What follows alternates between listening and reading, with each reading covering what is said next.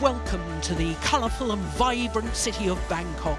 And we're here for the 2022 TotalEnergies BWF Thomas and Uber Cup Finals, the Men's and Women's World Team Championships. And it's all happening here at the Impact Arena in Nonthaburi in the northern suburbs of Bangkok. So after 5 days of competition, today is semi-finals day, and the two Uber Cup semis were played this afternoon. And here on court one, we witnessed the defending champions China beat the hosts Thailand 3-love to reach their 19th final in only their 20th appearance at the Uber Cup. This evening it's the two Thomas Cup semi-finals, and here on court one a little bit of history has been made, with India in the semi-finals for the first time since the introduction of the 5-match format in 1984. And they're up against the 2016 winners Denmark, who today are trying to reach their 10th Thomas Cup final. Well, when we look at the draw for the quarterfinal knockout stage, we'll see that Indonesia, the defending champions, came through against China in a repeat of the last Thomas Cup final, and they came through without dropping a match. All the other three quarterfinal ties went to a fifth and final match within the tie. It was a simply thrilling evening of badminton. So in the top half of the draw, Indonesia played Japan, but here on court one, it's Denmark against India. Well, India with their team, and do not underestimate this Indian team. Two of their three men's singles players medalled in last year's World Championships. All three were in the quarter-final stage. Well, here is the all-important lineup for this semi-final, and we start with the first men's singles.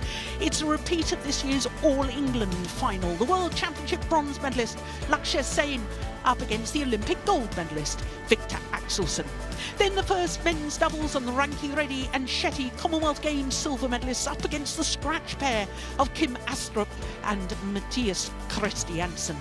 Then the second men's singles, and Kidambi Shrikant, the World Championship silver medalist and former world number one, is up against the current world number 3, Anders Antonsen. Then we're scheduled for the second men's doubles, Goraga and Panjala, up against another scratch pair for Denmark, Rasmussen and Sorgo. Then if we get to a fifth match of the tie, it's the third men's singles, and the World Championship quarter-finalist Pranoy is up against Rasmus Jemka.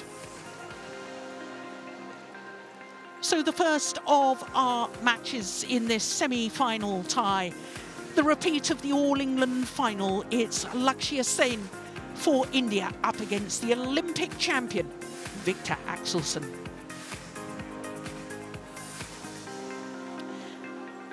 Well, in the All-England final, it was Victor Axelson who won in 2 straight games. But I think this semi-final tie could be very exciting indeed. I'm Jill Clark, delighted to say that sitting alongside me is former Danish head coach Steen Pedersen. And Steen, I think it's fair to say both of us think that this could be a very tight encounter. Yeah, it seems like there's no team that can count any match certain or uncertain ahead of the start here. Looks very interesting. Yeah, it certainly does. And of course we should mention that Denmark came through their quarter-final against Korea, coming from 1-2 down, and in the fourth match, the men's doubles, they were 3 match points down. Denmark survived, came back, and then Denmark won the 5th match. It was an extraordinary tie at the quarter-final stage. I have to say Japan did the same thing. They came from 1-2 down against Chinese Taipei. But here is the first of our players for our first match this evening. Lakshya Sen, the 20-year-old who caused a stir at the World Championships last year in December in Huelva, winning the bronze medal. Actually lost out to Kidambi Shrikant, who is playing at number 2 men's singles. Now, just to explain that, you have to play your singles and your doubles too in order that the players are on the world ranking. And Lakshya Sen is higher on the world ranking than the former world number 1, Kidambi Shrikant. But here is the Olympic champion, Victor Axelson, former world champion, and current world #1. 2 titles already this year, his second All England title, and also the European Championships for a 3rd time.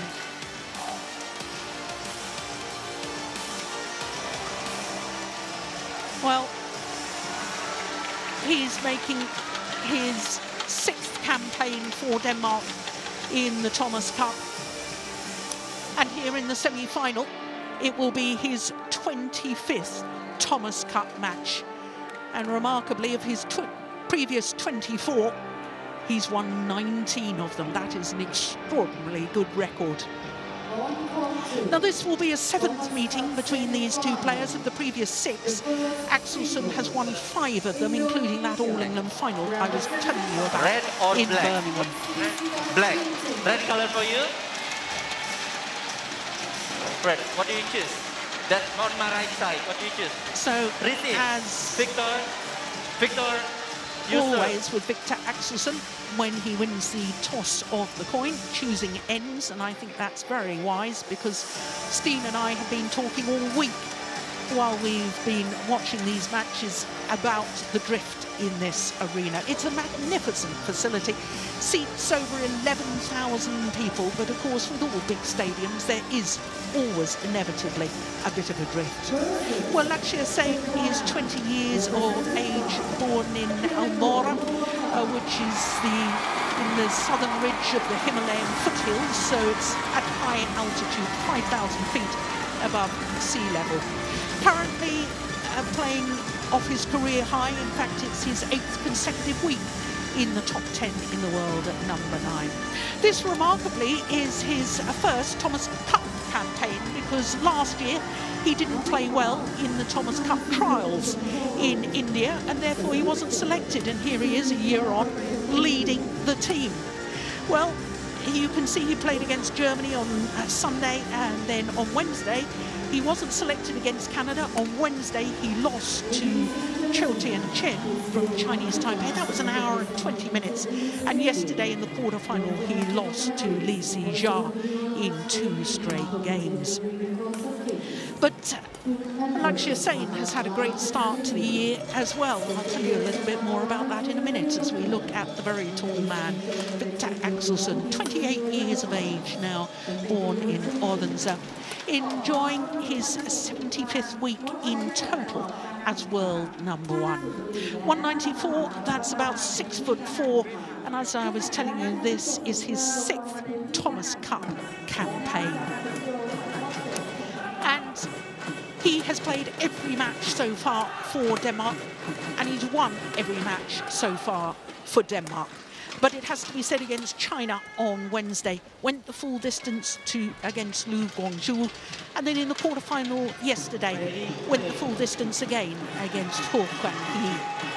But if I remember correctly, in both his last 2 matches against very highly ranked players in the world, he started the bad end of the court, which is where he's starting again here today. Latif Johari of Indonesia are umpire for this one, and Peter Mazaras from Switzerland, the service judge. I think I've remembered correctly, haven't I, Steen, that he started this near side of the court, Victor? I think so. Yeah. I called one of them, and I know I'm right on that. Yeah, that was the one yesterday. I'm not sure about the one with Lu Guangzhou, but I guess you're right. Yeah. So the all-important first match of a team competition sets the tone, perhaps, for the whole of the tie. Ladies and gentlemen, on my right, Denmark, represented by Victor Axelson.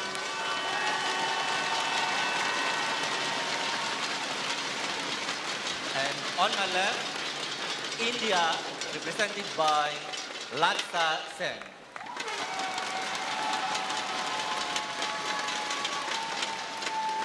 Denmark to serve. Love all. Play. So the semi-final tie between the 2016 Thomas Cup champions, Denmark, and India.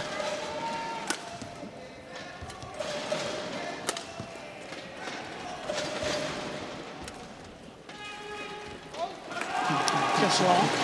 And I was mentioning a moment ago that Lakshya Sen has had a very good start to this year. In fact, he was in 3 finals in his first 3 tournaments of the year. He won the India 500 event, and in doing so became the youngest ever men's singles winner of a World Tour level 1 to 4 event. Also a couple of finals, the German Open and of course the All England, where these two met. They met in the German Open semi-final as well. You were there, Steen. So when this man, Lakshya Sen, beat Victor Axelson in Mulheim, what were the tactics? What happened? Oh, well, it's really hard to tell the matches from each other, but from what I recall, Axelson really lost focus a little bit in that semi-final. Yeah, and it was a totally different experience watching the All England final, which I guess was the overall target for Axelson for those first 3 months. Yeah, yeah, you're absolutely right. Axelson was 16-9 up in the deciding game and lost it 22-20. So that's right. You're right. Yeah. He lost focus. I forgot totally that he was in a good position there, yeah. but then sort of went off boil, so to speak. So we all know, Steen, that Victor Axelson is an attacking player, but I think he's got a wonderful defence as well. So the question is, there's a reason why he's world #1, why he's Olympic champion, why he's been world champion. What does Lakshya Sen have to try and do here to nullify the good aspects of Victor's game? Yeah, I think given the conditions here, it's really important that Lakshya gets a lot back, but he also needs to play the conditions in the arena.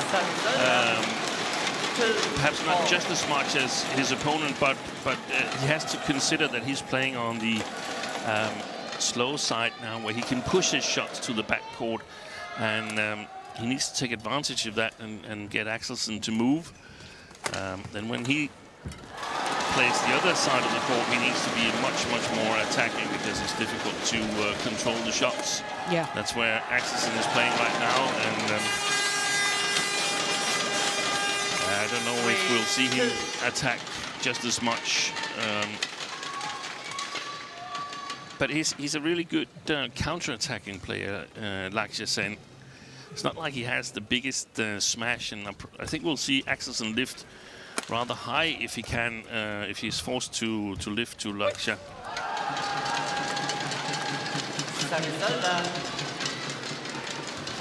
So it's more about placement and angle from this man when he is attacking the Indian player. Yeah. But I think, I mean, apart from that, the last part of the third game in Mulheim, Axelson at the All England demonstrated control. My first impression is that the tall man is the favorite, but sometimes it's nice to be able to play as an underdog, and I actually think that suits Lakshya Sen quite well. Yeah. Yeah, I agree with that. In fact, it has occurred to me, and I've wondered, you know, now that he's sort of hit stardom by the World Championship bronze medal, the All England final, whether he's going to feel the pressure a bit. But he won't feel the pressure in this match because, as you say, he's the underdog. Yeah, and then the other thing comes in that it's still... Oh, that's a miss hit from Axelson. Total miss hit. Playing the first men's single for your team in Thomas Cup or Sudirman Cup is a special feeling, and most players don't realize it until they try it. I remember back in my days when Peter Gade was absent because of injury, and suddenly Kenneth Jonassen, the now Danish national coach, and Anders Bosen, they tried to play the first men's singles in Guangzhou in China, and it was a shock for them how much the pressure was. Yeah. Well, just to emphasise that point, we should make mention of the fact that for Victor Axelson, this is his 4th Thomas Cup where he is leading the team at the first men's singles. That's a long period of time that he's taken that pressure. Yeah. Yeah, nice return. Arizona 4-5.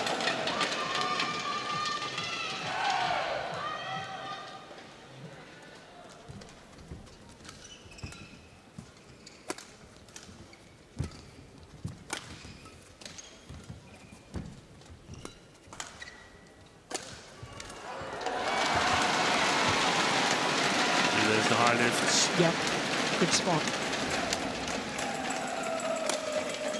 That's a nice block. Oh, he slip. slips.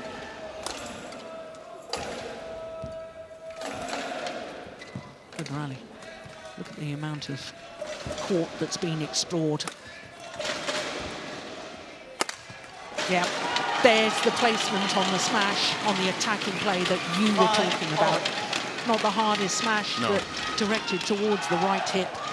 That's perfect.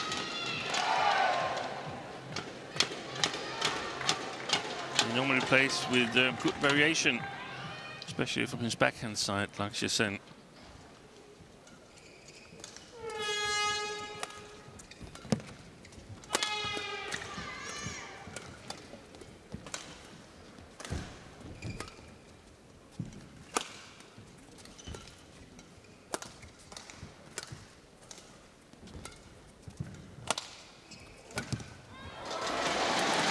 There was the high clear again. Yeah. Good defense. Oh, he's missed it. And the reason for the high lift is that the timing in the smash is more difficult when it drops down vertically from the ceiling, so to speak. And Lakshya is really good if he can sort of pick up speed in his movement back to the smash. So if he can sort of jump into it, then it's very hard to judge where he's aiming it.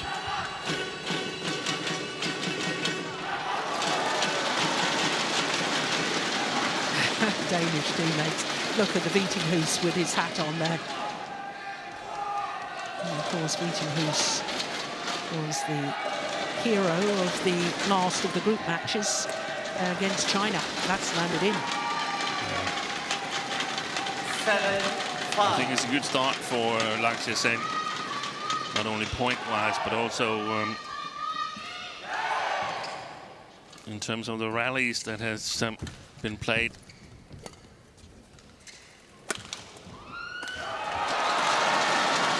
It is extraordinary to think, Steve, that a year ago, because the 2020 Thomas Cup was postponed in the 2021, that Lakshya Sen, because he had a bad day at the trials or was injured or not feeling well or something, didn't get selected for the team. It is, and they conducted trials again this year, India, just after the Korea Open. Some players were exempt. This time Lakshya Sen was exempt because of his results. But the problem with trials is that what you're finding is merely who's the best of the Indian players. It doesn't necessarily give you the best player against international opposition. Yeah. And it's only the best player on that day, not overall. Yeah, exactly. So if you have a couple of bad days or a slight injury, then you're not selected. In the women's team, a player like Maudika Bansal was not selected for the women's team. I think she's shown great skills. So, so it's a two-edged sword, trials.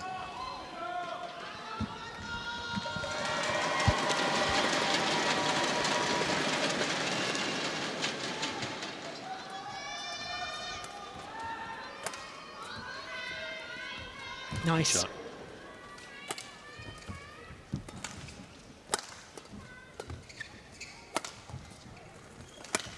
Oh, that's a beauty. Well, that wasn't full taste. That was all about angle and placement. And that, I think, was inch perfect. Yeah, plumb on the line. Wonderful shot from Axelson. So back level.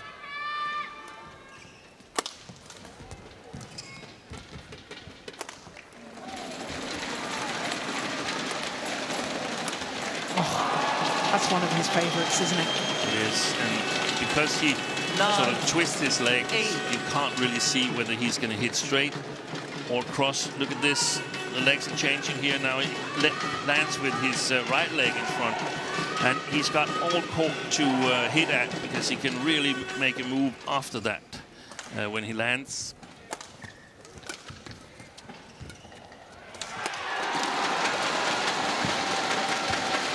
Oh, that's good. Well, Lakshya Sen is challenging. It was called goods. Lakshya was right there, so he must have had a good look at it. And of course, Victor Axelson hitting with the drift, so if it has landed in, that's great control. Here we go. What does the instant review say? Plumb on the line. Magnificent shot from the day. Well, ever since I mentioned that I felt that Lakshya had started well, I actually think Victor Axelson has played better. I called another of the matches in the group stage when Axelson played Thomas Popov from France, who recently won the bronze at the European Championships and is a strong player. And Axelson was absolutely flawless in that match. So it's a little bit about the opposition, but also how you feel on the day in terms of playing conditions and everything.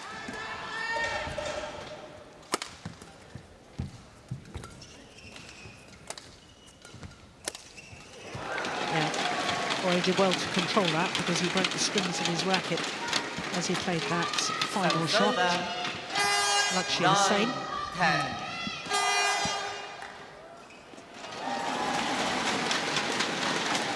Yeah, that match against Thomas Junior Popov, 8 and 11 in 34 minutes. Yeah. Axelson won. Yeah, I didn't see it, but it must have been pretty impressive. It looked a lot like we saw him when he came out here to Thailand last year in January, where he suddenly looked a much more solid player in the defense and won the first 2 tournaments. And 3 consecutive finals in 3 weeks. Yeah. Once he reached the final of the 3rd tournament.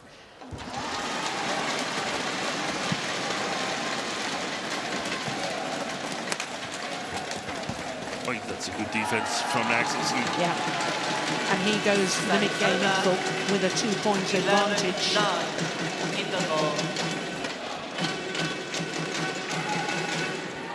Yeah, brilliant defense. Most players, and the natural shot would have been a straight block, but to hold and flick it and play it with deception deep into his opponent's forehand corner was brilliant. 13 minutes to the mid-game interval.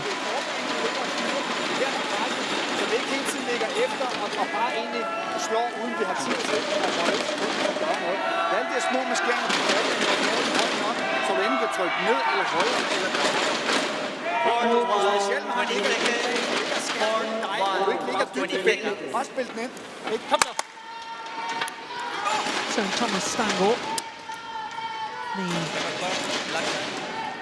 the Danish coach there, did you manage to catch anything he was saying? Yes, I did. He was talking about, I didn't hear him actually say it, but from the other things he said, I could deduct that he wants Axelson half a foot. Notice that Axelson's feet are quite big, so just half a foot forward, perhaps, so that he can control the front court. So he doesn't just have to play it back or block it, but he can actually put in some small deceptions. And I think that's a really, really good spot by Thomas Stangård, because that could change the initiative in the rally. He took that early. Yeah.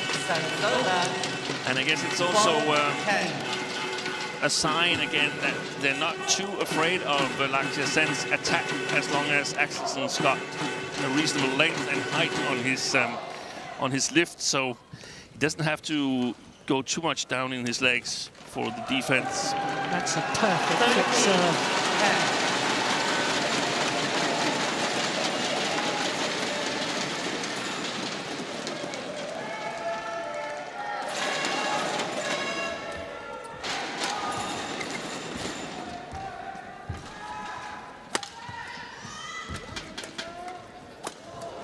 Racket's gone.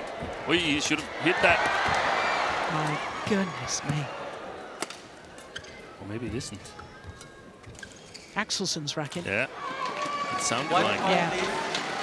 Well, court needs to be mocked because he slipped and did awfully well actually to reach it. There's the slip. Did well. Thank you. We have seen slips earlier on today in the Uber Cup semifinals, even though there was a change of the playing mats the day before yesterday.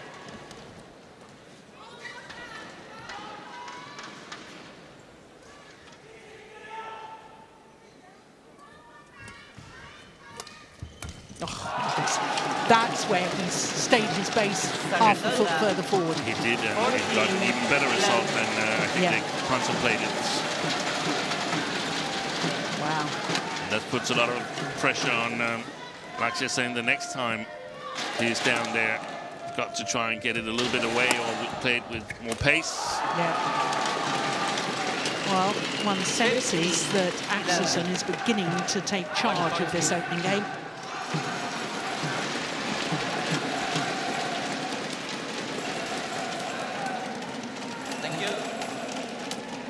Good follow-up.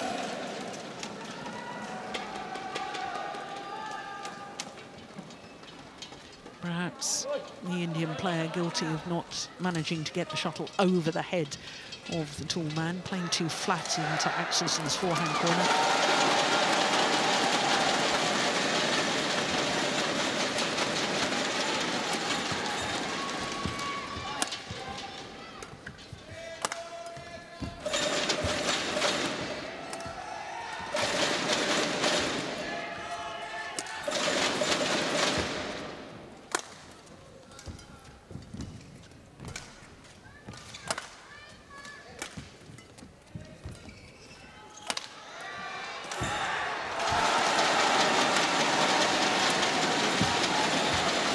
Look how quick he's on his feet, Axelson. Yeah.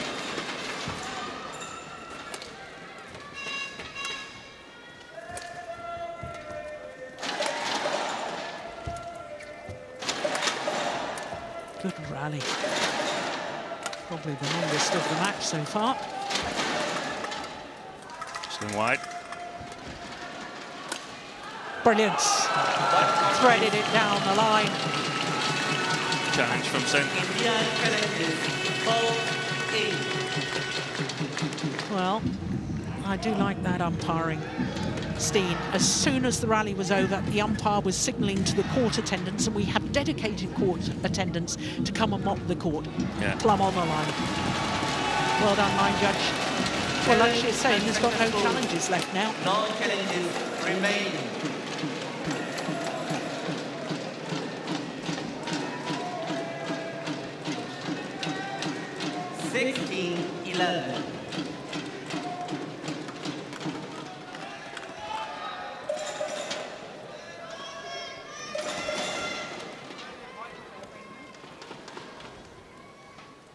Play.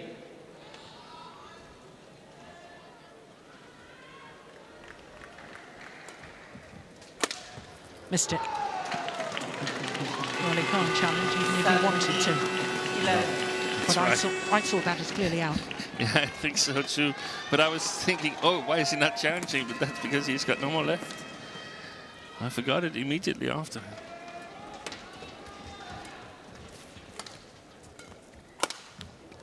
I think he's missed. Oh, there's a challenge here. As you realise, I said about to say he's missed it, but then I looked at the line judge and they called it in. Yeah, there was a kind call from the line judge there. Maybe it was a correct call. I hope it was. But Axelson still has challenges left. Yeah, this is his first challenge of the match. It was a wrong call. It was a wrong call. That's a great challenge from Axelson. And I've obviously got my right glasses on today. Yes. That's good. Play. Yeah, I like that. That crouch defence and push it over his opponent.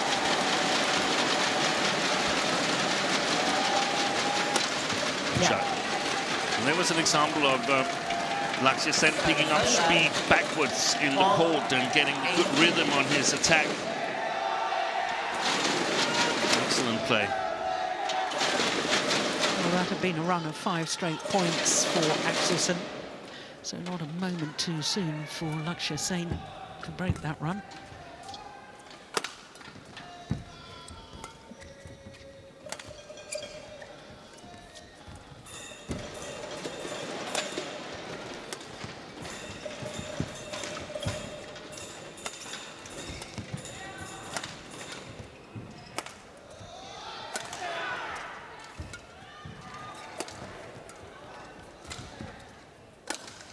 Good shot. Yeah.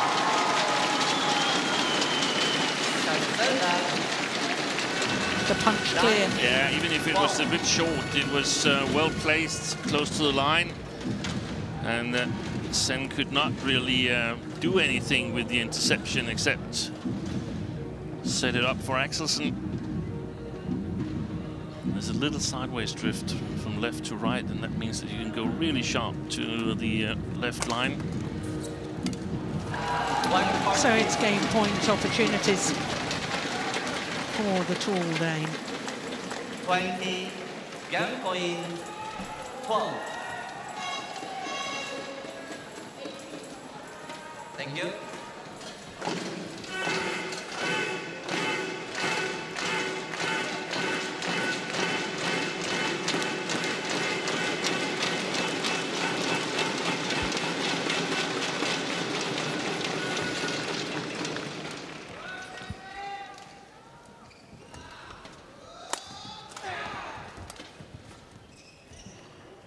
Oh, challenge here from Axelson. Denmark challenges.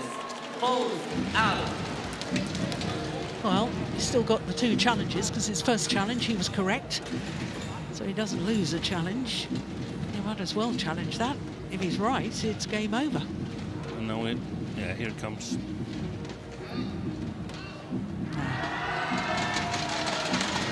Challenge unsuccessful. 1 challenge remains. Still another 7 game point opportunities for Axelson. Play. This time that's clearly a second time of asking. And 21-13, the opening game. 21-13. By Victor Axelson for Denmark. 23 minutes into the match.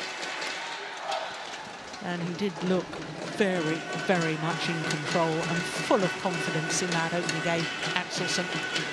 That's a beauty, isn't it? Drive defence into the open space. Der, hvor han normalt ligger og kan lave maskeringer opfra, der ligger han kun og kan ligge og holde langt nedefra, for du er så hurtig på forbanen. Ja. Og vi bliver ved, at man skal selvfølgelig få lidt hjælp, men til gengæld så skal han ligge og styre den med at spille over dig, ikke? Frem og ligger tryk her. Ja. Husk at få forbanen med. Ja, forbanen rigtig fint med det. Ja. Okay. Og så der med ikke der først, når vi kan godt slå hårdt, men det når vi har en kæmpe chance, så ligger bare skærer ned i ham og rykker. Ja. Men tænk, selv de gange du skærer ned, hvis du rykker på forbanen der, han er rimelig, altså han er ikke skarpt deroppe. Nej. Så hvis du kan have hurtigt op på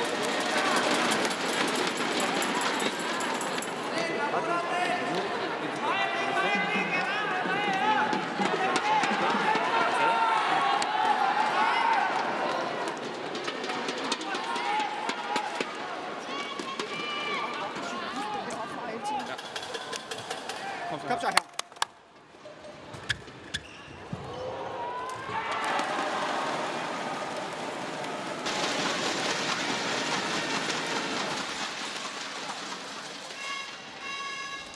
Court 1, 20 seconds. Court 1, 20 seconds.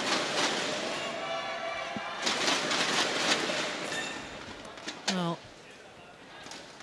this man's coach, former Second Korean game. player, Level Lee Yong-sung, 3 consecutive play. all-England finals in the men's doubles with Lee Dong-soo. But as far as the Danish coach, that's gone way long. Yeah. Not thinking about the drift on that opening point.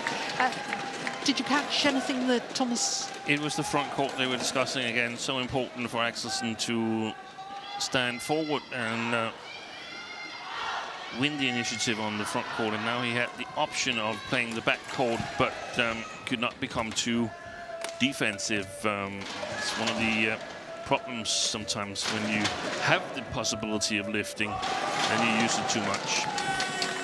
No, actually, from when I called the India match in Yo Yong-sung, I had the question because I couldn't remember whether he won 1 Olympic silver, Yo Yong-sung, or he won 2. 2. 2, thank you. I mentioned that I was going to check with the encyclopedia later on. Yeah.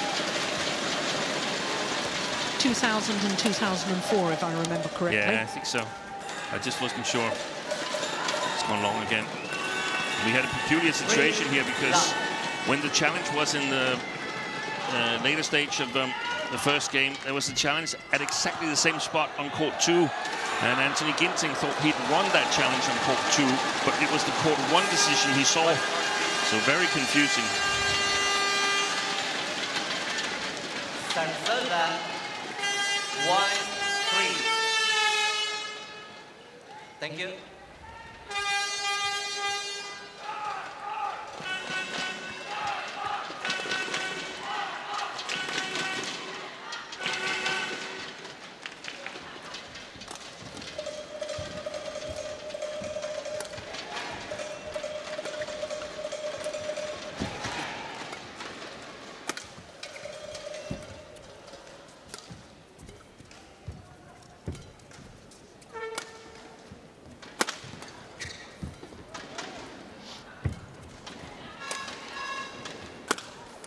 Oh, yeah, that's a good Goodness, save. how did he get that back?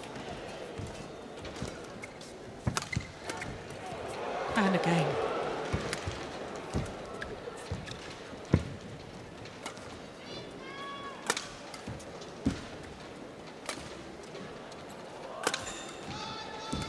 What a rally.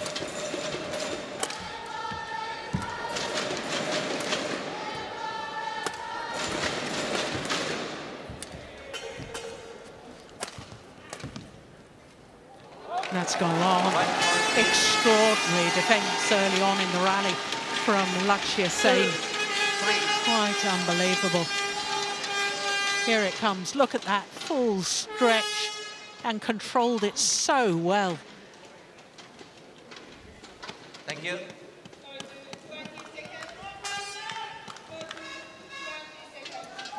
Line change. Wipe record. Longest rally so far, 62 shots. Yeah. That will hurt.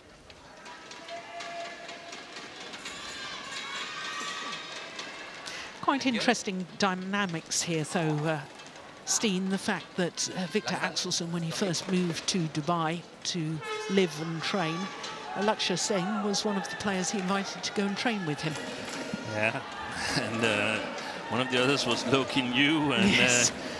And they've all done well. they've all done well. And Lakshya and Lo, they met in the Dutch Open final, whilst there was Thomas Cup being played in Denmark. None of them played That's at correct. that time. Yeah. So they played each other in the final, and both did extremely well later on.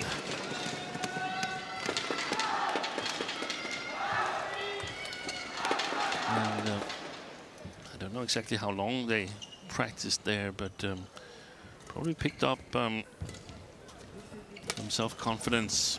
Yeah.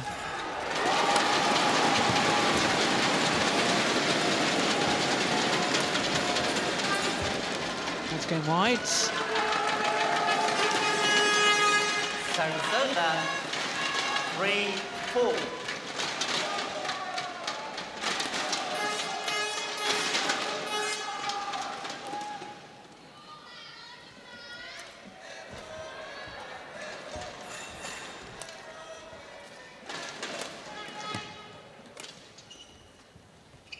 Oh, I thought he was going to leave it for a moment. Yeah, that's gone well wrong. I think that long rally there also sort of helped the morale of Axelson a little bit, because it also showed that Axelson doesn't just get his attack through playing the far side of the court here, where he hits up against the drift. So Lakshya actually can defend on this near side of the court.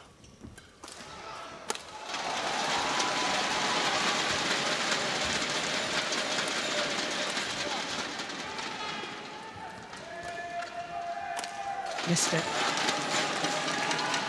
And I think there's signs, Steen, that this man, Lakshya Sen, is beginning to get a little bit frustrated. He was going for the line there. He didn't need to go for the line. No. It was a short lift. Running out of ideas, maybe. Thank you.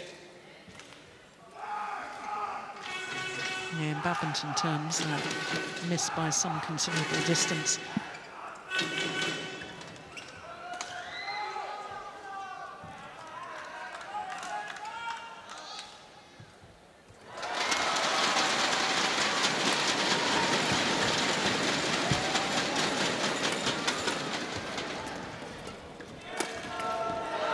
Lifting short Axelson to the backhand side of Matthias Sen, which is the slowest corner on the court, where he plays up against the drift and also against the sideways drift. And the last 3-4 shots to that corner, especially from his front court, from Axelson's front court to that corner, they've been too short. There's a good length.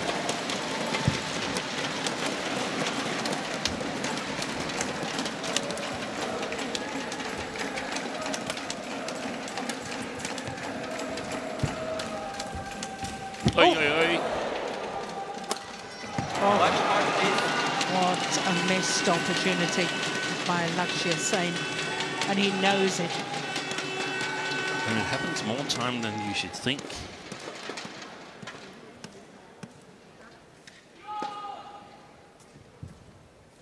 Yeah, that's the frustration. Out of your, what's it called? Peripheral vision. Peripheral vision, yeah. Senses that the opponent is rattled. Yeah. And it takes your concentration away from your own shot. Yeah.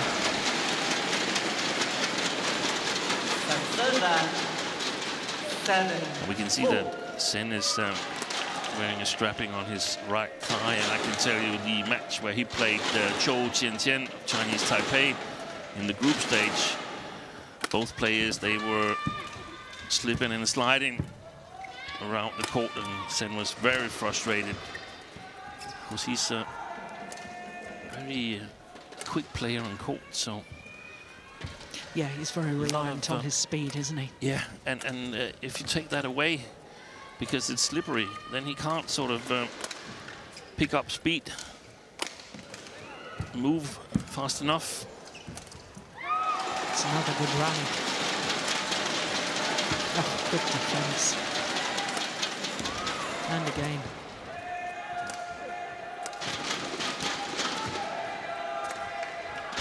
Shot. Yeah. Brilliant. That's the second time on the backhand defense in this match that Axelson has played a flat drive deep into the forehand corner of Lakshya Sen. And that's exactly the situation here. Here he has to change. That was not it. But after the he's moving forward, trying to follow up on his attack. And then around mid-court area, he sees, I need to change direction. That is really, really difficult. Yeah. It's normally very difficult, but if the court is a little bit slippery, then even more.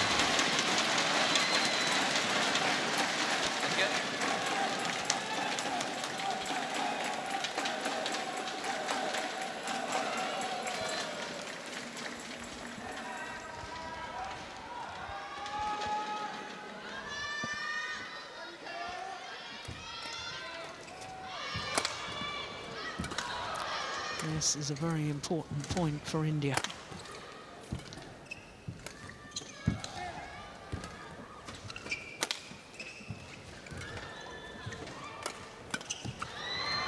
There's another one landed in.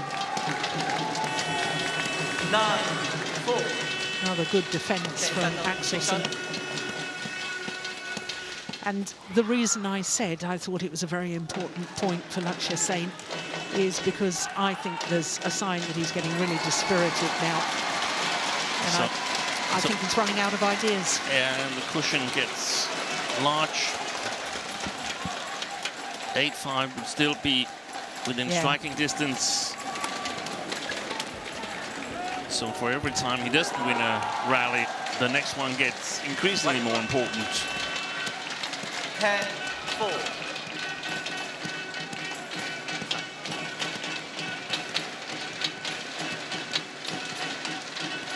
Thank you. That was a super backhand, wasn't it? Especially as Lakshya Sen had played that long sort of net shot. It's not a net shot because he's pushing back from the net, but it's not a push to the back of the court. But the further you are away from the net, the more difficult it is to play an accurate net shot. But If it's played straight. yeah, And the solution is exactly like Axelson did, to keep pace in the shuttle, play it cross, because you can still maintain initiative. 11-4. so on a run of 5 straight points, it's an 11-4 advantage in the second game for the Olympic champion, Victor Axelson.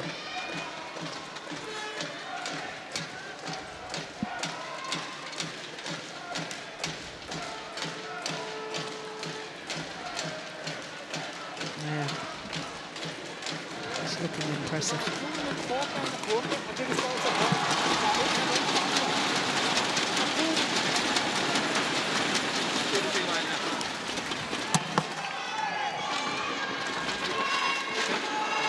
Court 1, 20 seconds.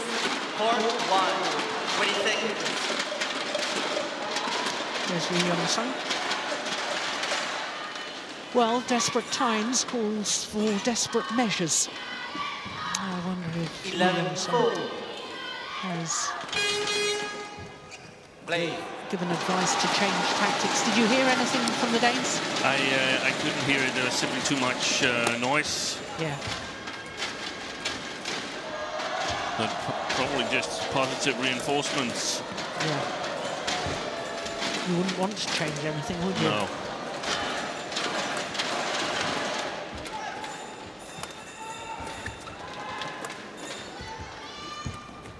That's a good shot. Oh, he almost gets that. 12-4. Well, obviously we didn't hear what Yu Young-sung was saying to Lakshya Sen. I'm interested, Faustine, to get your viewpoint. I mean, he's not able to use the back of the court because of the drift. So should he be trying to attack more, or is that just so alien from his style? Yeah, it seems like he's sort of played himself into trouble some of the times when he's attacked out of position when Axelson has hit the right length or height on the lift. So I think patient attack could be one of the solutions, but also he needs to be able to hit that backcourt. Like I said, I probably play a lot of cross clears to sort of have more mark to work with. Missed it. More ground to work with.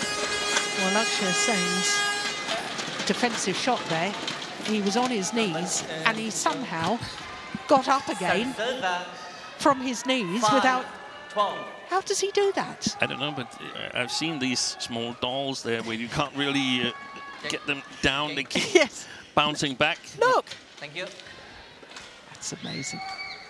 Oh, to be young again.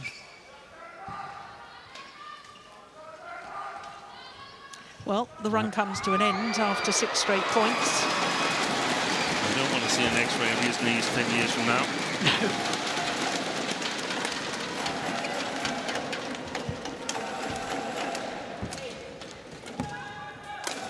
Missed it. And he's chasing. Serve 13-5. Axelson moving Sen around the court. So there's not a whole lot of options for creative shots.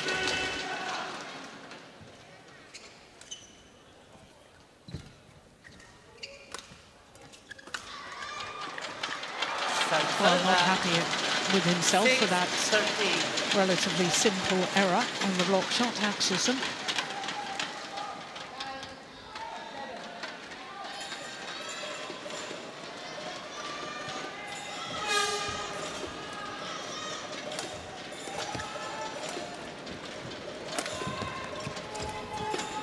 Oh, quick forward. Yeah, but that's another example of just how quick this man is when retrieving the shuttle. Yeah, it was earlier than that.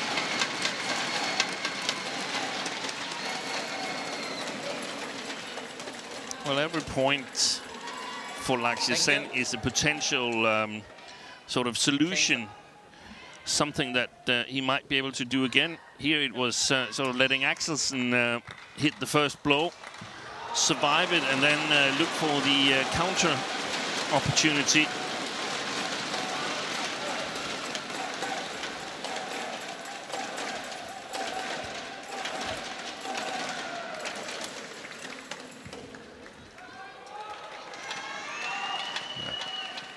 It was always going to be a challenge. I think Laksha was taking it. Out.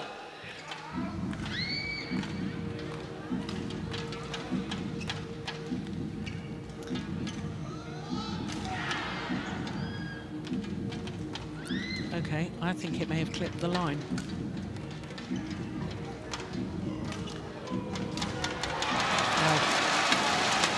Good call, line judge.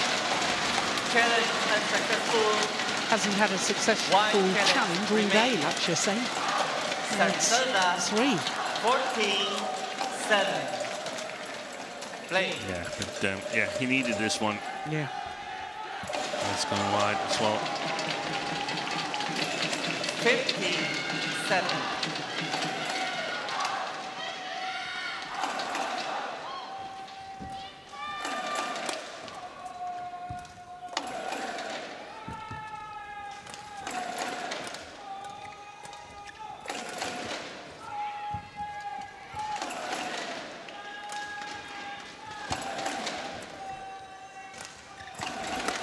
Brilliant. There's that sort of scissor kick in the forehand corner that you were talking about in the opening games, team. Yeah. So he's landing with his open. right foot forward. Very often it's a cross smash, but it could also be a straight down the line where his shoulders are a little bit turned, as it's a sort of body deception. Yeah.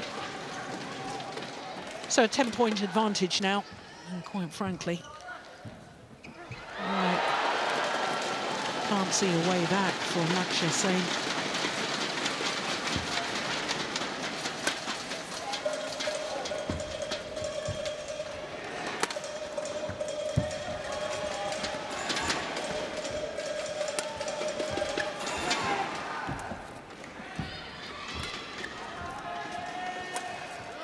Not a whole lot of shots where Laksha sort of turns it around and gets the initiative in the rally at the moment.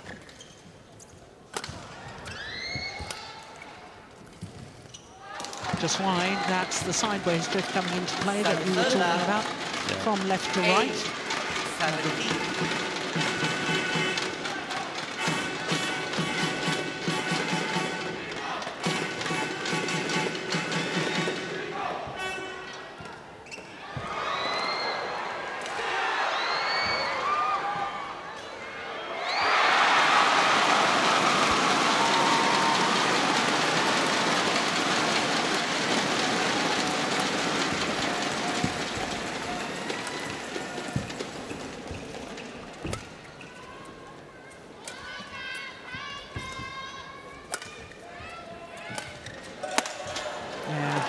Backhand clear, not deep enough, not high enough.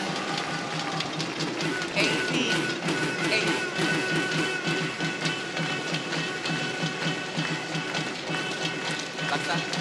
Laksa.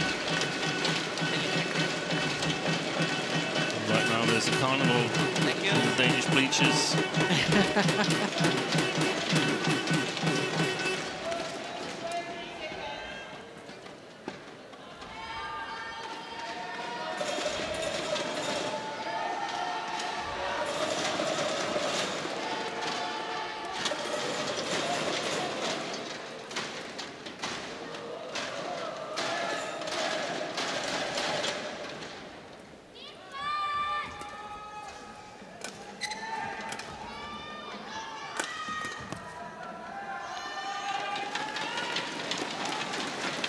Sarzana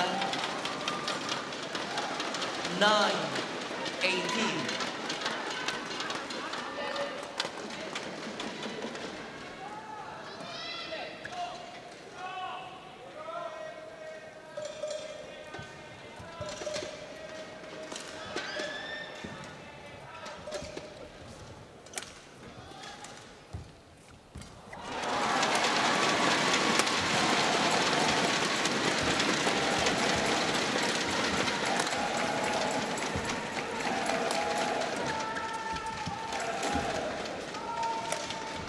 Good shot.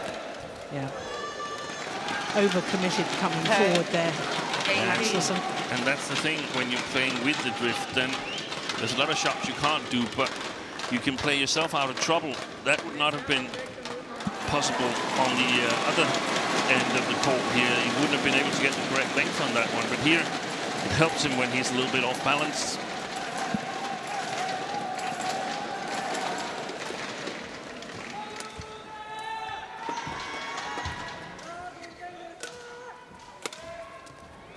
Yeah, missed it. 11-18. Quick on. Thank you. This is very interesting because Lakshya Sen not going off court. No. When Victor was allowed to go and have a drink and towel down, he's sending a message that he's still feeling okay, wants to get on with it. And Victor's gone a little bit off boil the last 3 rallies. Yeah, he certainly has. It's 4 straight points now to this player from India.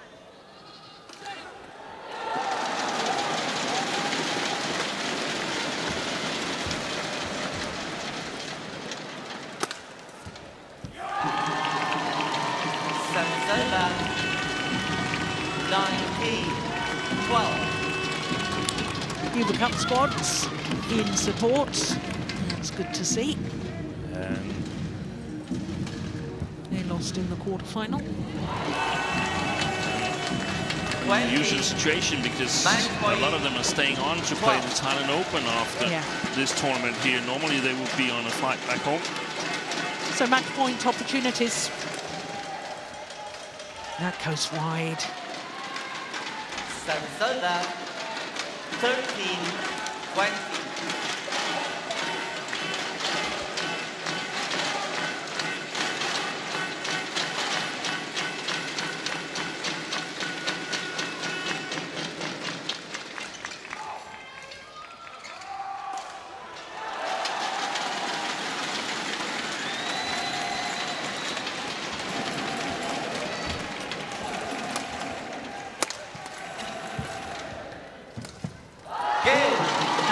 Axelson thumps his chest.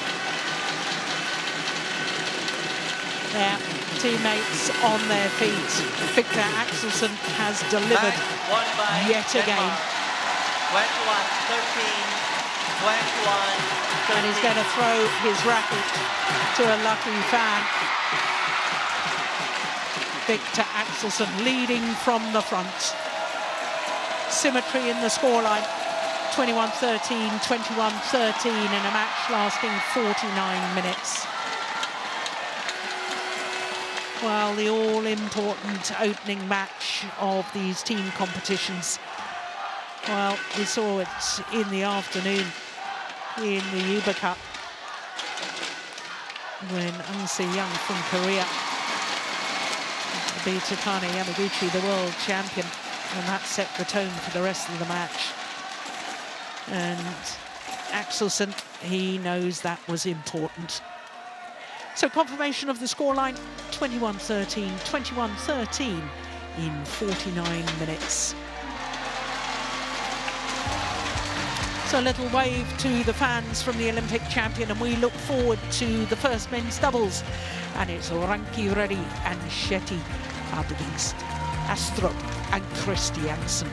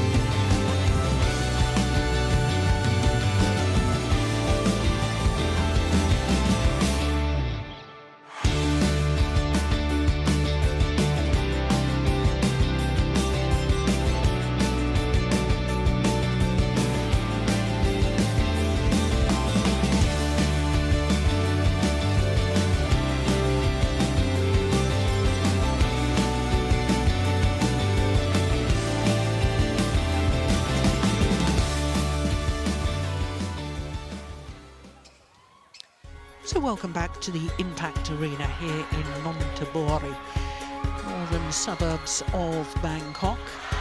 And this semi-final tie in the Thomas Cup, and Denmark have got off to the perfect start. Victor Axelson beating Lakshya Sen in 2 straight games. Next up is men's doubles, the first ranked men's doubles, and it's Ranki Reddy and Shetty for India up against a scratch pairing of Kim Astrup and Matthias Christiansen.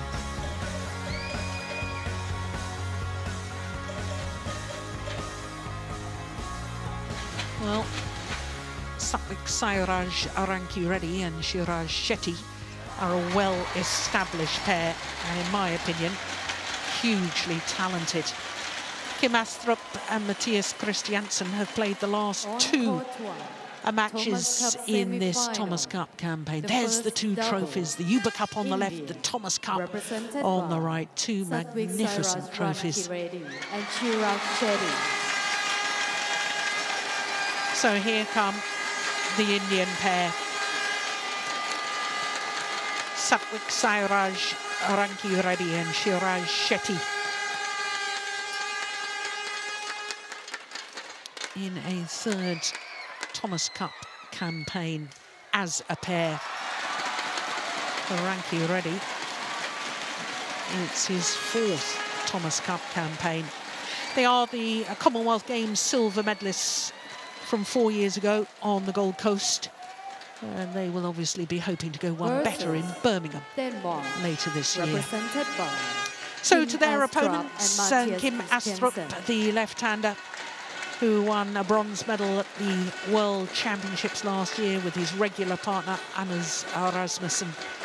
And for Matthias Christiansen, most people will better know him as a mixed doubles player. Had a wonderful partnership with Christina Pedersen before her retirement. In fact, they reached number 4 in the world, and now has an excellent mixed doubles partnership with Alexandra Boya. So the tactics of the Danish coaches of splitting up their top pair has paid dividends, I think, so far. And so this pair today have lost their 2 matches. It does make the second pair seem stronger. This, understandably, the first meeting between these 2 pairs, because red for you. I think this is the black. first tournament that Astrup and Christiansen receive. have played together. Team to serve, right side. Yep. So that's extraordinary. The Indian pair won the toss of the coin and they chose to receive. So the Danes have had the choice of ends and they're going to serve. I just don't get that, Steen. I really don't get it when there's a very drifty arena. No. Even when there isn't a drifty arena, there's always a slight drift, as we look at Satvik Sairaj Renki Reddy.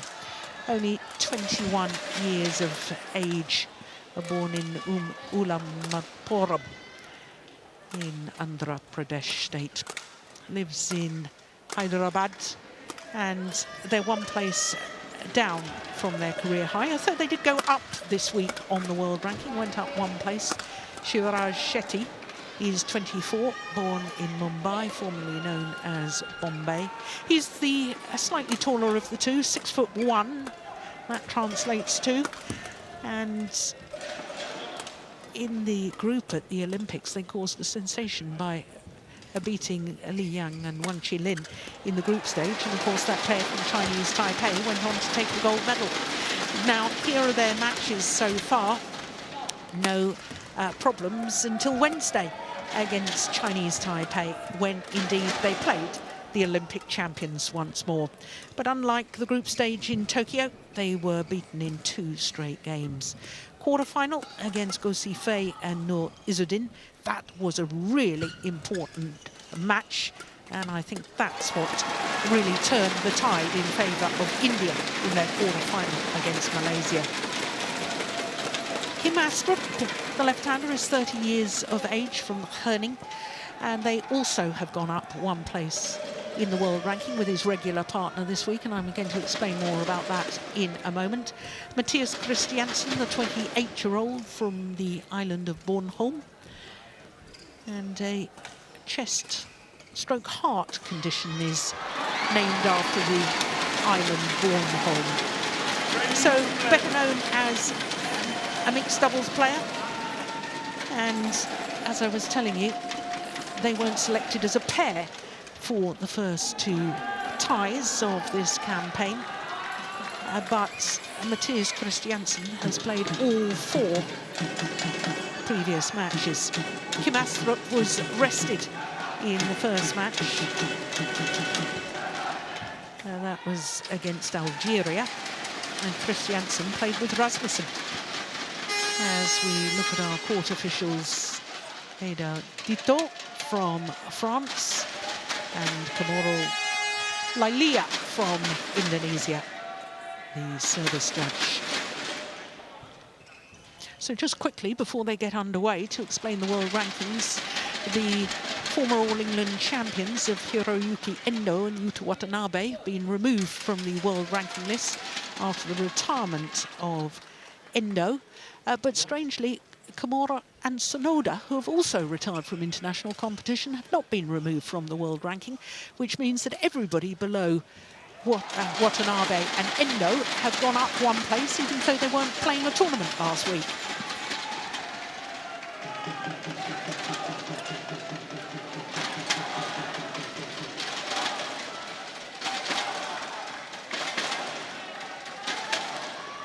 Ready?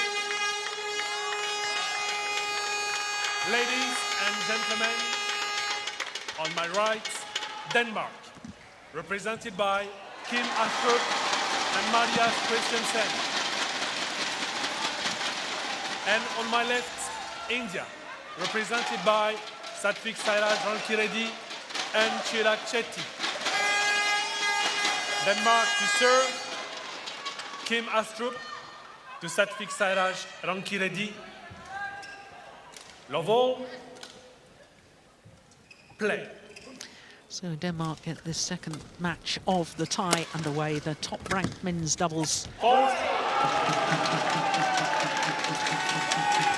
And in the introduction, Steen, I was saying that I thought Satvik Sairaj Rankireddy and Shivaraj Shetty are a hugely talented pair, and I'm interested now that they've got Matthias Bo, former world #1 men's doubles player, as their coach, back as their coach. I'm interested to see how they develop from now on. Yeah, I think it was crucial in the match against Malaysia yesterday. Matthias Bo's insights as to how to neutralize this fast-paced Asian men's doubles style. As you said, this was the crucial game because India were huge favorites in the second men's singles and third men's singles, so this was the match that India needed to win in order to beat Malaysia, and so they did. 1-3.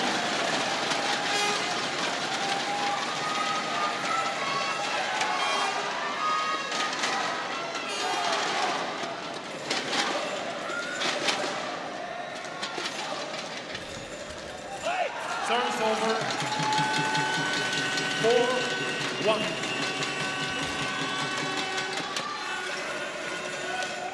I had discussion with some Danes after yesterday's match, so basically in the middle of the night here in Bangkok, as what the strategy would be in men's doubles, because there was also a case to be made for Kim Astrup and Anders Rasmussen playing first men's double, and then Matthias Christiansen and Fredrik Søgaard in the second. So lots of different scenarios there. I think the Danish coaches feels that it's not such a bad pairing in this first men's double. Both players play good on the front court, and that's where things are going to be decided.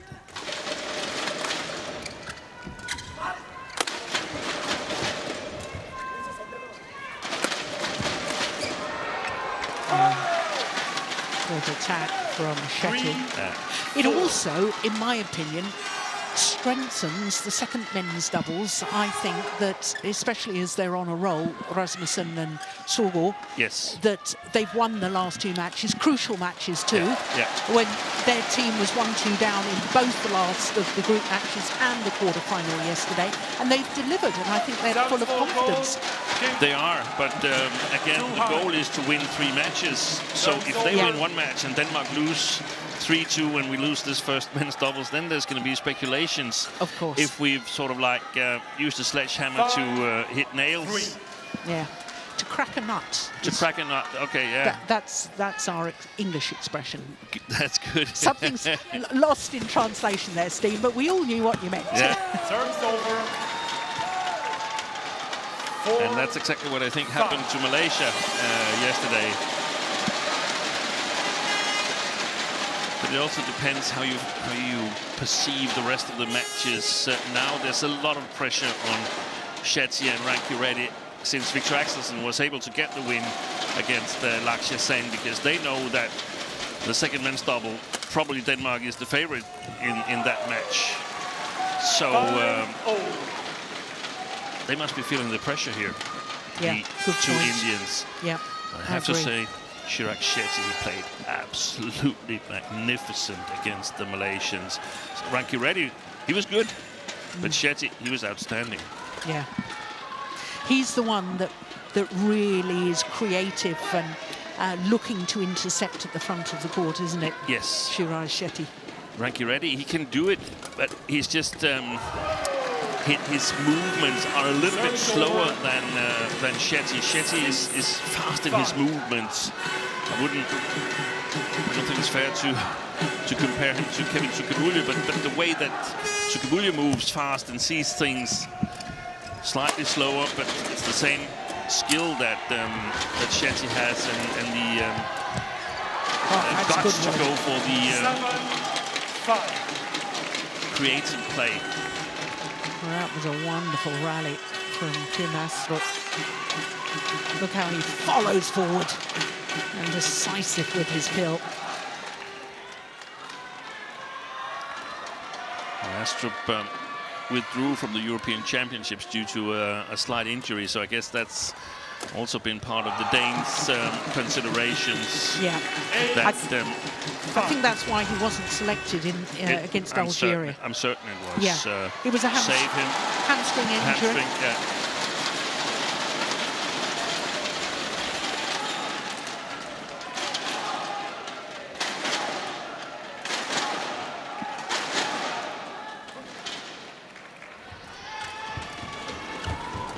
There's no doubt that, I mean, Christiansen and Astrup, they're highly motivated. They would hate to lose when Matthias Bo is coaching on the other side. Those three were all on the Danish winning team from 2016.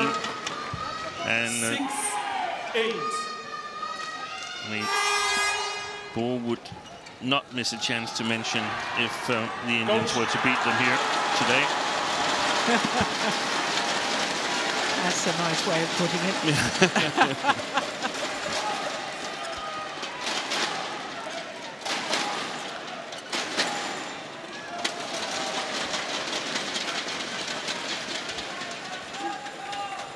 Kim.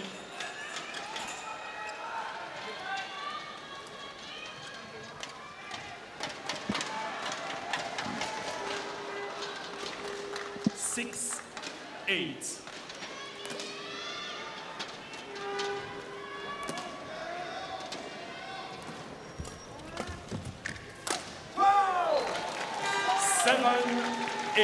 I think the first game here is a must-win for the Danes, because they have a little bit easier task of killing the attack on this near side of the court. Should they lose this and then play the slow side afterwards, then it could spell trouble. The defense is holding up nicely for the Indians.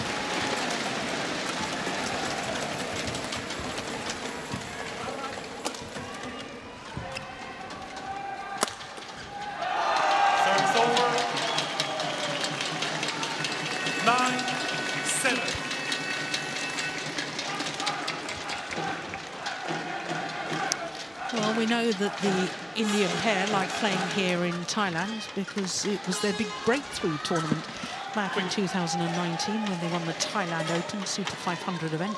They beat the former world champions Lee Junhui and Lee Yu Chen in the final, having beaten Alfian and Ardianto in the second round. In the semi-final, they beat the former world champions Go Sun Kyung and Shin Bak Chol. It was a really sensational result at the time.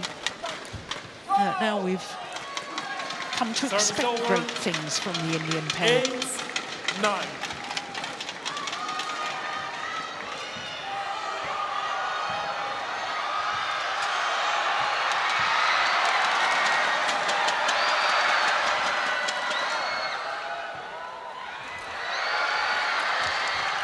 Service over. 10-8.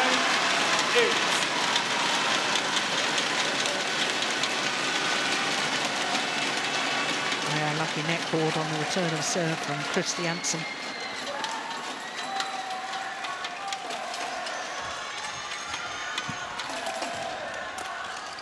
Yeah, to the mid-game interval with a 3-point advantage. Kim Astrup and Matthias Christiansen. It's been a good start by the Danes. Now, I like the change of angle on the serve out wide. Still short, but out to the tram lines rather than to the tee.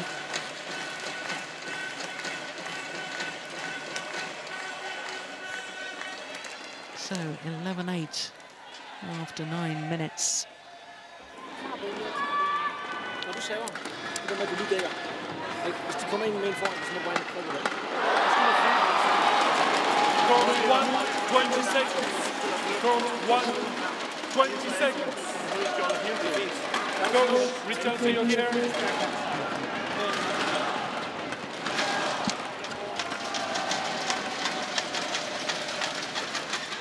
So Jakob Høj, the Danish doubles coach, and he's just getting told off by one of the tournament referees because in his coaching break he pulled his mask down, and he's not supposed to do that. But it maybe made it easier for you to hear, Steen. Did you hear what he was saying? I couldn't hear it. There's some people in front of us here who's making a lot of noise, having a party. Yeah. Both the Indian and the Danish team supporting their teammates. The only thing I could see was that after Matthias Christiansen was serving, he should cover his left shoulder, according to Jakob Høj. Oi, that's a flying defense. It was magnificent. I don't know how on earth they won that rally. Look at this full-length dive.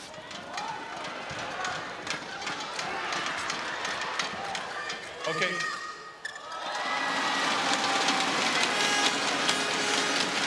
Nine, 11.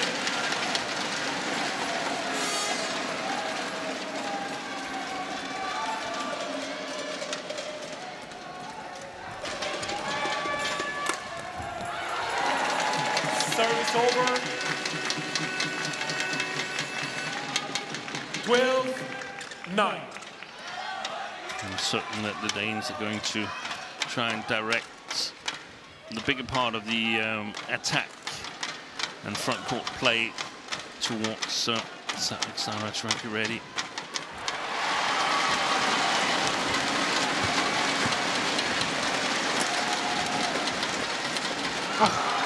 Backhand kill with full pirouette from Astrup. 13-9. When Kim Astrup is serving well with his tumble serve, then it's really good to be Matthias Christiansen, because he gets to play from a good position close to the tape, and then he can use all his mixed double abilities.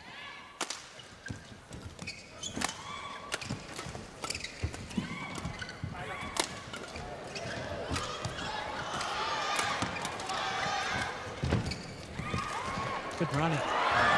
Service over. Well played by Ranky Reddy there. 10-13.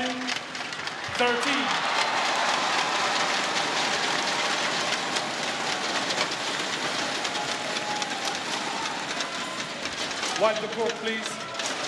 Wipe the court. Wipe the court.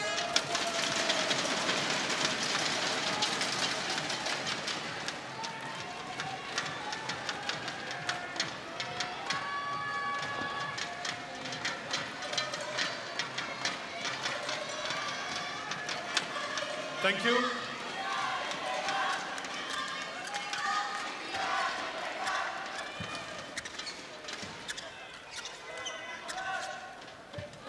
Ten, 13.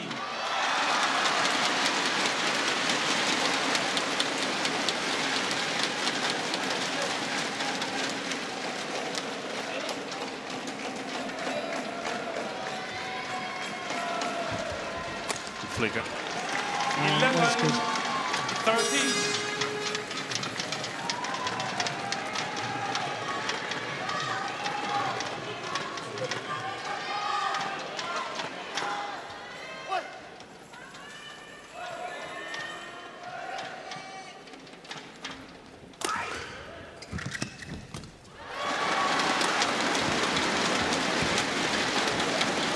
Oh yes, that's a prime example of Shetty's quality at the front of the court. I think Kim Astrup applies either too much power or too little power. Matthias. He's going for a full power smash, and there's not enough power in it. So if he can't put any more power in it, then he's got to slice it in front of Ranky Reddy. And Ranky Reddy, he played a great defense, just flat past Matthias Christiansen, and that's the situation where Shetty is so quick to pick up on the opportunity to move forward.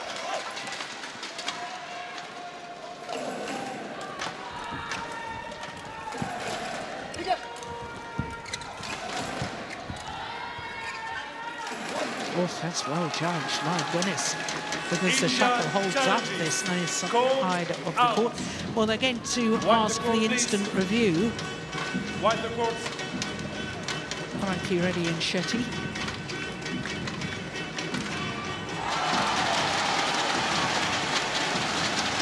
Here we go. Well done. It's a wasted challenge. Unsuccessful. One challenge remaining. Service So over. their run of 3 straight points comes to an end. 14-12.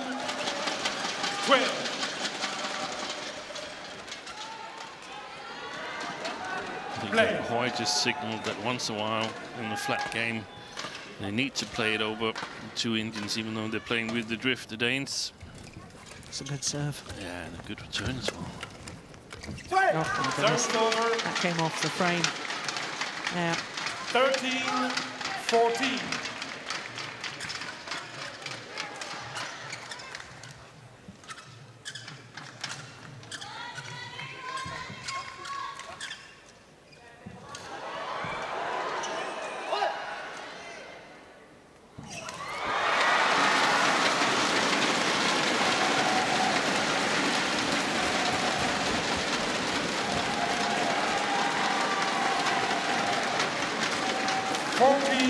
Again, the situation where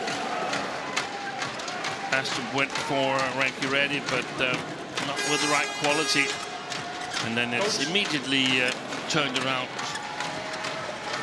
So back level for the first time since 5-all. 14-all.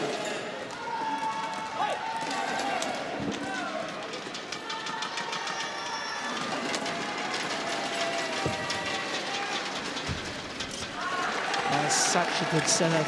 Christiansen thought about leaving it, then he realised he had to play it. And he was a little bit shaky in that serve yesterday, Ranki-Reddy, but today he's been absolutely magnificent. So for the first time in this match, the Indian pair in the lead.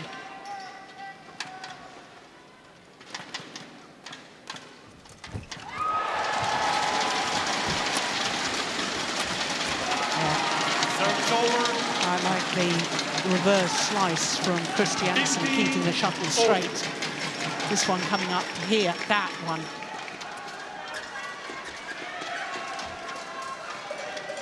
That was great play.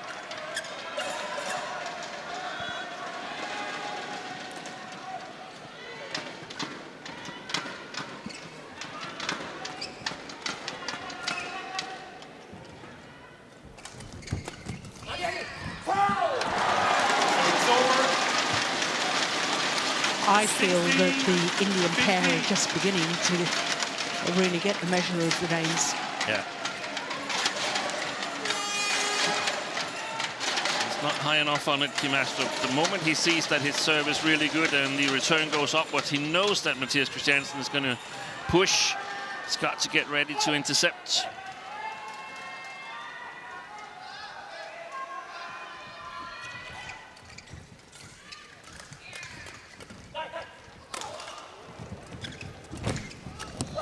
Great play.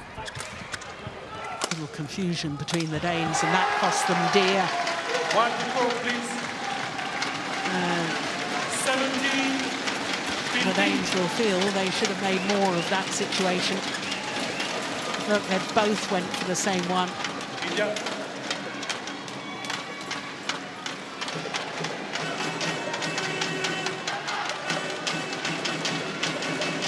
That's where they're not used to playing with each other. Christiansen forgetting that his partner was a left-hander. Or maybe Christiansen was in a better position to play it anyway. On court. We can only speculate. Well, as you mentioned, Jill, momentum Matthias. with Yeah, Shetty and Ranki-Reddy. 17-15. 8 of the last 10 points. Exactly.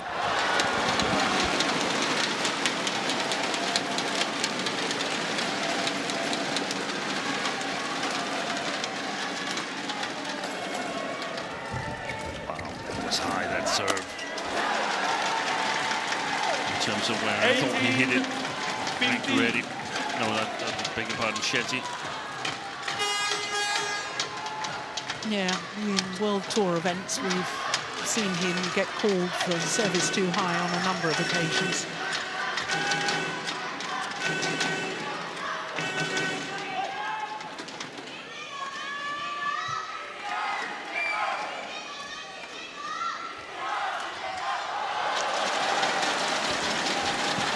That's a great return of serve.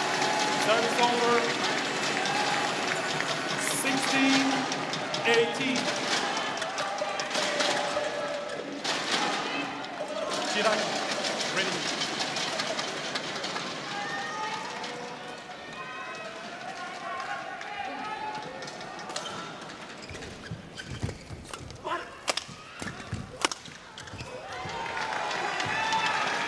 Service over. That's a wonderful smash.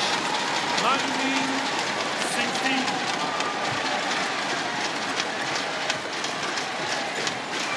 Found the open space right into that back corner.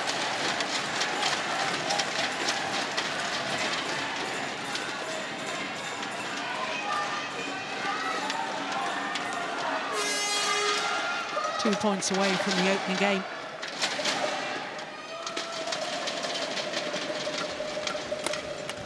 Off behind the back. Astrup did well with the flick serve. 17-19. Way off balance.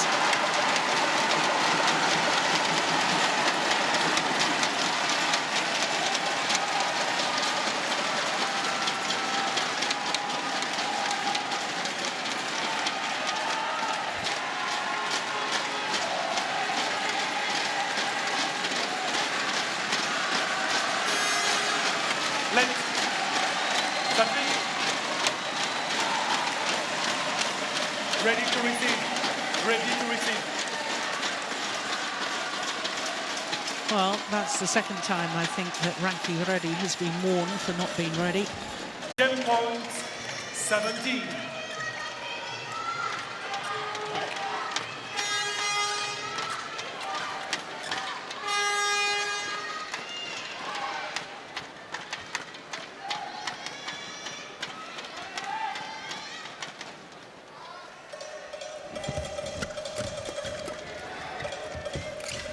He slipped. Yeah. Wipe the court. 18-20.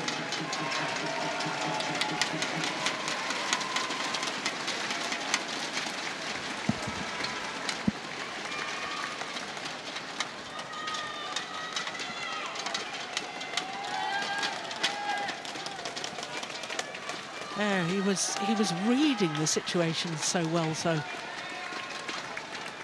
Shivaraj Shetty. Line judge, line judge. Line judge.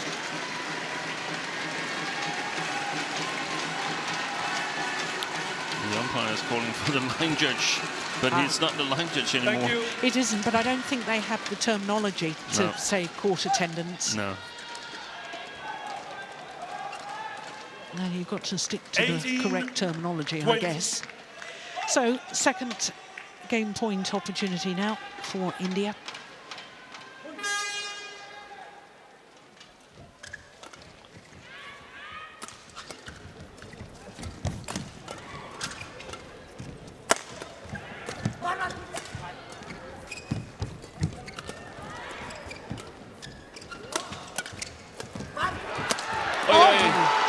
Oh dear, I didn't like that. For a player that's coming back from a hamstring injury, that was extremely worrying. Kim Astrup slipping on the blue carpets around. Oof, there he goes. I think it was actually his right leg that slipped. It's been his left leg that he's having problems with, I think. So. It looked nasty, though. I didn't like that at all.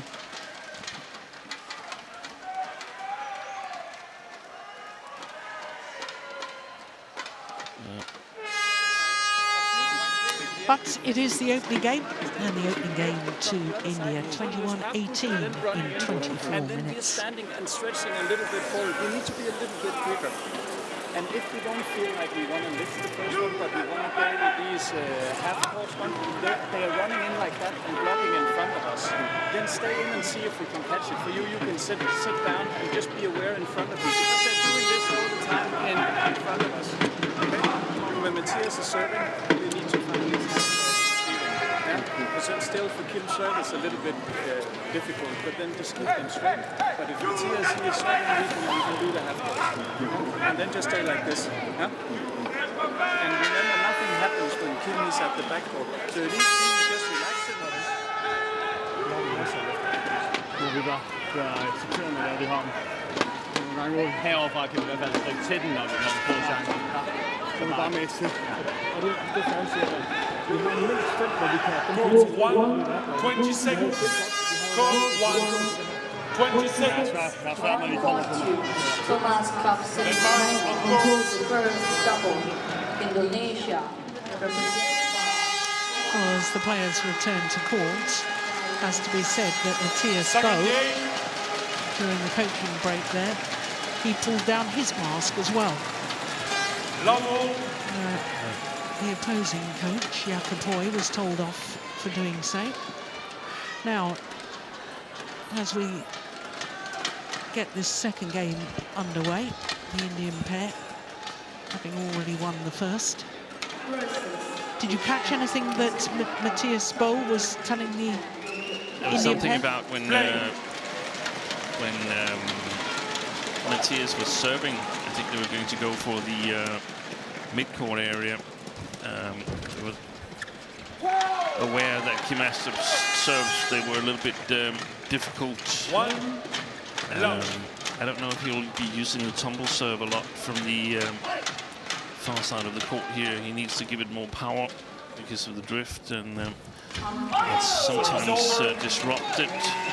And then they were talking about the Danes trying to block a lot of shots, and I think Shetty is going to try and stay at the net on a number of occasions, trying to sit down a little bit, see if he can block if it's a smash, or be quick on it if the Danes play into the net court area.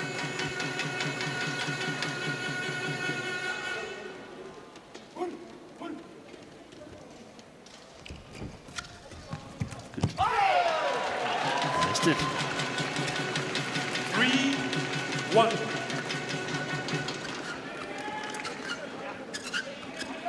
You totally fooled Kim Astrup on the return there. Okay.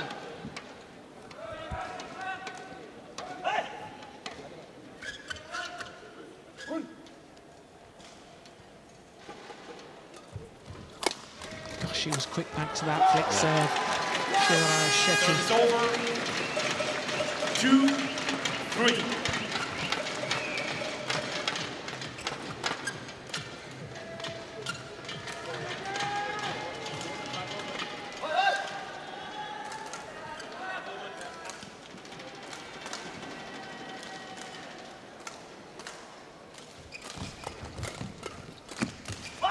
Oh, he snatched at that last one, Shetty.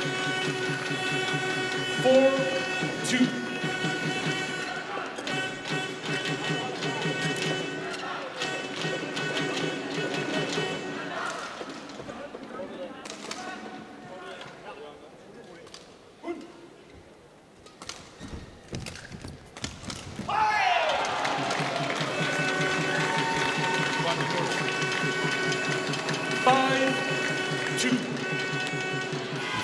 Shetty and Rankireddy, I would try and keep the service return. When Kim Astrup is serving, I would try and keep the service returns to the middle of the court. I mean, where the two players are standing, I would try and play the middle line instead of opening up in the sides, because if they don't get it below the tape, then this is happening to them. Matthias Christiansen, he's so fast in those shots. I think back, I like that. I love that flick serve. Shetty was really good on the previous one, so might be focusing a bit more on the low serve, and then Kim flicked him once again.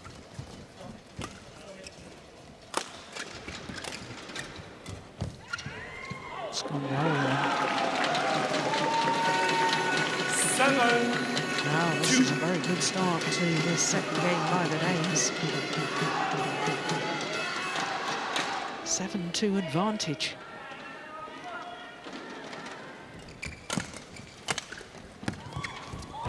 Oh, what a perfect net shot. And he's strong now on the third shot, Matthias Christiansen, because here they actually played it directly at him.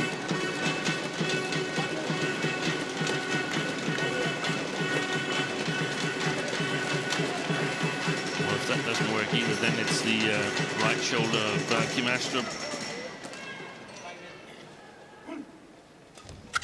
Oh, he's Another serving good well. Very good flick.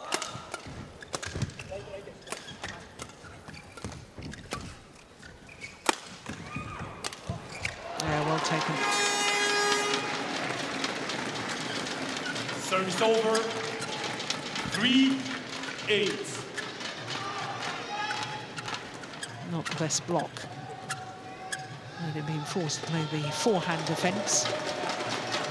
That was good placement from Ranky Reddy there, going across the body to the left hip of Kim Astrup.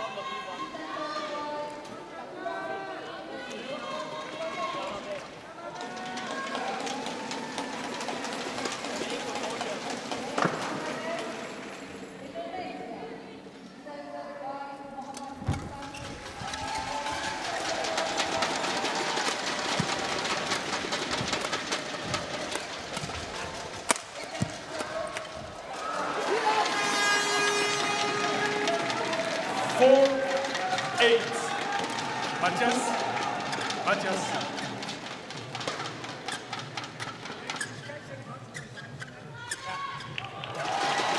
There was a huge gap across court. He spotted it, but then snatched at the shot.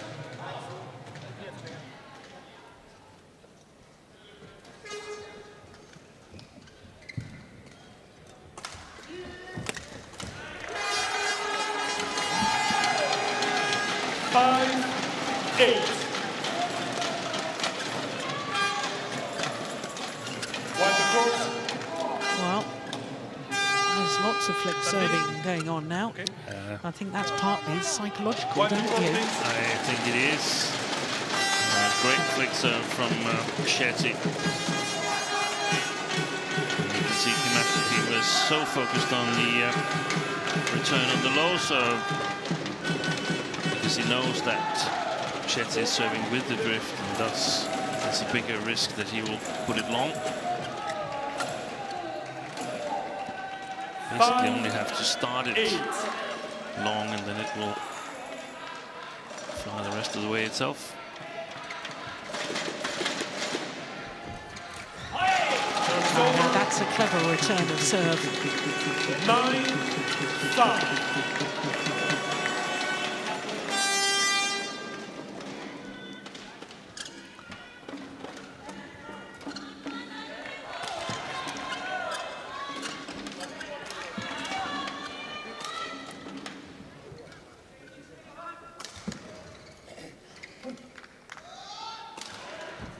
Service over. I think that's the first service error of the match, isn't it? Yeah.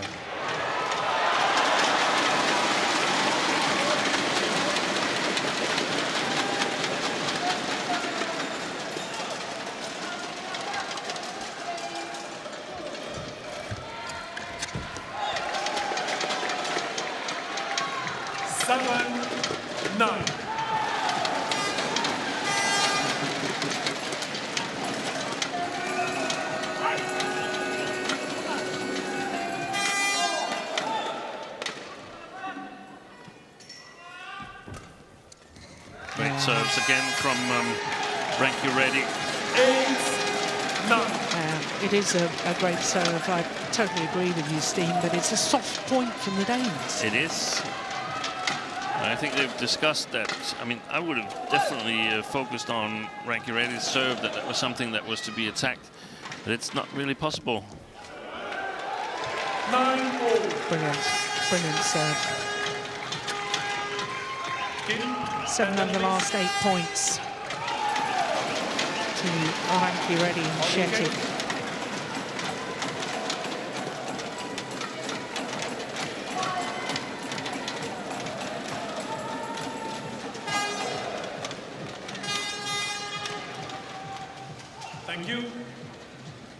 Players back on court.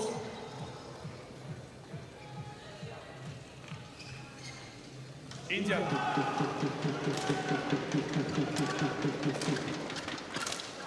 Nine, 4. Play.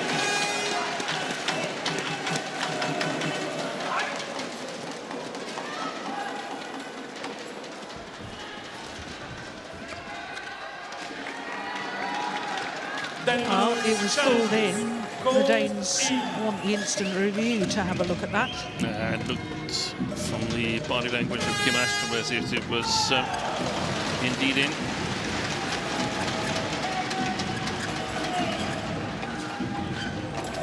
There we go. Yeah, I'm on the line. Challenge unsuccessful. One challenge made. Just like in the first game, the Danes' lead have sort of slipped away in no time. Yeah. Play. 8 of 9 points now.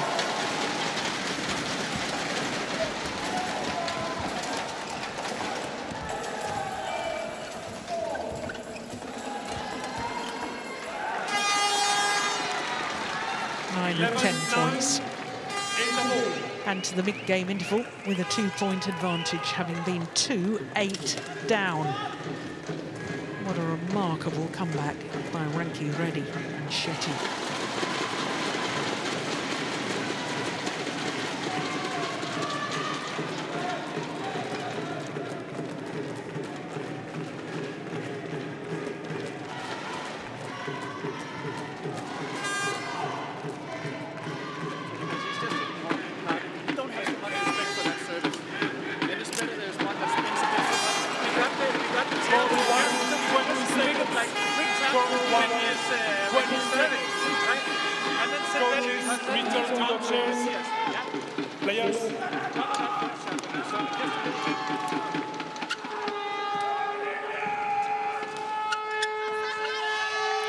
Olympic silver medalist Matthias Bolt in London 2012. Silver medalist at the World Championships a year later with Carsten Morgensen.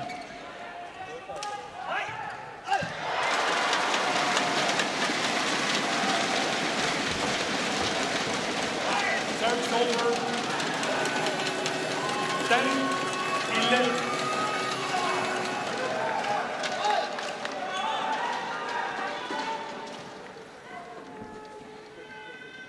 Kim.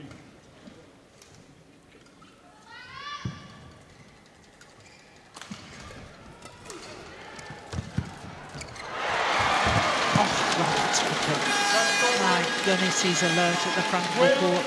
Shivaraj Shetty. Yeah, but I don't think Kim Astrup can be satisfied with this. I mean, it's Shivaraj Shetty. He knows that he's going to play back at him. So he's got to be more ready, Kim Astrup. Yeah. Chase the next one.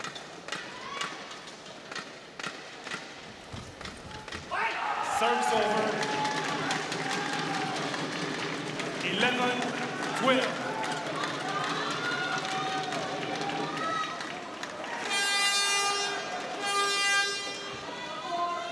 This time it's the Danes that are discussing a lot before the services, and there's just no rule for that. It should be continuous play. You can't confer with your partner as to what kind of play you're going to make.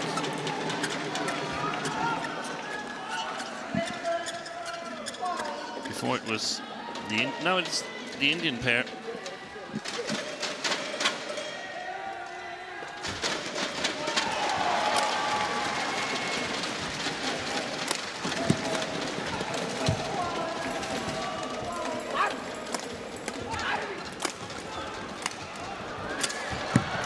Queuing up for that one. Excellent play.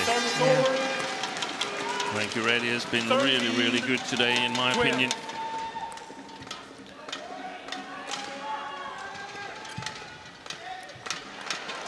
Good at sort of pushing forward, backing up.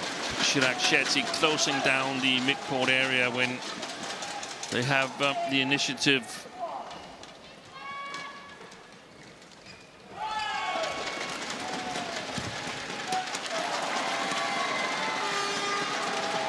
14-12.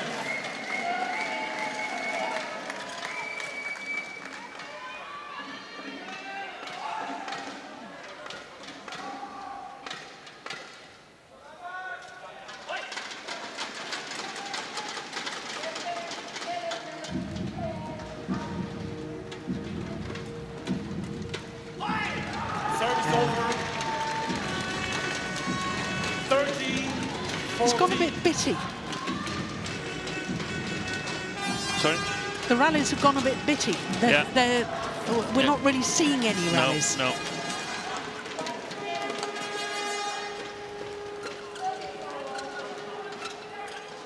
Both pairs are trying to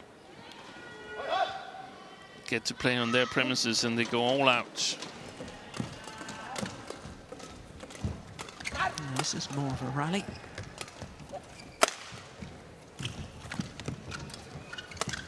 That's a nice shot.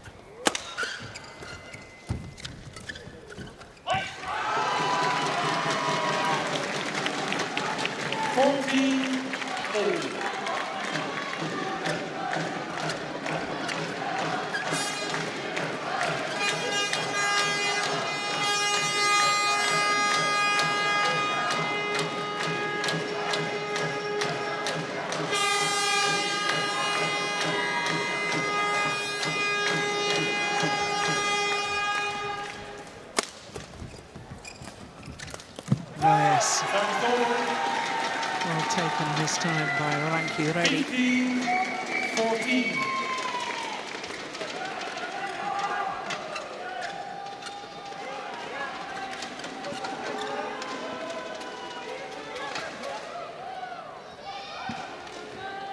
Efficient kill.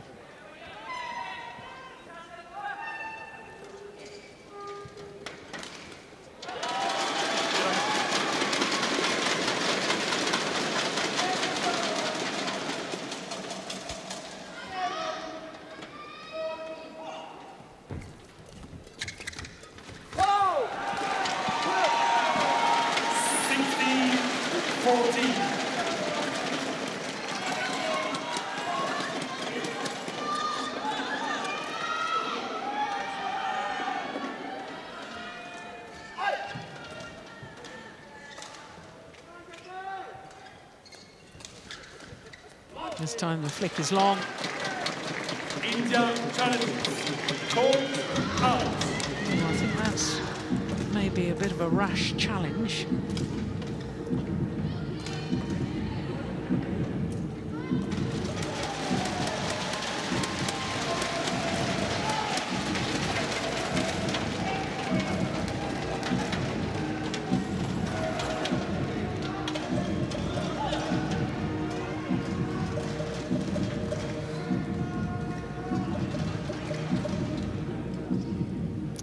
Very rash. Challenge unsuccessful. One challenge remaining. Service over. 15-16. Play.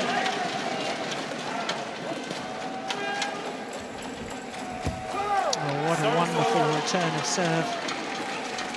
17-15.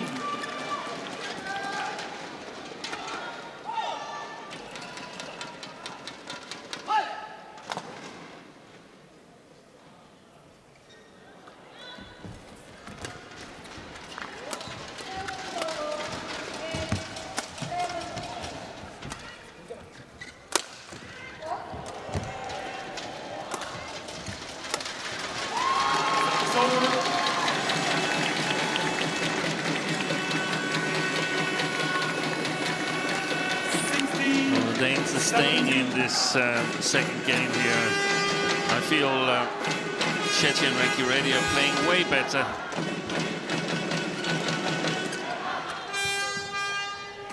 But they haven't really been able to make that move.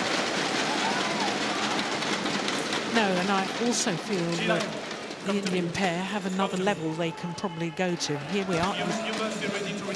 That's the third time that the Indian pair have been warned. You can't just keep warning and warning. How many warnings do you get before the yellow card?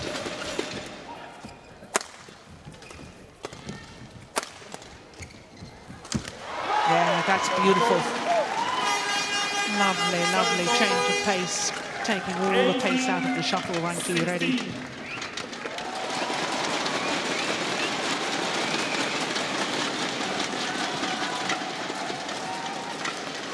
Yeah, maybe it's now they make the final push. Shetty and Ranki Reddy. See how far back the Danes are standing there. That's just not good. It's far too deep in their defensive stances, which is why they're vulnerable to that little block.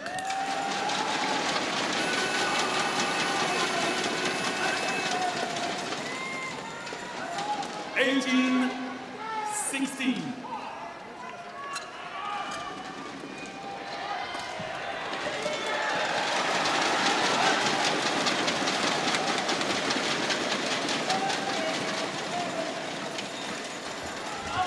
What a good serve.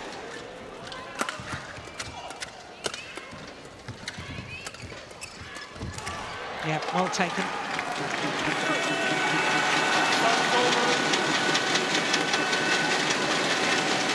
17-18.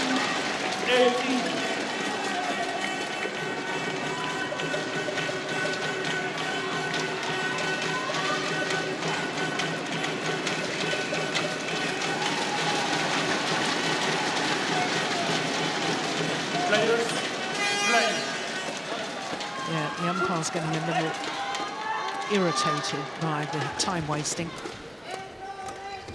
He's not the only one. No, he's maximum number 3 in that line. Yeah, that's good play from Shetty.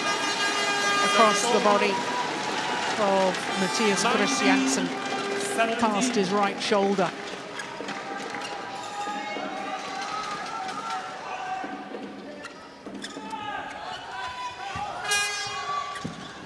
So 2 points away, India from taking the second match of this tie and making the semi-final 1 match apiece.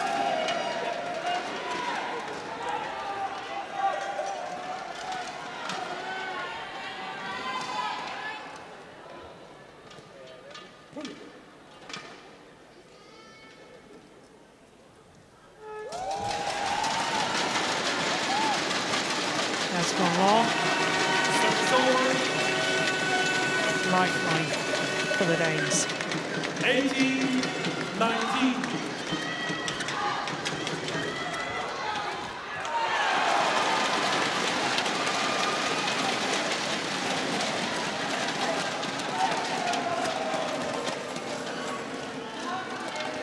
We'll need some really good serves from Kim Astrup.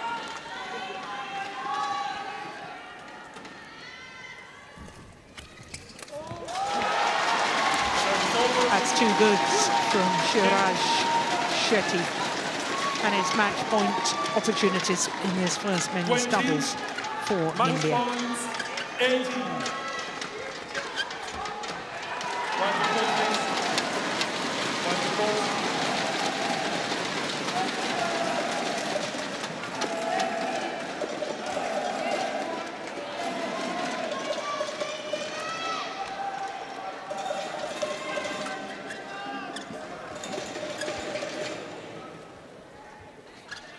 Thank you.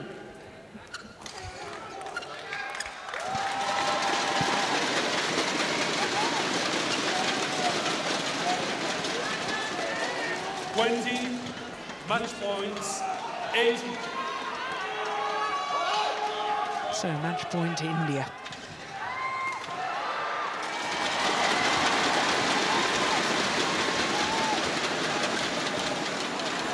That's well left from Astrup. 1 of the 2 match points has been squandered. Ready.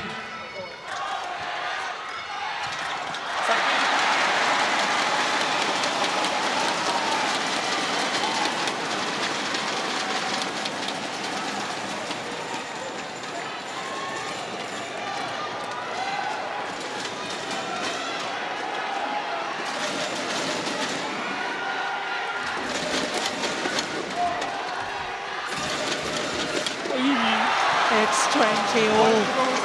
Astrup runs to the net to pick up the shuttle. Wants to get on with it.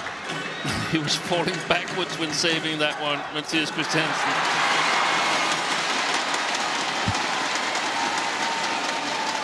That one. Yeah, it was a jolly good shot, though. So 2 match points have come and gone. And the Danes still in this match. 20 all and extra points required until there's a clear 2-point winning margin. 20 all.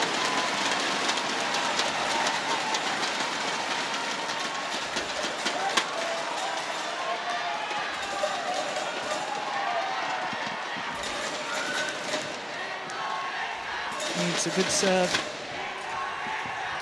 And indeed it was. Well, well, well. 21. Having saved 2 match points, now the Danes a game point opportunity to take this to a decider.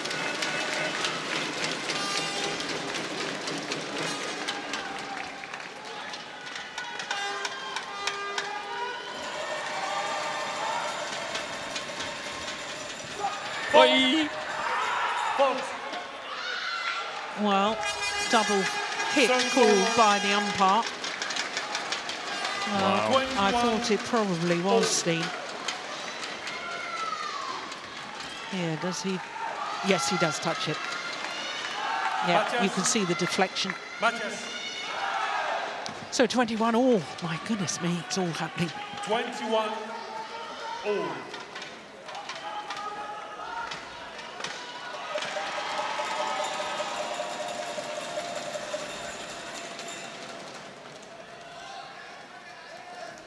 Oh, that's a shocking serve.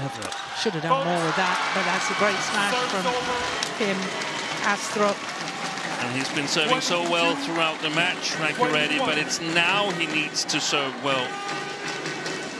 So second game point opportunity for the Danes.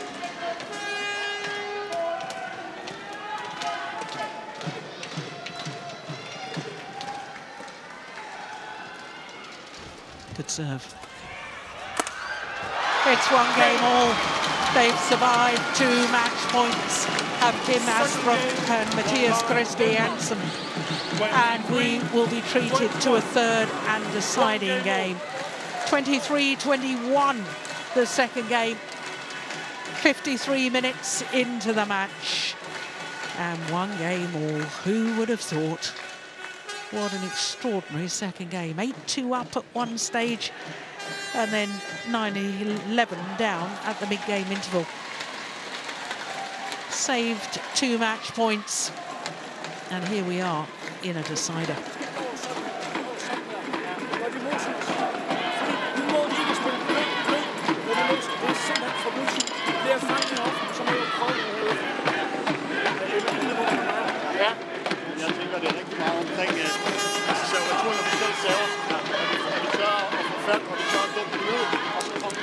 Og virkelig tænker over, at vi skal ramme Rankireddy så meget som muligt med 3 og 4. Ja.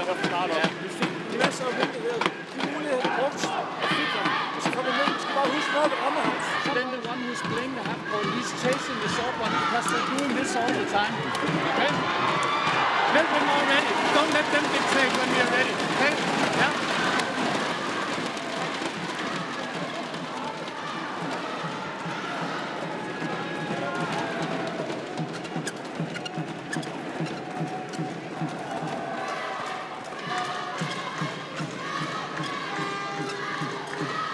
Court 1, 20 seconds. Court 1, 20 seconds. So, coming back from the brink of defeat in that second game, the Danes saving 2 match points. And here we are in a decider. Long ball. Play. I have a feeling that Rankireddy's game is going to decline here in the 3rd. It's just a hunch. But I think his nerves is playing with him.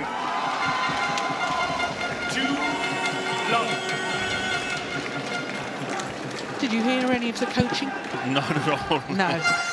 The Danes are having a party here in front of us. It's Amelia Malund's birthday today, and I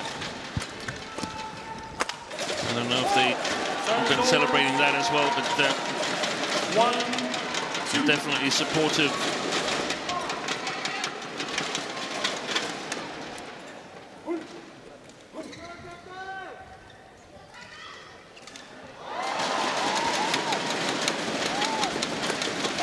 That's a big miss. A huge miss. It was a golden opportunity. And I think you're right, Steen. I think if the Danes were to really get on top of this, I think that Ranky Reddy psychologically might start to struggle. But with missed opportunities like that, that will give the Indian pair lots of belief. Exactly. Oh, what sort of defence was that? Oh, that was going wide. But it's all a dogfight at the moment, where the Indians were so good at controlling the rallies in especially the middle of the second game.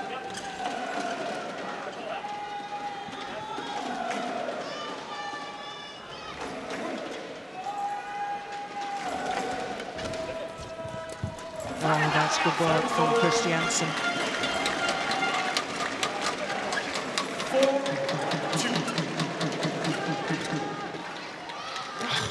Short, sharp motion of that racket head. And the shuttle still went down quickly. You don't need a big swing. Not when you're at the net.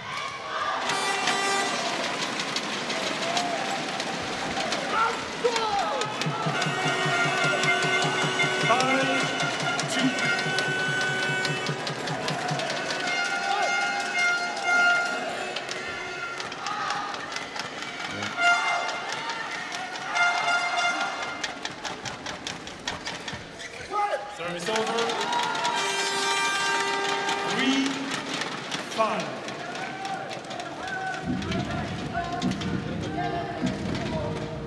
Very interesting to see the serve here.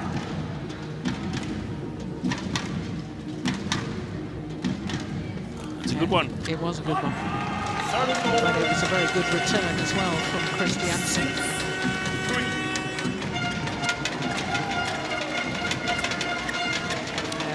Got deflected off the top of the tape, which is why Shetty missed that third shot.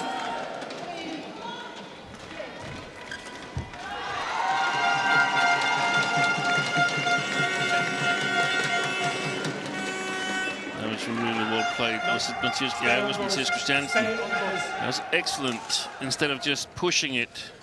7-3. Criticised him a bit in his mixed doubles for just playing fast and furious all the time, and these little blocks here, that's what's needed as well in the mixed double. A little bit lucky there for Kim Astrup. If I were the Indians, I was going to towel down or something to break the rhythm here.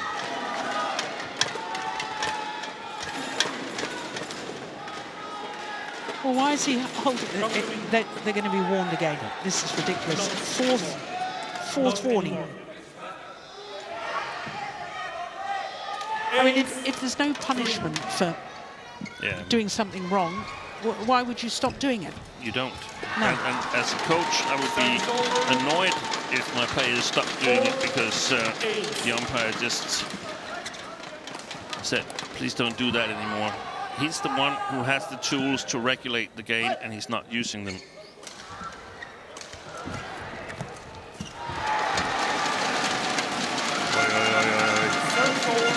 What happened there? Did he take his eye off the shuttle? He took a step forward, and then it was played over him. And he was simply called wrong-footed. Yeah.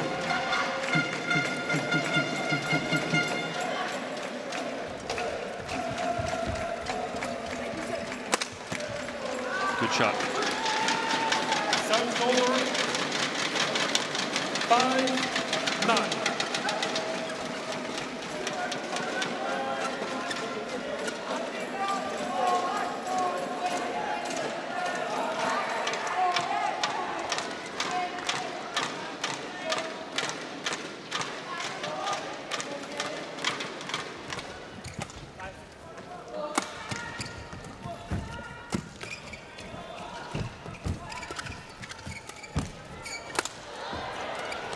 rally. Oi, oi, oi. Brilliant.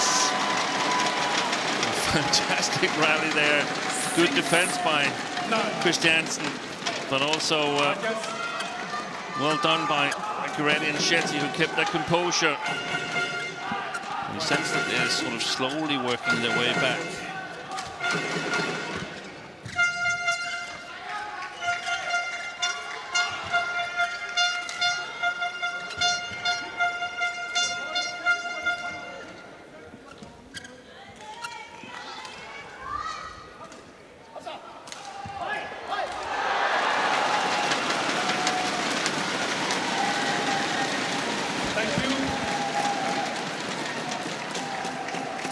Well, the court attendant there, not rushing to get back to his chair.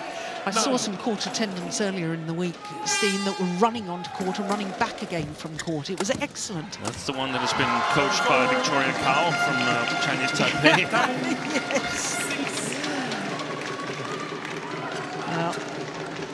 Well, the Danes would dearly love to change ends with a 5-point advantage. Indian pair, I feel, have got to close down this gap a little bit more before the change of ends.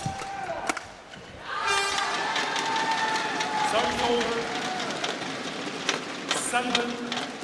7-10.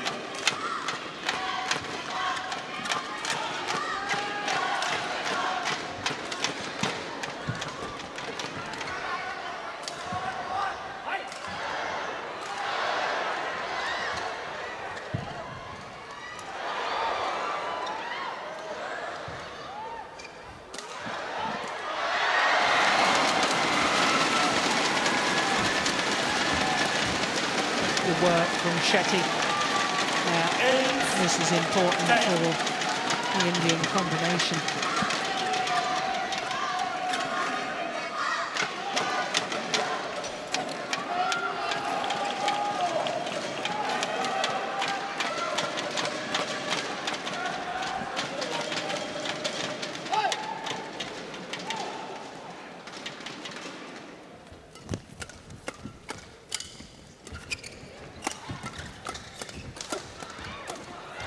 Too big a swing at the front of the court from Matthias Christiansen, who simply haven't got time for that.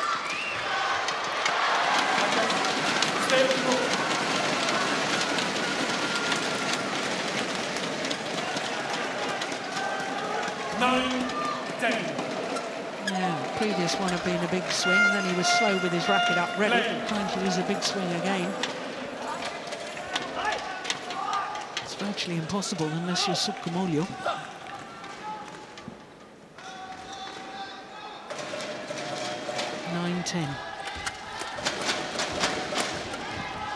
Yeah, it's 10-all.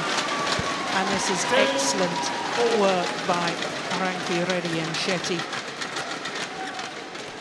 I think I said when it was 10-6 that if the Danes had a 5-point advantage, I could have seen the Indian pair sort of slipping away completely. I think this is very important and very good by the Indian pair. 10-all, who's going to have the advantage at the change of ends?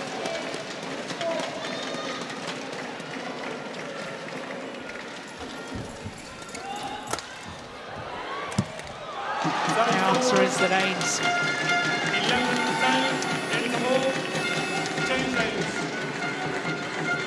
But it's only a 1-point advantage, and there's still everything to play for.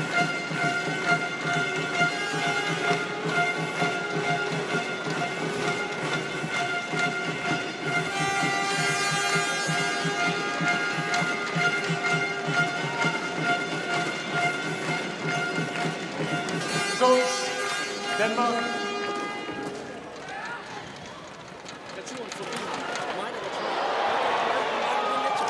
Goes to 20 seconds. Goes to 20 seconds. Coaches between the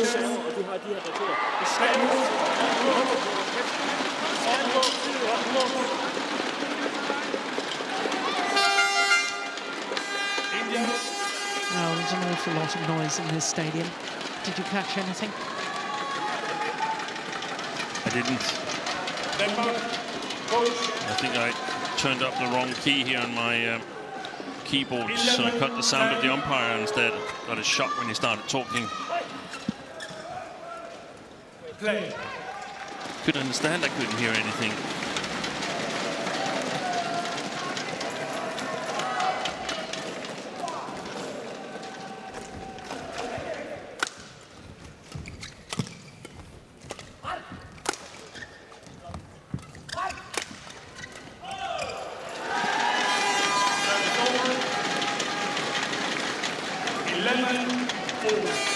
Well, the momentum is actually with the Indian pair. 5 of the last 6 points.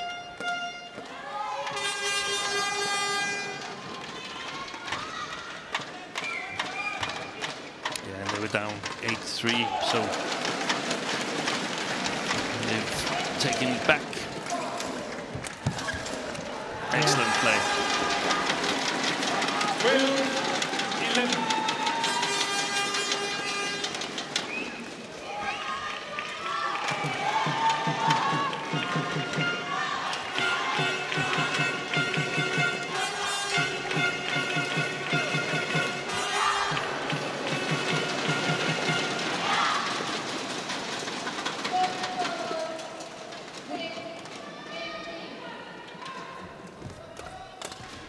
Oh yes, that's good play. He's fast onto the mid-court area. That's what he does in mixed doubles so well.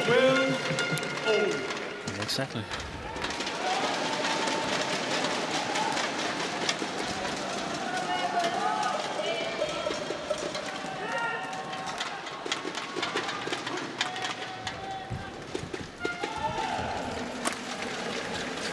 Yeah. Excellent play. Yeah.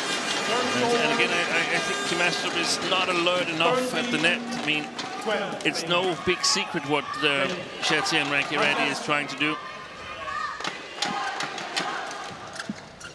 They also want to go on the attack.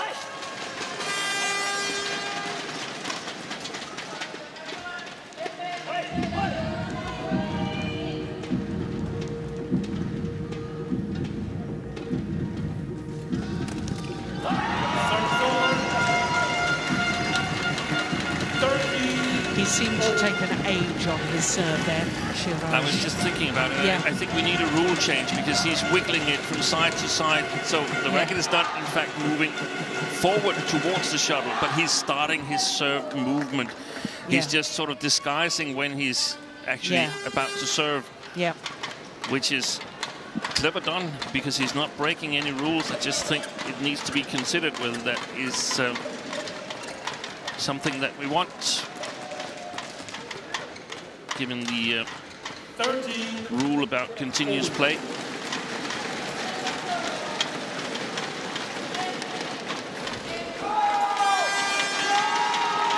Well, that could be very costly. Second service error. And it could be a problem because he's not normally serving from that position, Matthias Christiansen, in international tournaments. No, mixed doubles, he would stand further back behind his partner to serve.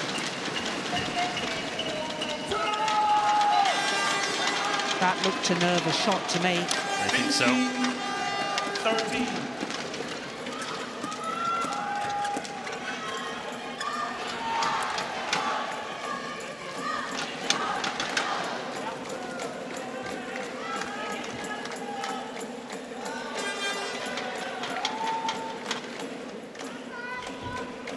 That's so.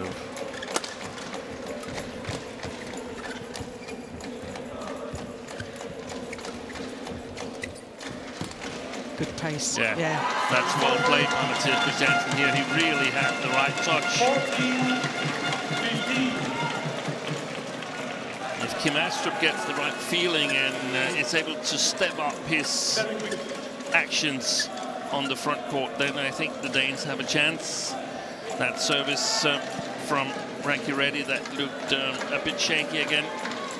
Here as things are heating up. 14. 14, 15.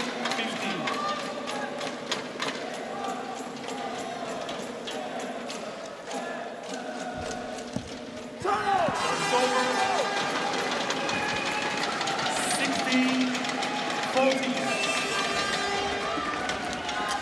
Well, I just think that the Danes are not taking opportunities at the moment. No.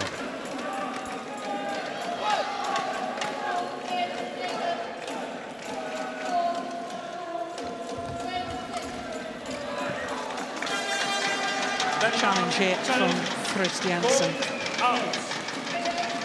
I think that was possibly just out of frustration that he missed it.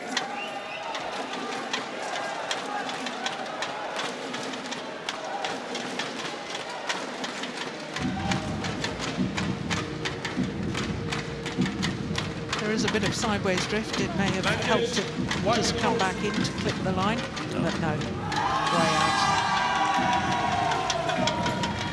Challenge unsuccessful.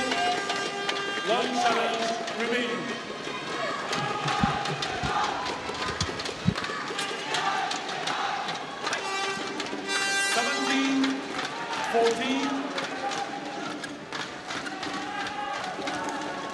Play.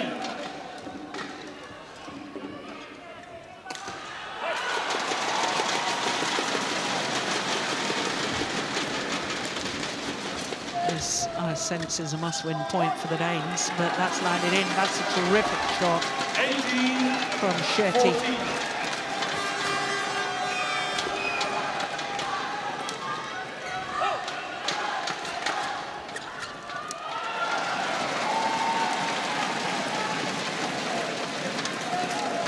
It's a great comeback by Shetty and Ranky Reddy. Yeah, it certainly is. 3-8 down. 6-10 down. 15-18. It wasn't the best of serves this time from Shetty.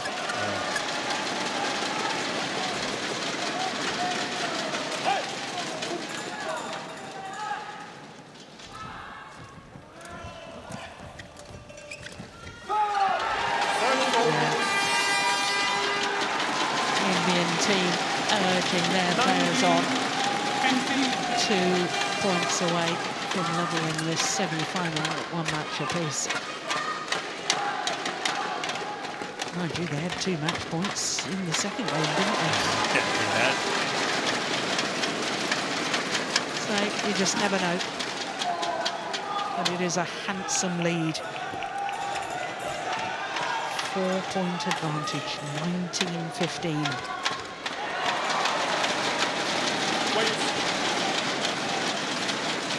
19-15.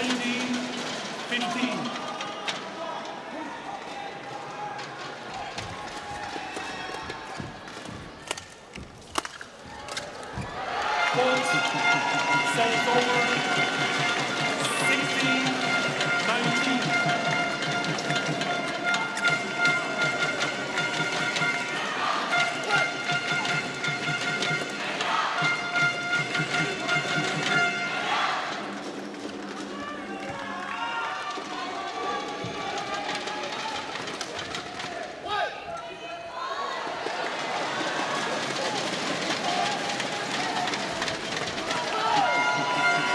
Well, the nerves are jangling. 17-19. No.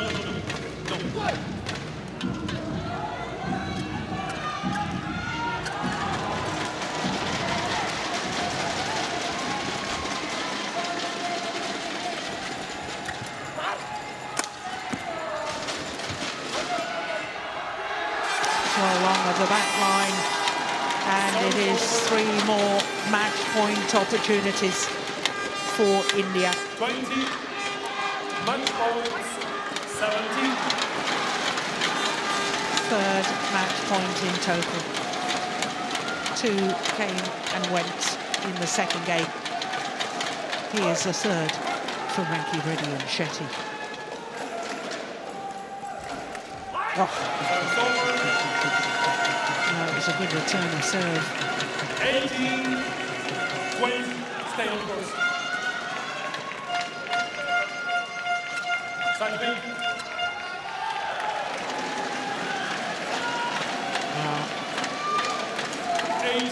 When he's told to stay on court and goes off, and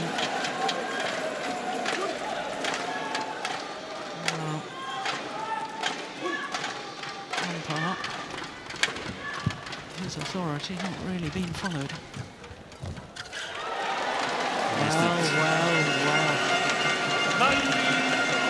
If the Danes end up losing this match, they're going to be frustrated that they let Rankireddy get out of the sack when 8-3 up in this decider.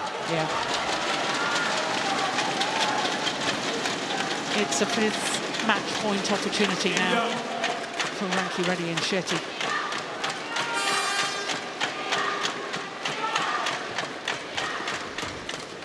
And that's brilliantly taken by Christiansen, and the Danes are back level. They have survived a total of 5 match points, and here they are at 20 all in the deciding game. Extra points required until there's a clear 2-point winning margin. What an extraordinary match. Good serve. Oh, 6th opportunity for India. If I were Rankireddy, I would just start this as a flicker, just to the middle of the court. You cannot go long, but it has to be a flicker.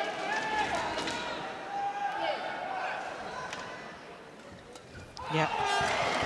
And it's landed in. It's a brilliant flick serve from Shivaraj Rankireddy on their 6th match point opportunity.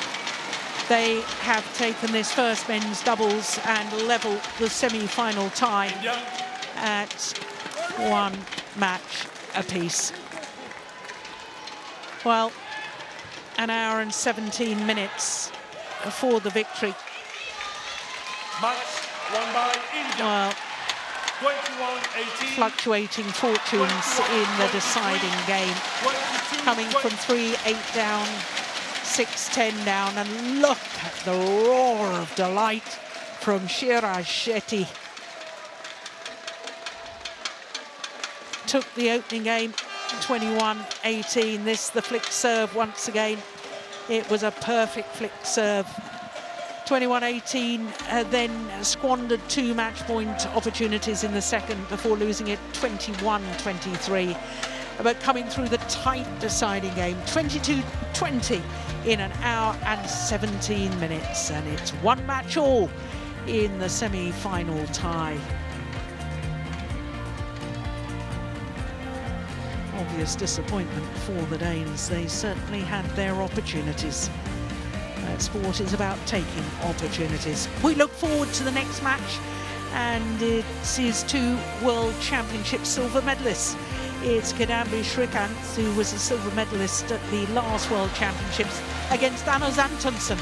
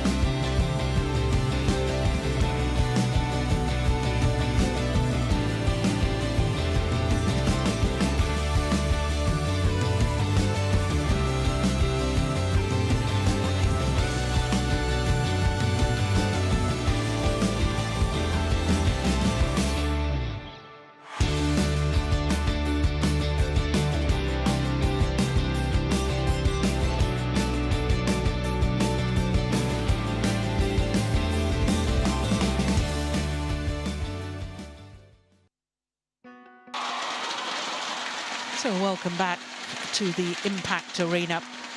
What a wonderful facility it is. And here we can see that this semi-final tie is finally poised with one match apiece to both India and Denmark. Next up is the second men's singles, and for India, it is the silver medalist from the last World Championships, former world #1 Kidambi Shrikant, up against the silver medalist from the 2019 World Championships, Anders Antonsen. Current world #3 against a former world #1. This is a mouth-watering encounter.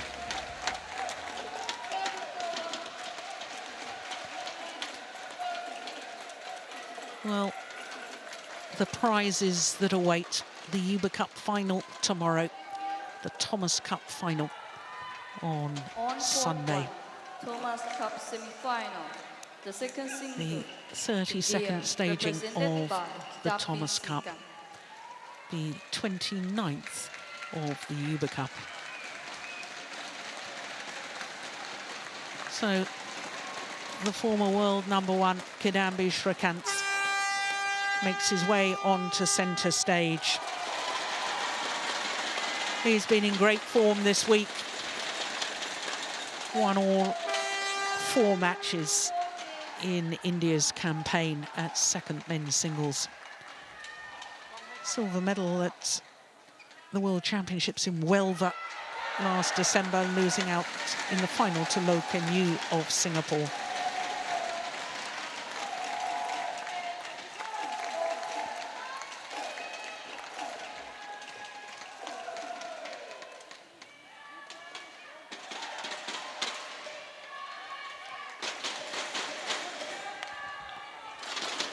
Versus Denmark, represented by Anders Antonsen. Denmark, it's Anders Antonsen, silver medalist at the World Championships in Basel in 2019. The current world #3, the former European champion. In fact, he's been in 3 European Championship finals. He has struggled a little this week here in Bangkok. He's lost his last 2 matches against China and against Korea. So this, to me, is very, very intriguing. It is time, I think Danish fans will think, for this man to deliver.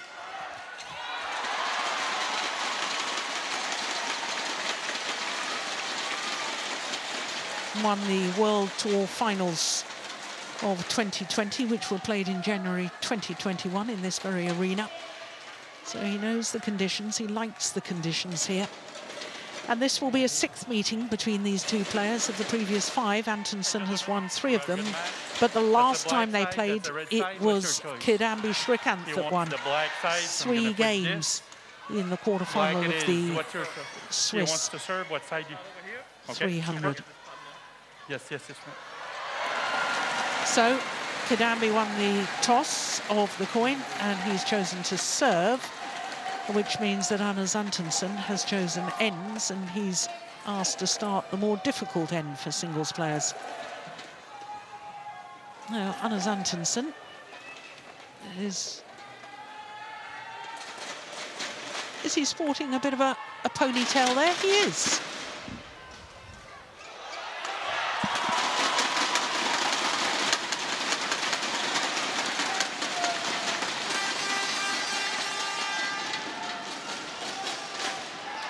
Well, as I was telling you, Kidambi Shrikant is a former world #1. One precious week as world #1 from the 12th of April 2018. He's in his 3rd Thomas Cup campaign. He played in Delhi, and then the next time he played was in Aarhus last year.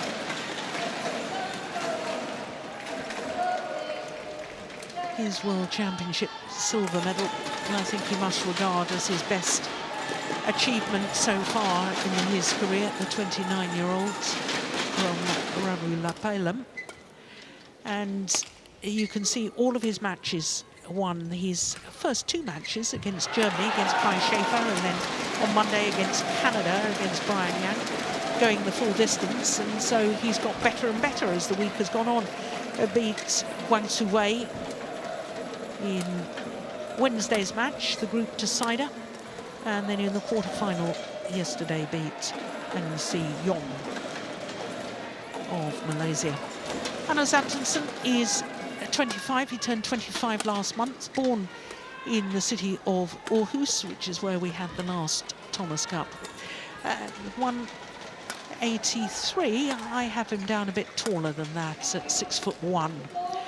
He's enjoying his 74th week in total in his 3rd spell as world number 3. He, like his opponent, is in his 3rd Thomas Cup campaign. Won his first 2 matches against Algeria and then France against Christophe Popov, and then lost against Li Xifeng of China in the group decider. Quarterfinal, he lost to Jian Hyuk-jin. Nice to see Jian back playing international badminton again after an absence from individual tournaments for over 4 years. So our umpire for this one, Eric De Roche from Canada, and Reza Roshin Ahmad from Iran is our service judge.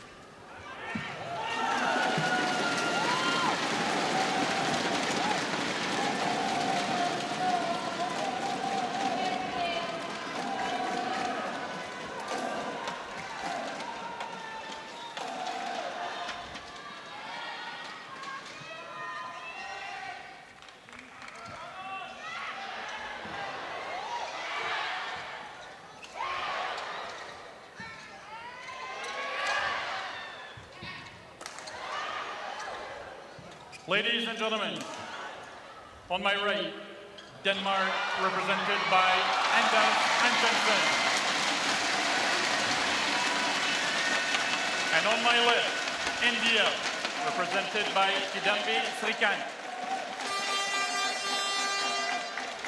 India to serve, love all, play.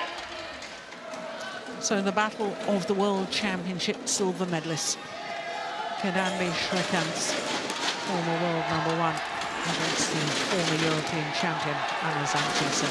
Service over, 1 low.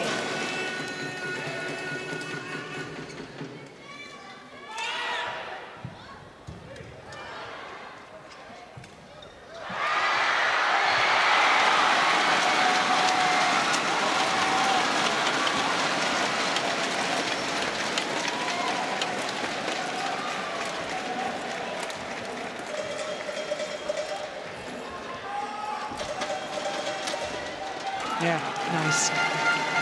Well, he's a very thoughtful player, tactically astute, this man from Denmark.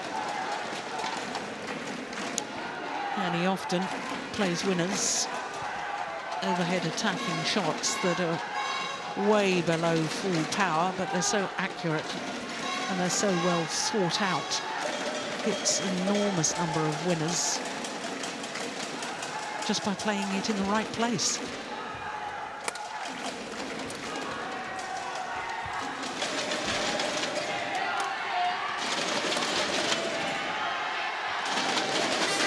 That's found the back line. Service over, 1, 2.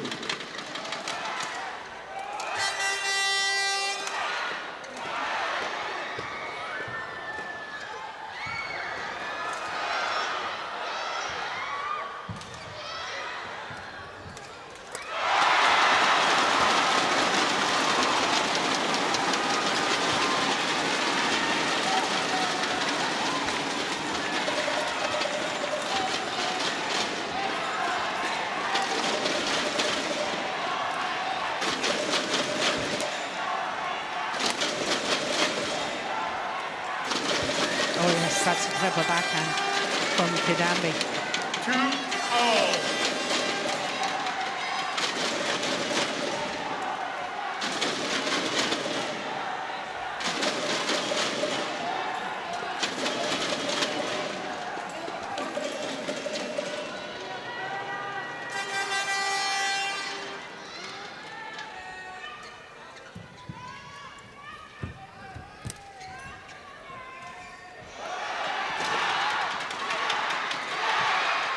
3-2.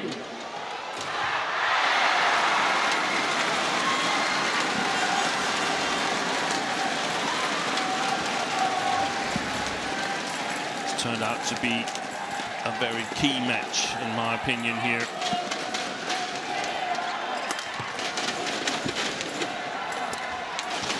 Denmark is favorites in second men's doubles, but also a little bit of an advantage to Pranoy against Gemke in the third men's singles. So much at stake here. Yeah.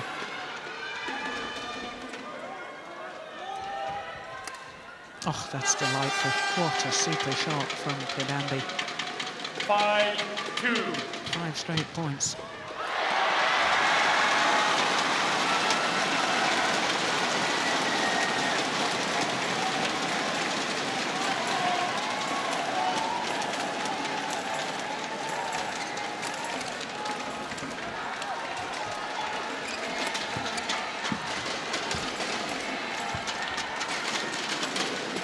That's gone long as well.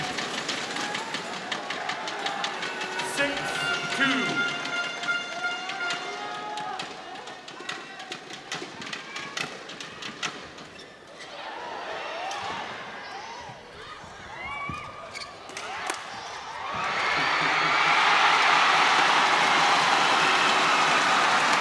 Well, the run finally comes to an end.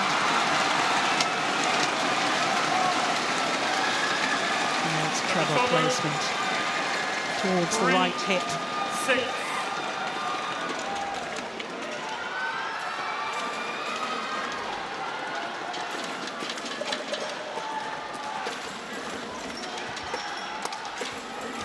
Oh, that's gone wild. That's well wide. 4-6.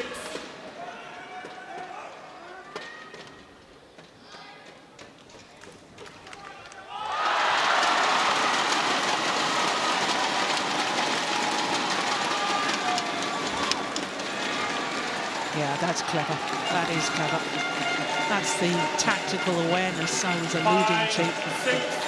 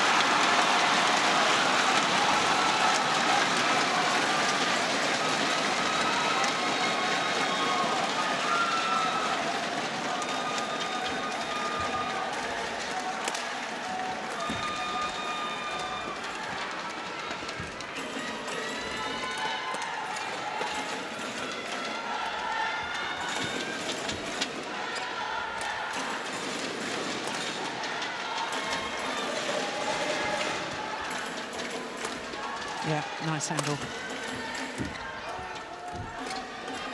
That's good defence. Yeah. It's gone wide. Well, it's called good. I think that was a super shot. There's a challenge here from Kidambi. Call in.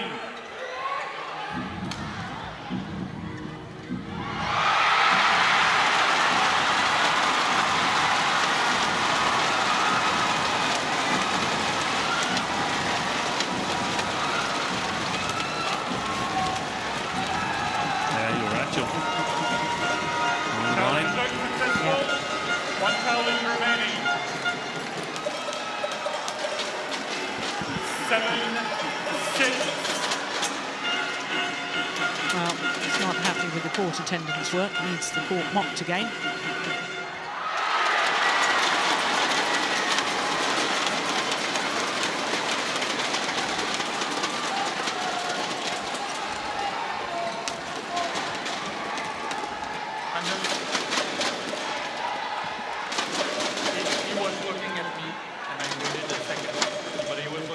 Well,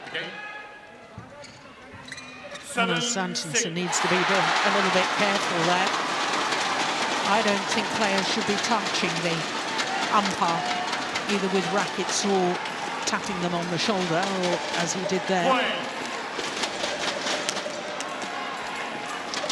Could be perceived as intimidation.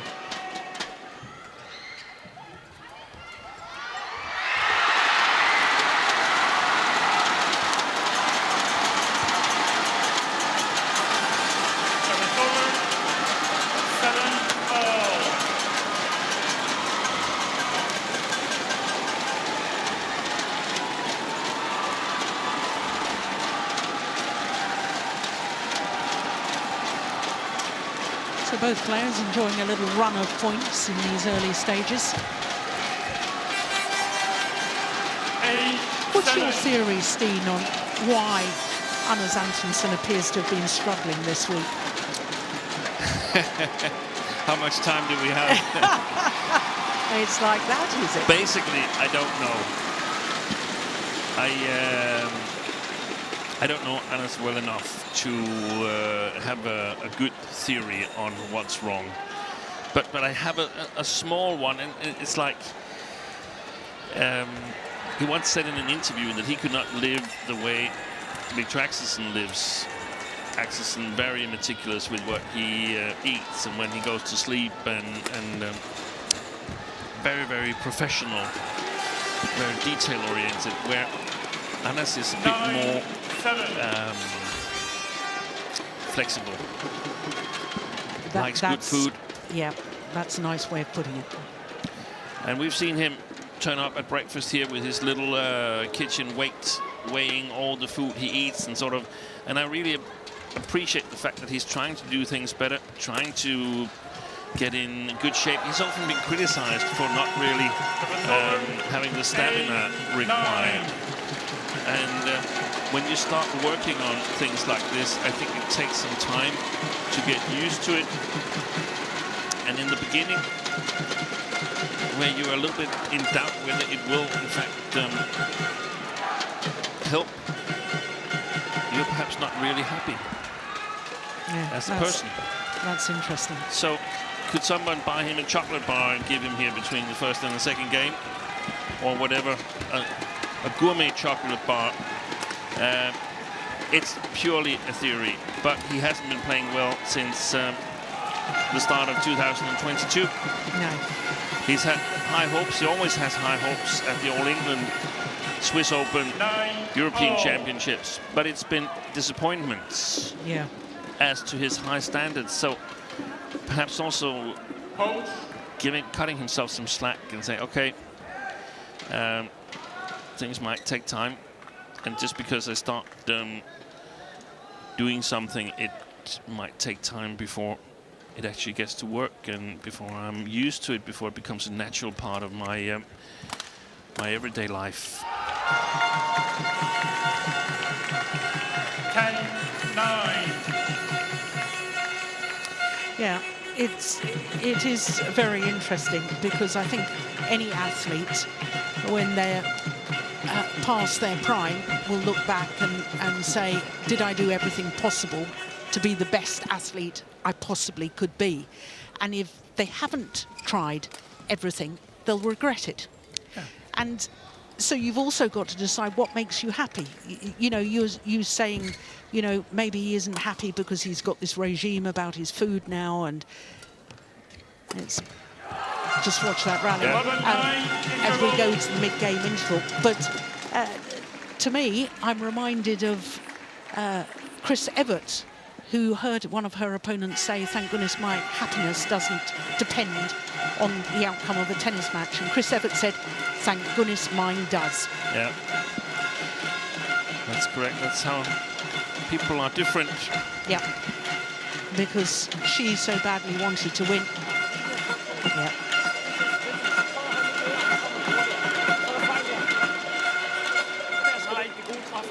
Der skal du være sej, der skal du neutralisere ham. Du skal ind og nu sker det. Part 1, 20 seconds.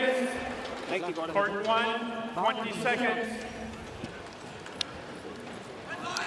So 4 straight points to get to the mid-game interval with an 11-9 lead. It's been a peculiar scoring pattern. And there's another thing, head coach Kenneth Jonassen is not here. He's normally the one working with Anders Antonsen. He knows him as a player, as a person, knows exactly what buttons he needs to push.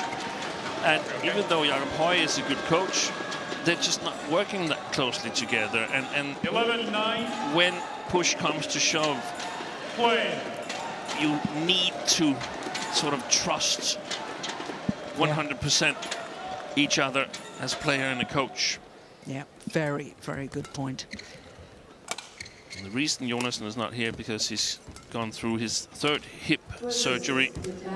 It's gone well, but he's not allowed to travel. Oh my goodness, what control on that backhand net. Yeah, changed the rally. That's amazing net shot from Anders Antonsen.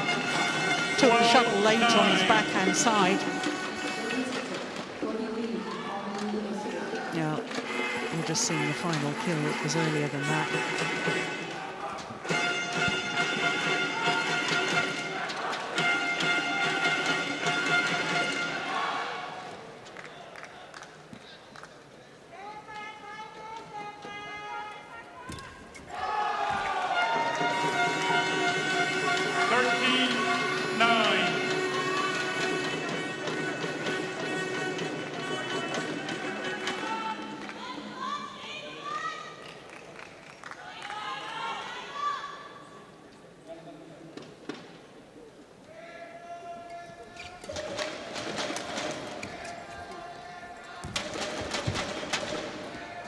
Stays in.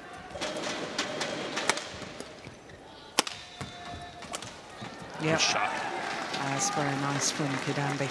Well, that had actually been a run of 6 straight points. 6 points scored by Kidambi from love 2 down. And 5 points for Antonsen.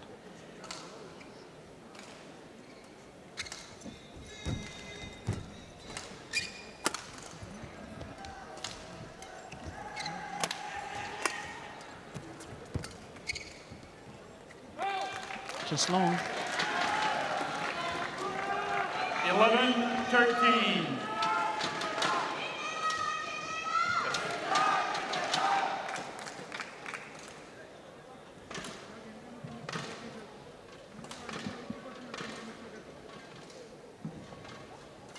Players on court.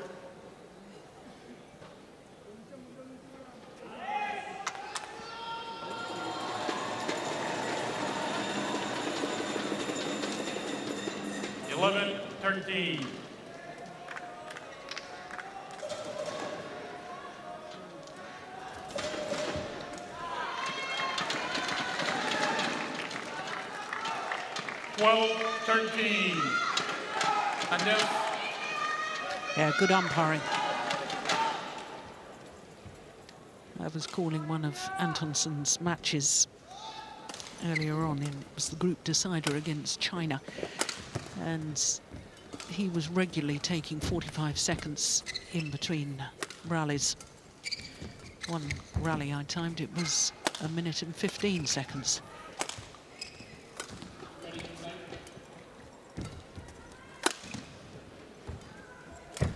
Yeah, well played by Kidambi. 13-all.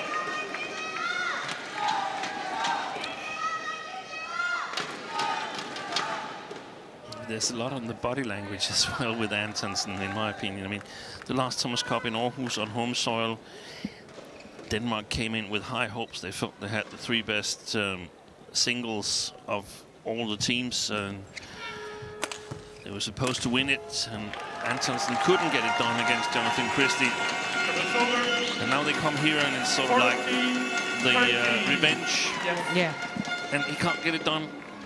And again, and I think you can see that he's under pressure when he's walking around there. So yes. I remember the golfer, Seve Ballesteros, he said that he had noticed that when he played well, he started whistling. So he tried whether it actually also worked the other way around. that if he started whistling, maybe that helped him play well. So that's also a possibility. There's so many possibilities. Yeah.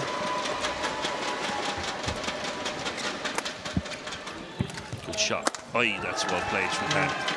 Yeah, it's brilliant. Do you think as well, apart from the personal pressure, I mean, India, you and I discussed it and said don't write off India coming into these Thomas Cup competition, but nobody was really talking about India. Nobody were talking about it. I couldn't understand it. No. I mean, they have a great team, Yeah. and especially because Shetty and Ranki Reddy, they can challenge almost anybody. They have very few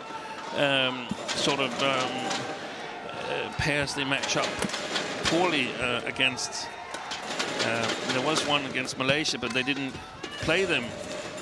So 3 really good men's singles, and yeah. Well, I think there's a lot of people that have underestimated India.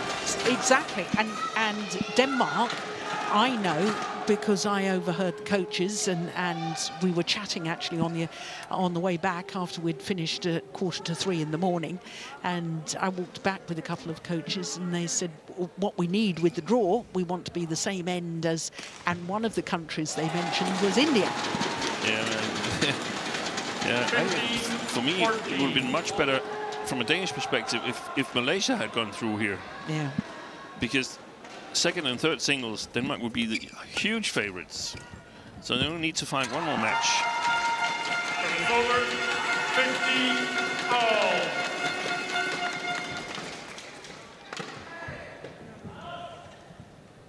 It's difficult to get out of it when you're sort of feeling down in the hole as a player.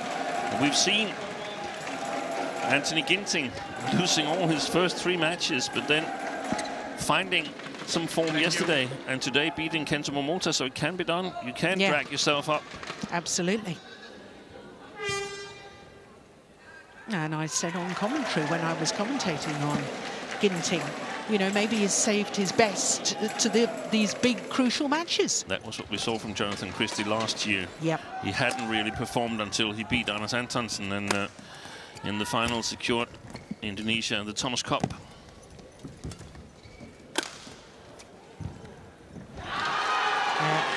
Frustration from Antonsen. 16-15. Tosses his racket in the air.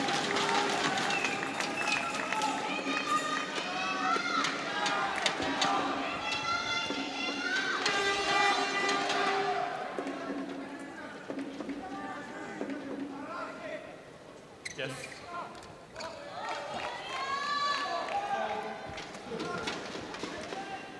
Immediately apologises to the umpire for throwing his racket.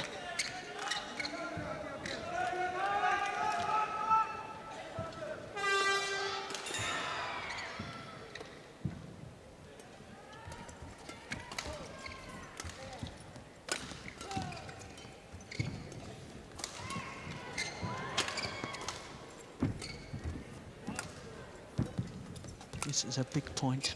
Oh, that was going wide, wasn't it? Yeah, he's playing the sideways drift there. Score 16-all.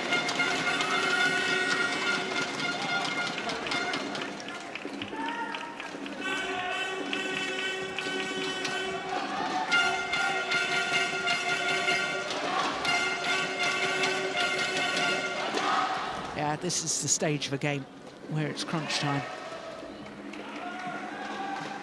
This is when you have to produce your best. Players on You've got to court. have the courage. You've got to have the belief.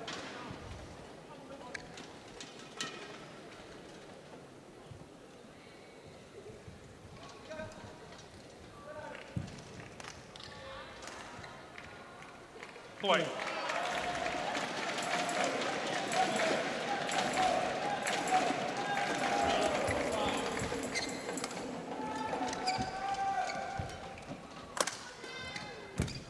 Excellent. He's so good at that. He slices it a little bit. Shrikant. 17-16. The reverse slice. I don't think it was reverse, was it? Yeah. Maybe it was. Oh, yes, it was.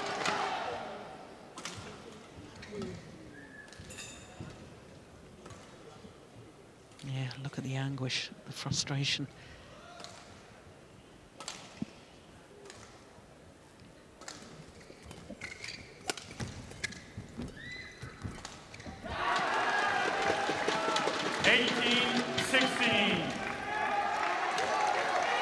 I also think that if you're struggling a little bit, then you might want to sort of make your game plan a little bit more simple. Yeah, good return of serve. 70-18.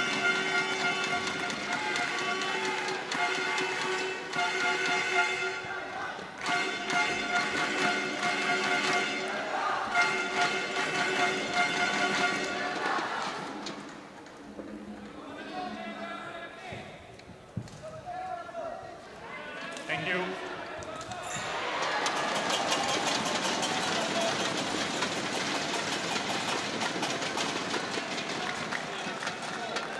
You mentioned it, Joe. Very important first game here. Yeah.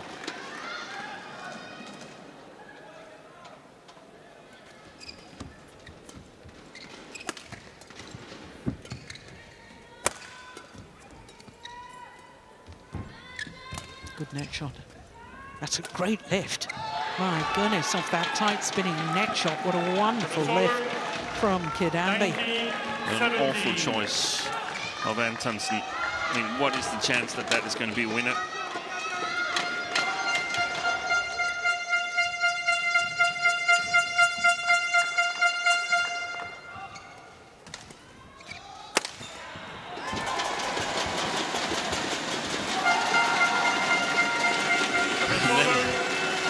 Rally where he plays really well. I mean, it's so up and down.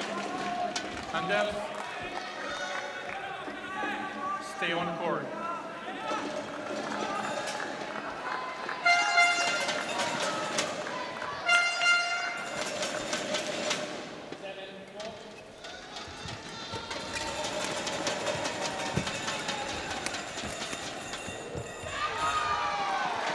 So game point opportunities.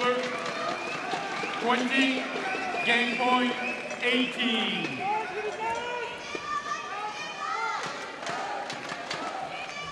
And in all honesty, I think Thank you. Kidambi, certainly so far in this opening game, has played the better of the two.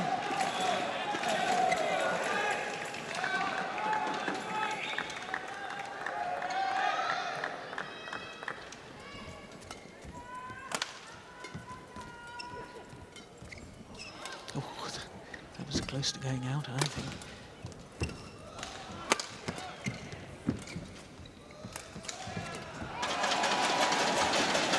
Short, yep, got what it deserved. And the opening game to Kidambi Shrikant and India. 21-18. Umpire confirming 21-18. 26 minutes for the opening game. And India, one game to the good.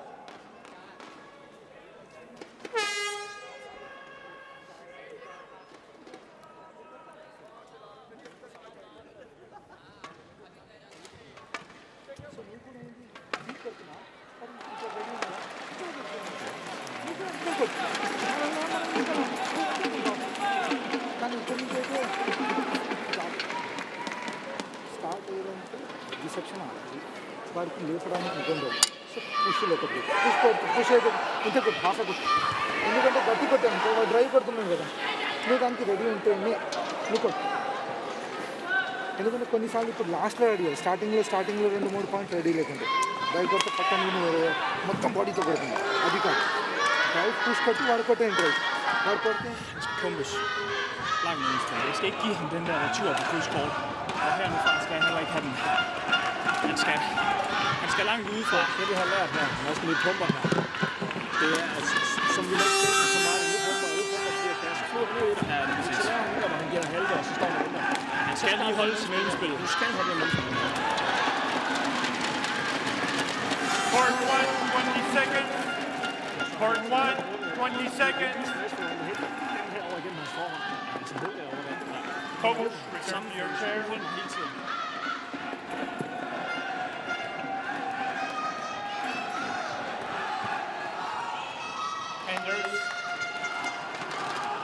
Anders, there's a strap, your bag inside, please. Thank you.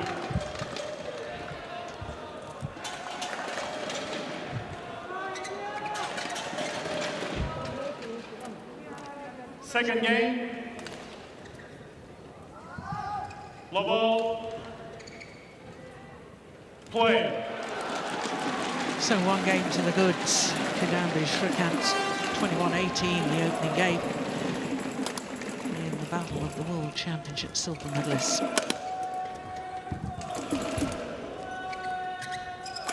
Oh, that's magnificent. You won't see better than that. What a terrific angle from Kidambi. Did you get anything that Jakob Hoy was saying there, Steve? They discussed that they were trying to sort of put pressure on Kidambi on the backcourt, and Anders was talking about that he shouldn't give him the movement, the diagonal to the net. He should just keep him under pressure on the backcourt. But he came in very late, so they might have discussed something even more important.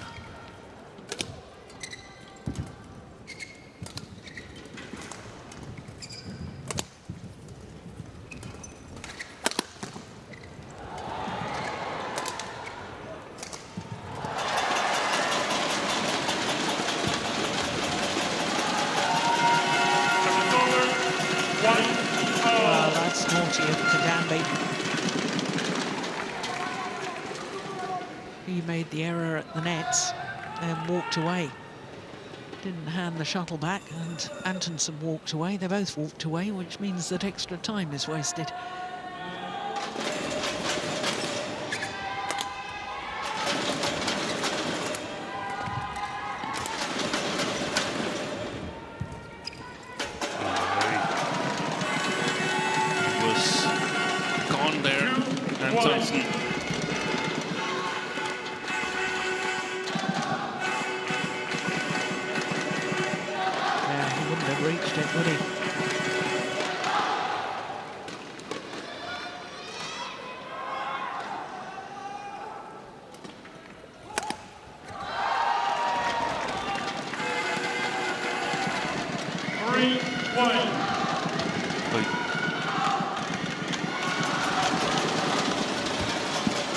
Had my eyes on the other court where one of the players slipped. That was not something that was happening here.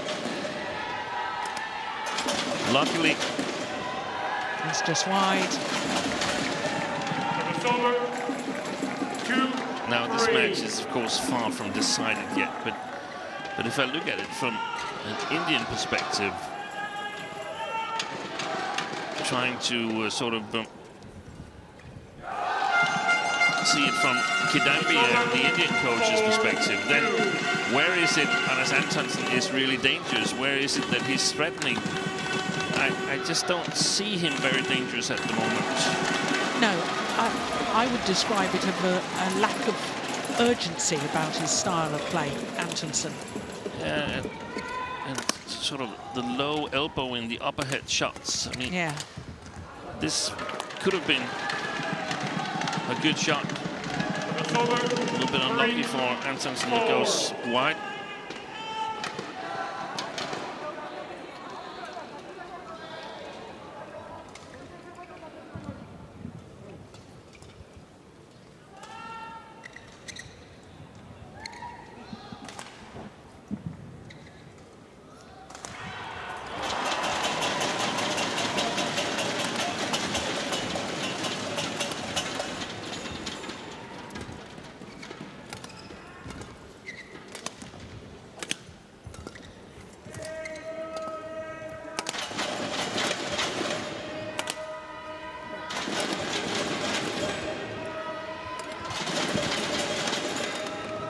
There was more sense of urgency in that rally from Antonsen. You know, quicker movement from the base position to get to the shuttle. I think he's been a little bit too pedestrian-like in his style of play.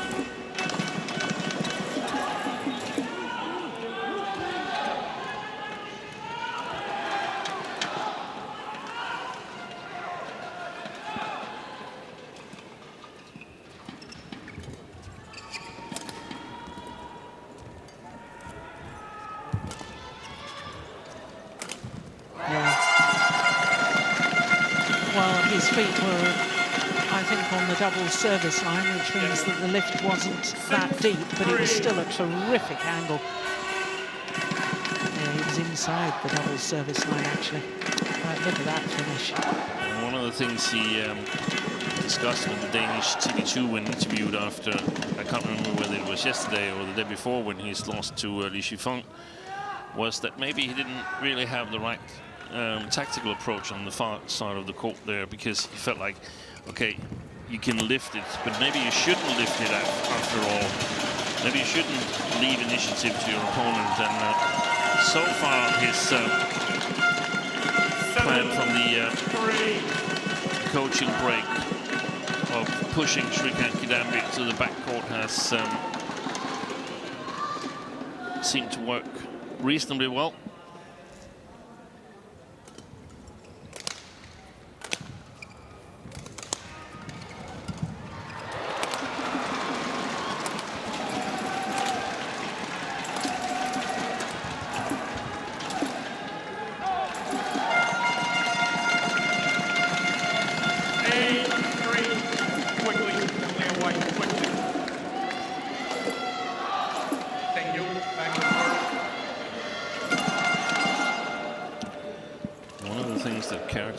The Danish Thomas Cup winning team from 2016 was that it was indeed a team. None of them were really big stars at the time. The only one was actually Matthias Bo, but he didn't have his partner Carsten Mogensen there. So all the team matches were really tight, and it was a different player that stepped up from match to match. Yeah. Yes, because of course that was before Axelson won his world title. Yeah, he went on to win the Olympic bronze later in the year, but hadn't done it until then. It's the biggest achievement.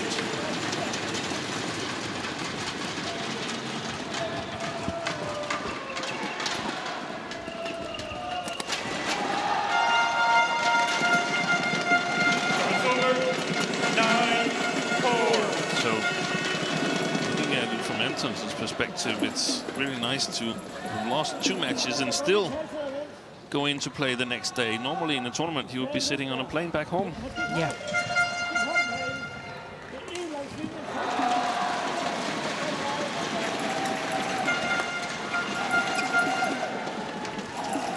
Thank you.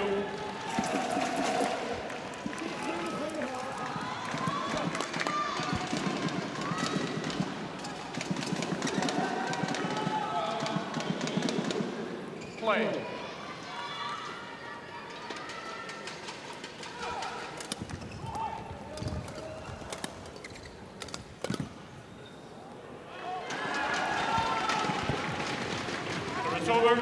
Now you see, it's situations like that that I think that's an uncharacteristic error from Antonsen. It's like he's not fully there mentally. This is not a hard shot.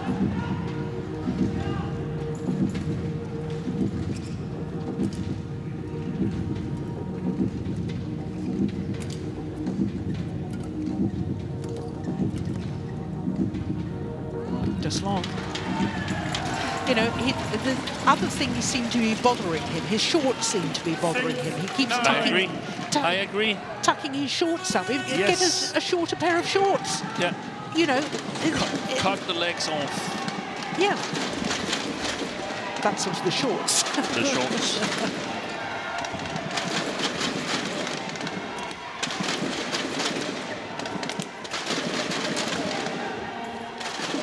Just wide.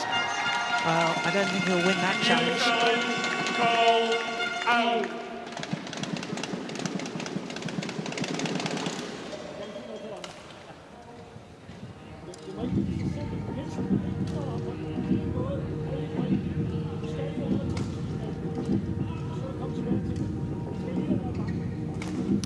I thought it was clearly wide.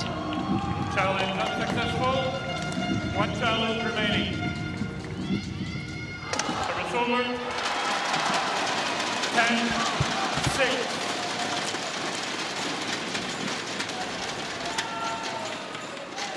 Yes.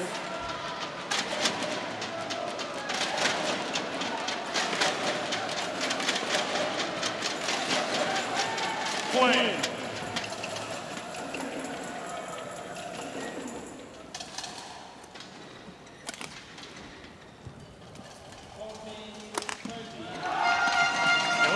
So to the mid-game interval, and it's a healthy lead for Anders Antonsen, a 5-point advantage.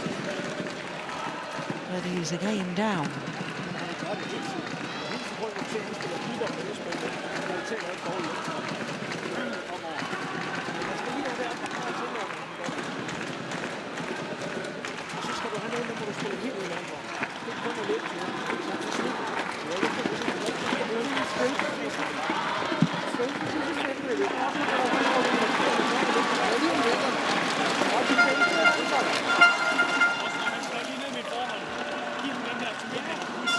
Part 1, 20 seconds. Part 1, 20 seconds. Coach, return to your chair.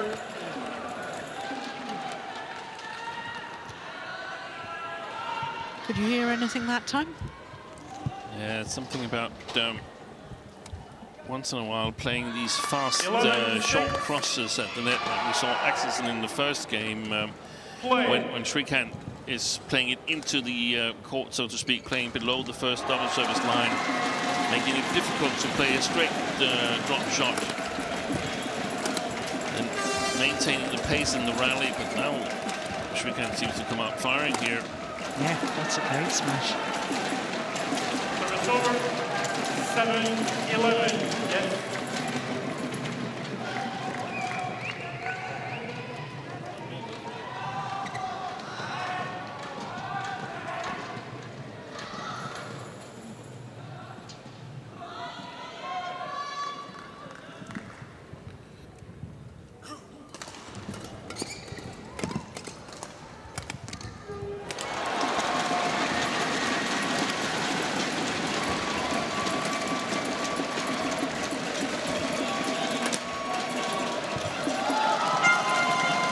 There's definitely more of a sense of urgency about Antonson's style of play now. Yeah, it was nice to see the smash here.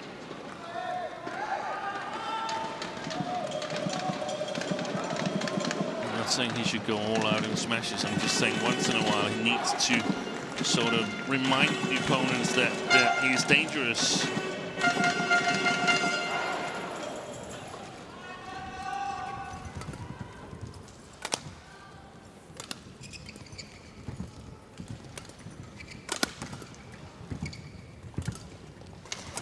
Good shot. That's beautiful play by Shrikant. It's over. 8-12.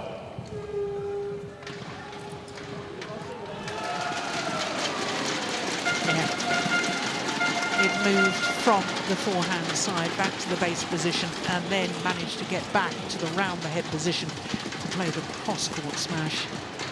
And senses that that is the reply that's coming from Antonsen. So the better reply would be to just block it, the cross shot from Shrikant. It's easy for us to say here, but it would stop him from attacking further on, and he had the opportunity also to play it straight down the line. So very well played by Shrikant, but also the defensive work by Antonsen not particularly good in that rally.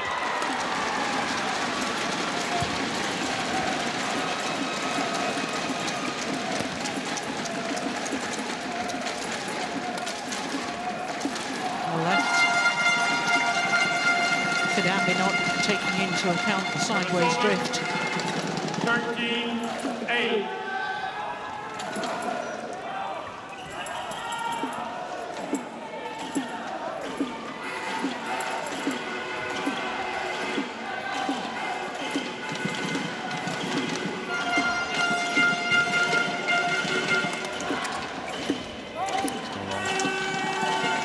All the lengthways drift. 14-8. Turning a lot to his coaches now. His coach, Kadambi.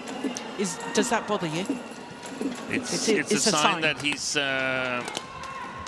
not really having the solutions at the moment.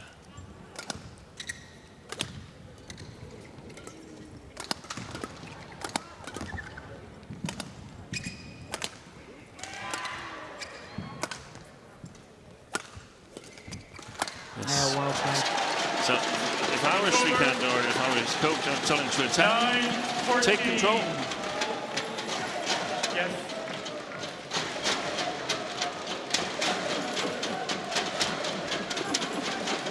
Normally such a strong player in drifty conditions, Shrikant, because he's got that delicate technique and his steep smash. Delicate technique on the front court, able to control the drift on many occasions.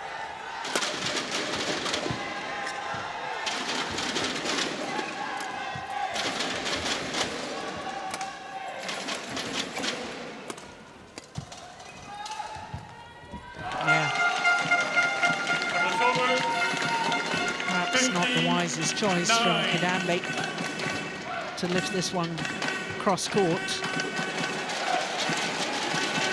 Woefully short and not high enough. Yeah, and basically where Antonsen is dangerous is if he can intercept. Yeah.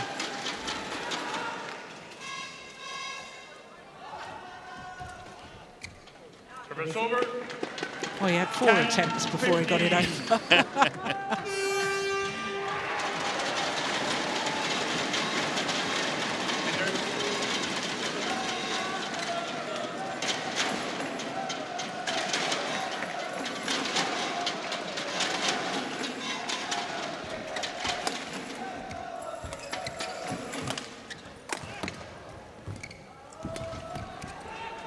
Oh, my goodness, that's a good decision in the end to leave that. 11-15. Definitely wide, but it was so close, and with the drift bringing the shuttle back in that side, I feared for a moment for Kidambi.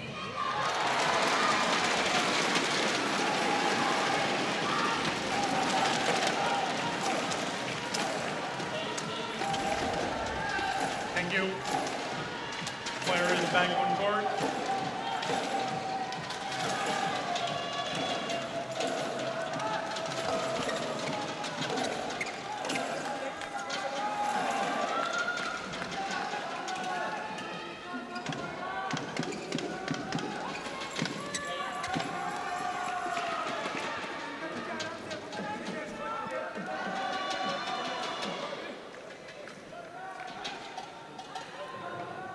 Play.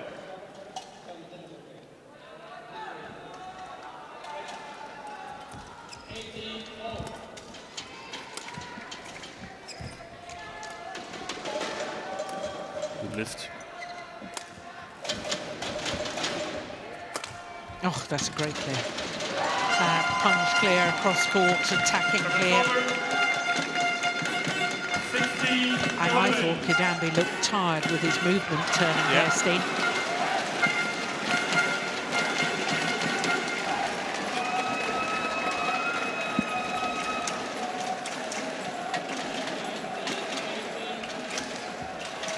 Good shot. Excellent service return. Little deception played into the net.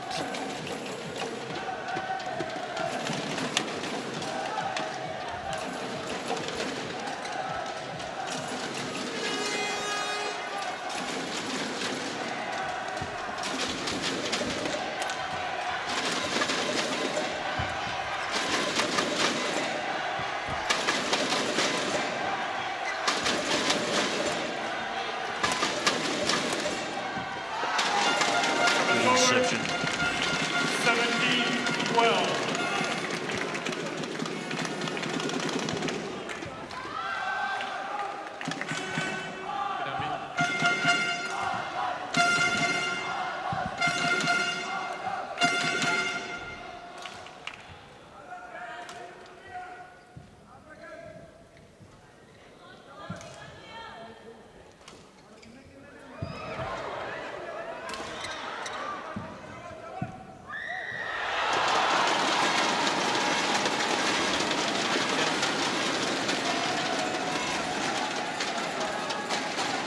Pretty much kept this 5-point advantage ever since he was 9-4 up in this second game. He was 5 points up at the mid-game interval.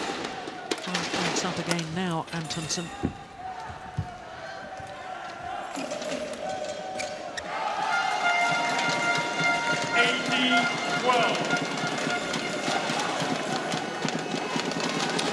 Yeah, he's got the momentum. Shrikant frustrated with himself.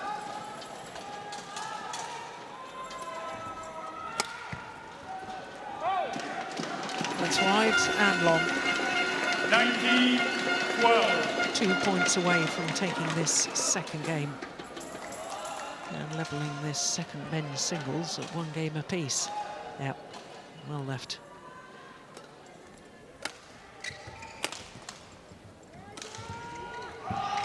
It's landed in as well. It's game point opportunities for Anders Antonsen.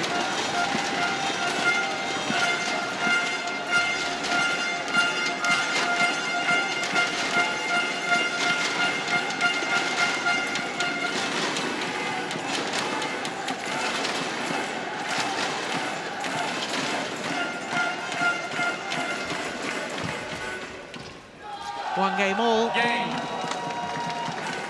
21-12, the second game. 1 game all. 49 minutes, and it's 1 game apiece. Yeah, good angle on the backhand, but I think Kidambi has given up on the second game.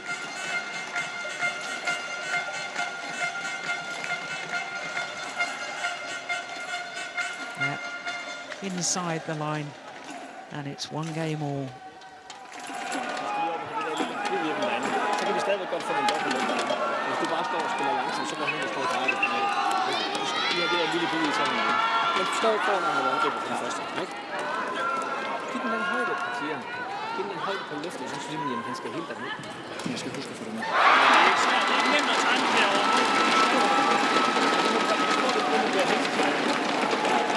Og han tror på, at han er nu oppe på stedet.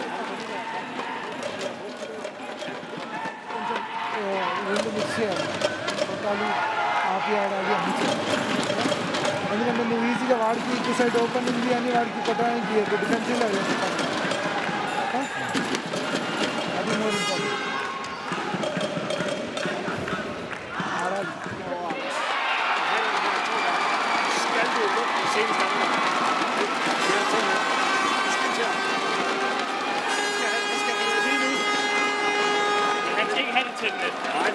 Hold den ind i mellemspillet, fordi at hvis du giver ham lidt fart, så kommer han til at bliver bare reagere. Han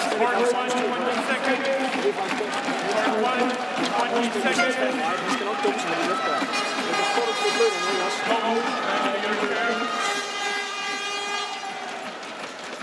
Well, Jakob Høj using all of his allotted time and a little bit extra.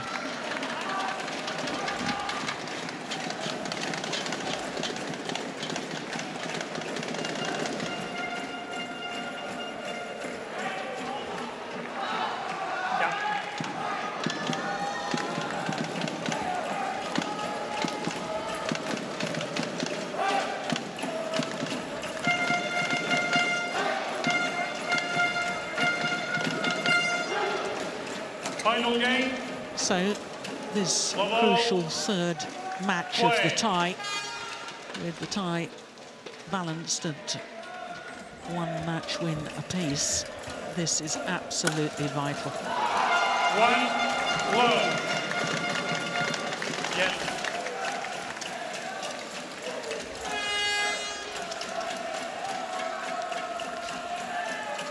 Shuttle discarded after 1 rally.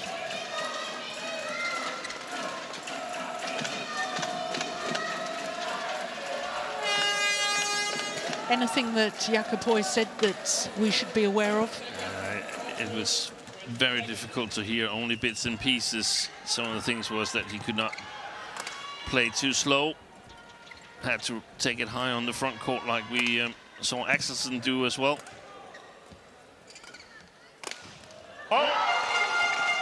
And I think the first 2 rallies have been played well by Antonsen. Has been looking for the attack on this near side of the court. And as we mentioned, on a number of occasions, when there's drifty conditions, it's basically going to be a battle for the attack, because Shrikant, he should also try and get the attack, because if he doesn't get it, then Antonsen will. Yeah. And then he has the little advantage that he can play the backcourt once in a while as variation. And we see it. And the court will need to be mopped after the dive there. 1, 2. And it's a really, really demanding playing style. And I think it's because of that we are seeing that players are reluctant to try it for a full game, because what happens if they still lose it? And perhaps they won't have the energy and stamina for a third game. Look how he's sliding in there as Antonsen.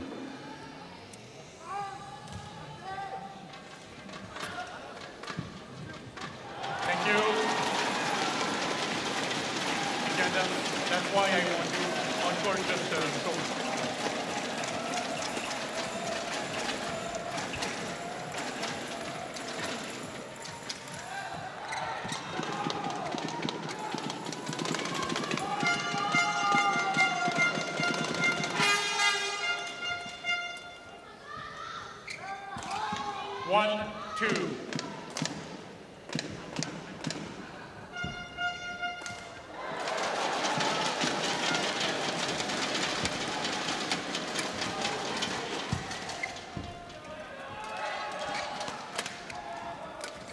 Wait, slipped.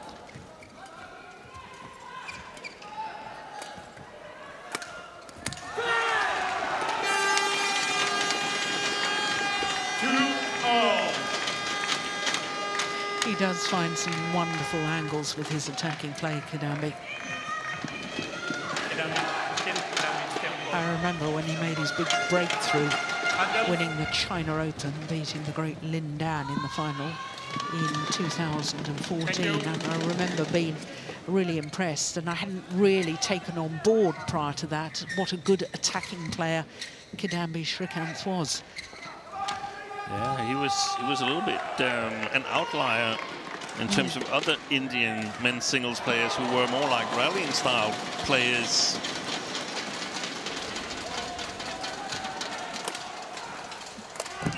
Yeah, made sure. I think he could have left it. I think it would have gone wide, but it was so loose. Decided to put the shuttle away anyway. This one I think was going wide. Yeah, take no chances. Finish it off.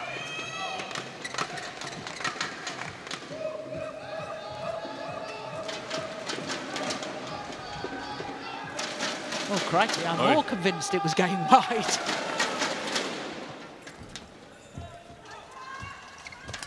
That's a great net shot from Antonsen. Service over. 3-all.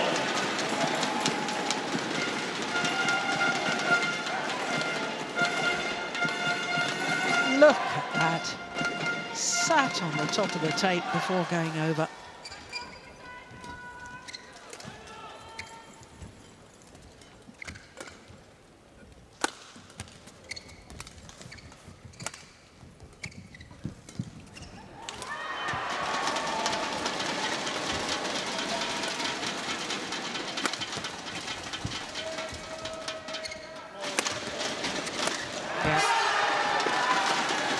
Good work. Service over.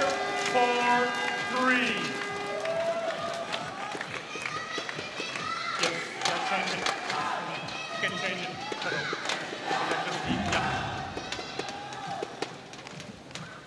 Well, the umpire has called for the tournament referee. Right arm raise.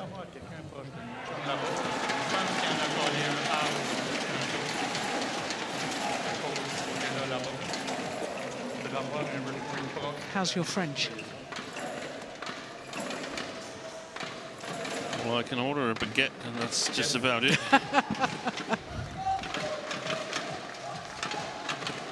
French-Canadian umpire, French tournament referee, has actually raised the issue whether, like the umpires, all communication should be in English. Back on the court.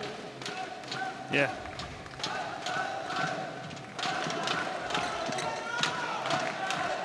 Four, three.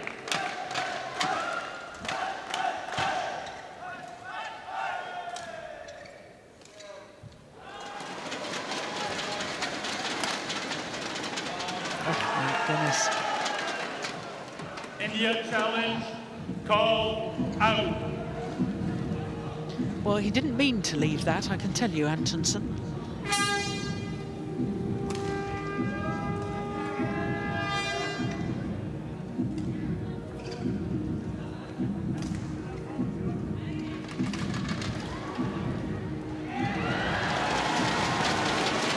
But he was indeed out.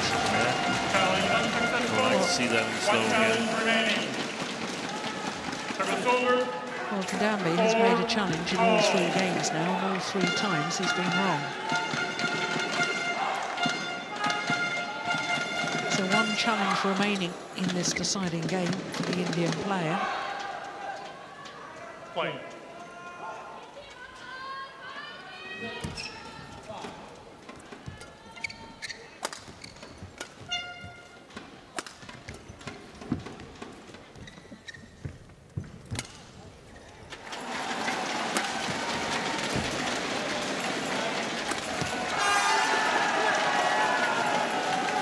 Well, surely, with Kidambi doing so well with his attacking play, surely Antonsen has got to say, OK, well, to stop that, I better do some attacking myself. Exactly.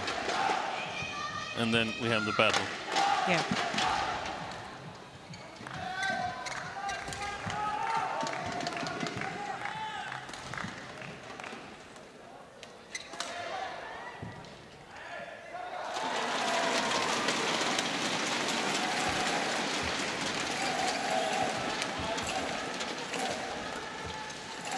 That's well played by Kidambi. Small deceptions and then pushing Antonsen to the backhand corner. That's what he can do here in the first part of 3rd game.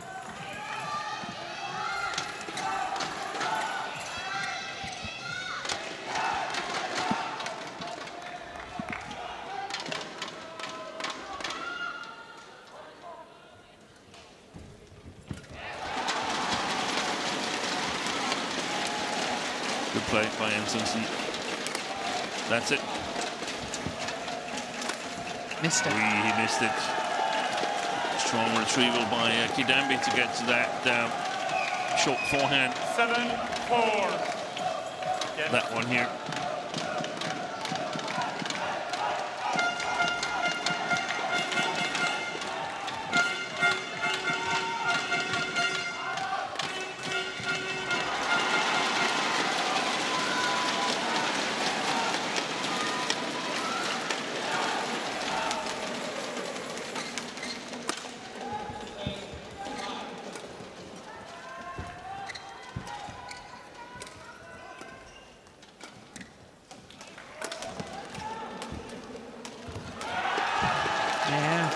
Kidambi is beginning to take control of this deciding game. And Denmark in trouble.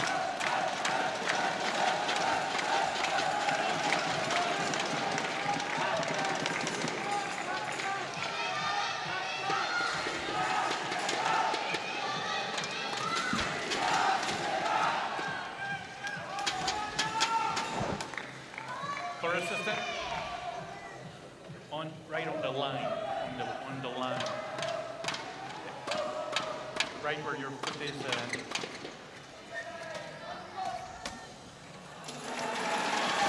Right there. All right. Thank you. Yeah, that's the sort of court attendant I like. Running off court after he had done his job.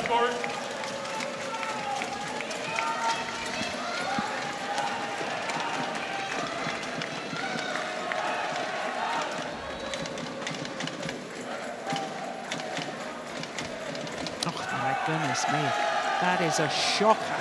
9-4.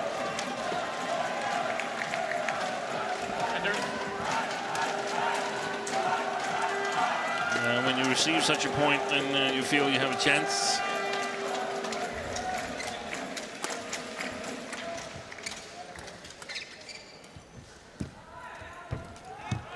Yeah.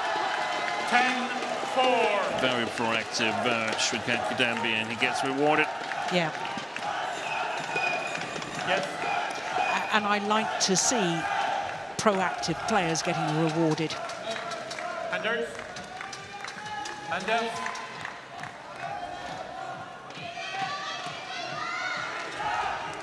Thank you. 10-4, 6 straight points.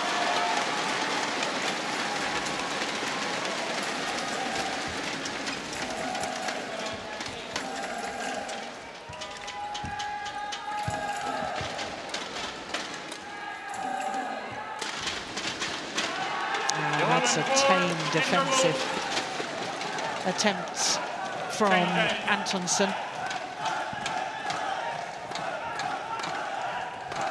And on a run of 7 straight points, Kidambi Shrikant has a 7-point advantage.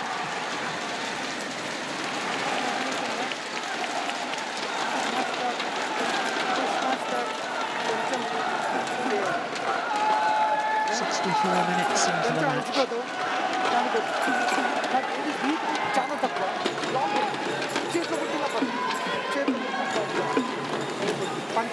Corner 1, 20 seconds. Corner 1, 20 seconds. Ikke stå og vente, og så gør det ikke den. Han ind i den med benene. Benene til forbanen. Kom så.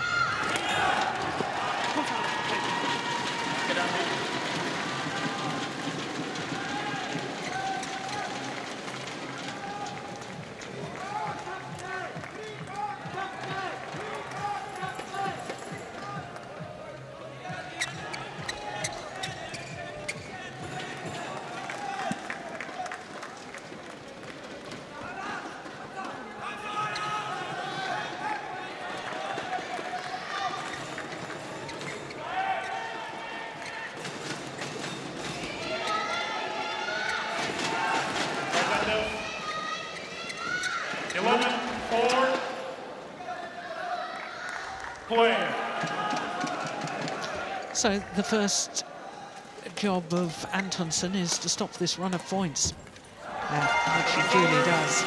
5-11. I think something happens to the players when they play this near side of the court. They get a little bit more cautious, and I just don't think you can afford that. You have to choose shots that does not require that much control, but that was a really good lift there. Yeah, but it's a dreadful decision from Antonsson. I mean, in badminton terms, that wasn't even close to being out. No, but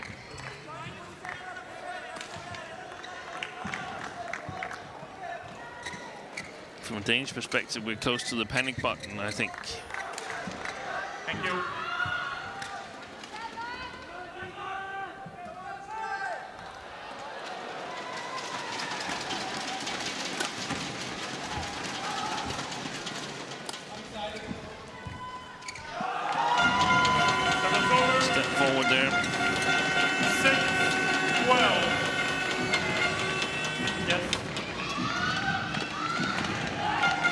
Yeah, it was just the threat of him coming towards the net, I think, that forced Kidambi into error.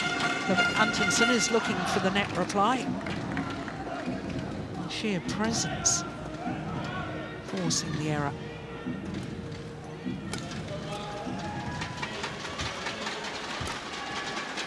Lock in that court. Did it stay on Antonsson's side the last time? It did.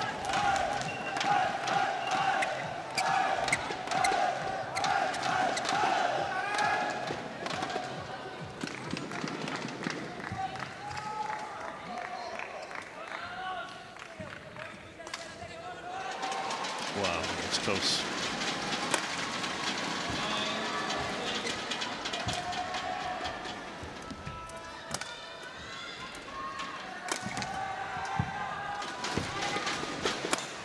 Yeah, brilliantly played by Kidambi. commanding the rally, 14-6. dictating the pace. And in your words, Steen, more proactive. Yeah.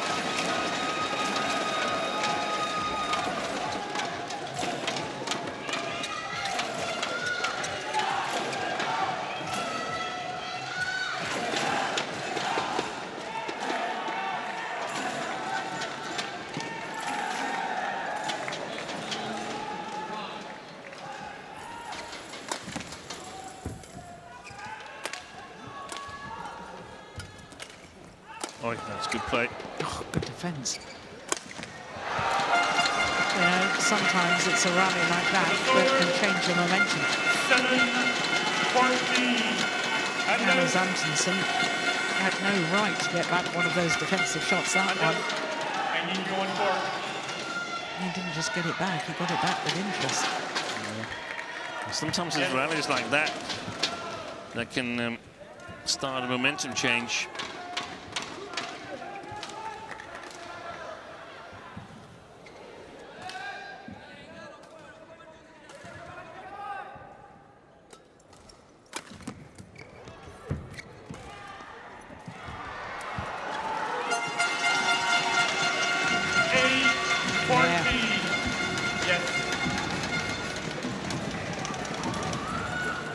Couple more points here, and it could make Kidambi a little bit nervous, and it could make Antonsen believe again. That was terribly loose. A couple of more points that could make Kidambi a little bit nervous. I'm just going to repeat it, whatever you're saying, Jill. I was so invested in that rally, I didn't realize that I just copied you.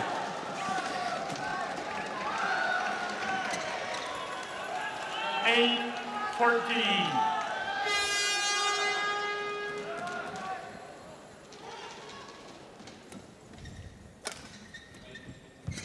Wait, slip.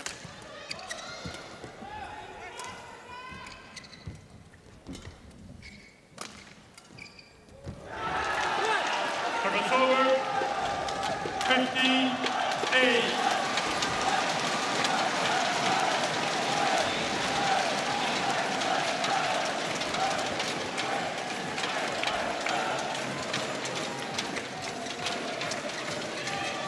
Well, there's no good looking surprised.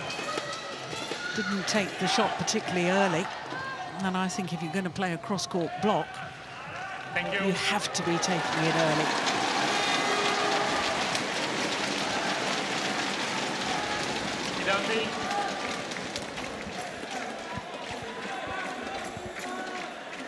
Play.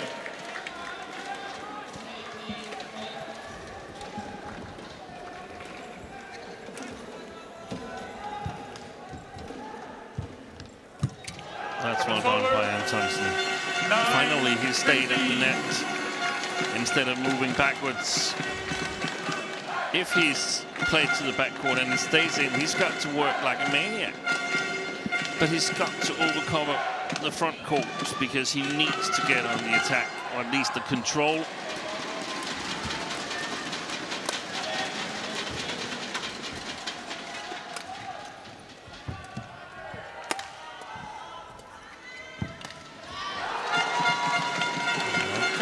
Signs. There are some little signs, aren't there? That looked a little bit tired to me from Kidambi. Well, Kidambi wanted the shuttle changed. Antonsen said no. Yeah. And I think he's a little bit nervous as well. Kidambi? Yeah. Yeah, definitely. Because he was in a good position. He still is.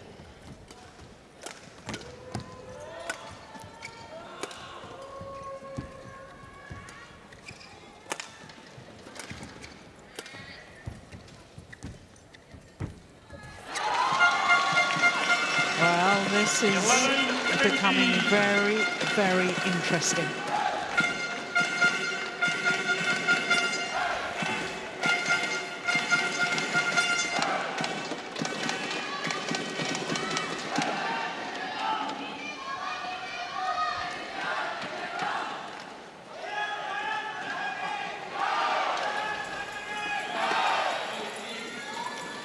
5 of the last 6 points to Antonsen.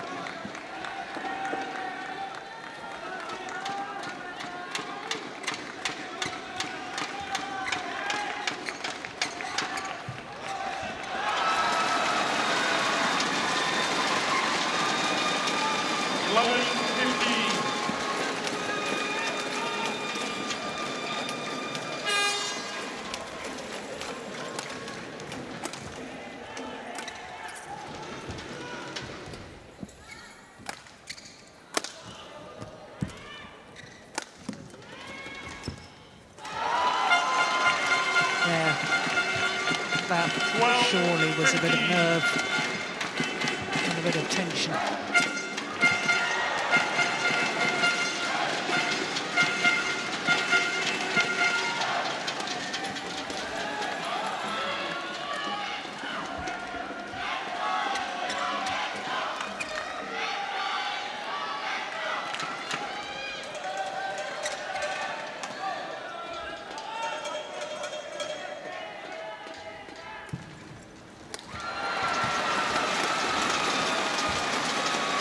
Defense. Well. 13-15. 7 of the last 8 points.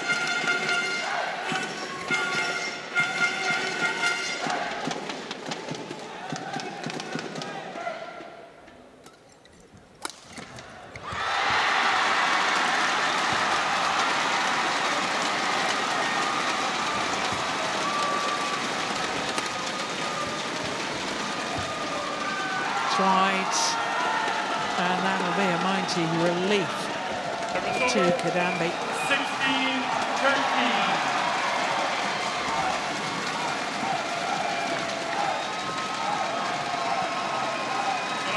There's no replay. They're not waiting for a replay. There's no replay with that. There's no replay. Because it took too long.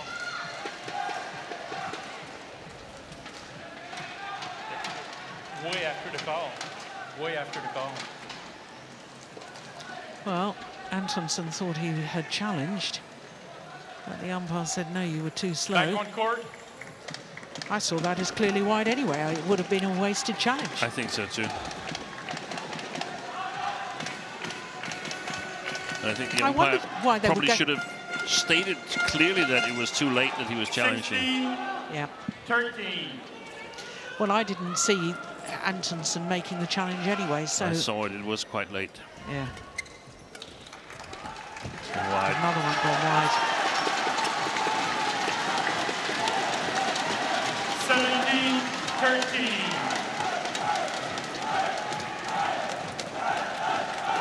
Now this is... Floor assistant.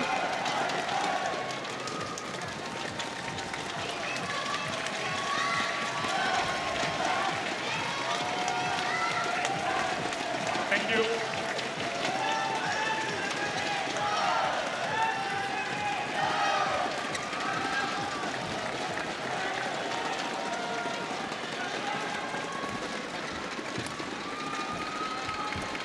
Oh, my goodness. This is very, very nervy. It is. On both sides, I think.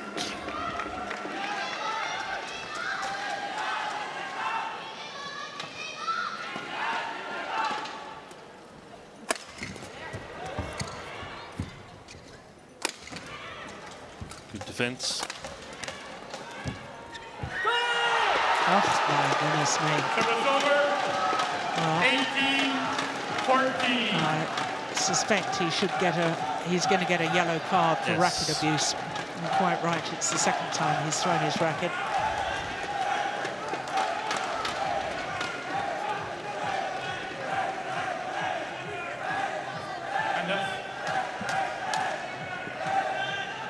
Anderson, warning for misconduct. Yeah, it's not like Srikanth should fear a racket coming flying. That's not how to do it. 18-14. 3 points away from winning this match. Kadambi. It's gone long. Antonsen has called fault. Touch your racket. 19-14. But I don't understand what he was trying to do, really. I mean, He's trying to block it. It's another one of the rules that I think we need to have a look at. It's over the net.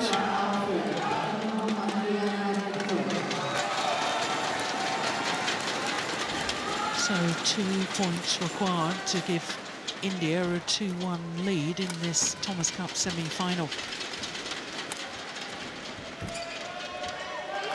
1 point required. That's a great kill from the front of the court. He used the reverse slice, imparting a bit of spin, keeping the shuttle in. That's very clever play. Look at that. Wonderful from Kidambi. 6 match point opportunities for Kidambi and India.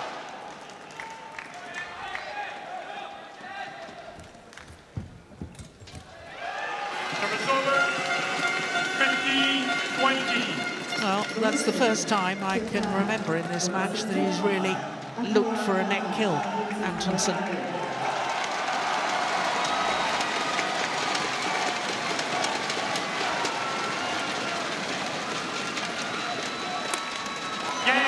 And on his second match point opportunity, Kidambi Shrikant, the former world #1, beats Anders Antonsen in 3 games. 21-15 in the deciding game. And Anders Antonsen has got a lot of soul-searching to do. Match won by India. An hour and 20 minutes. 12-21, 21-15.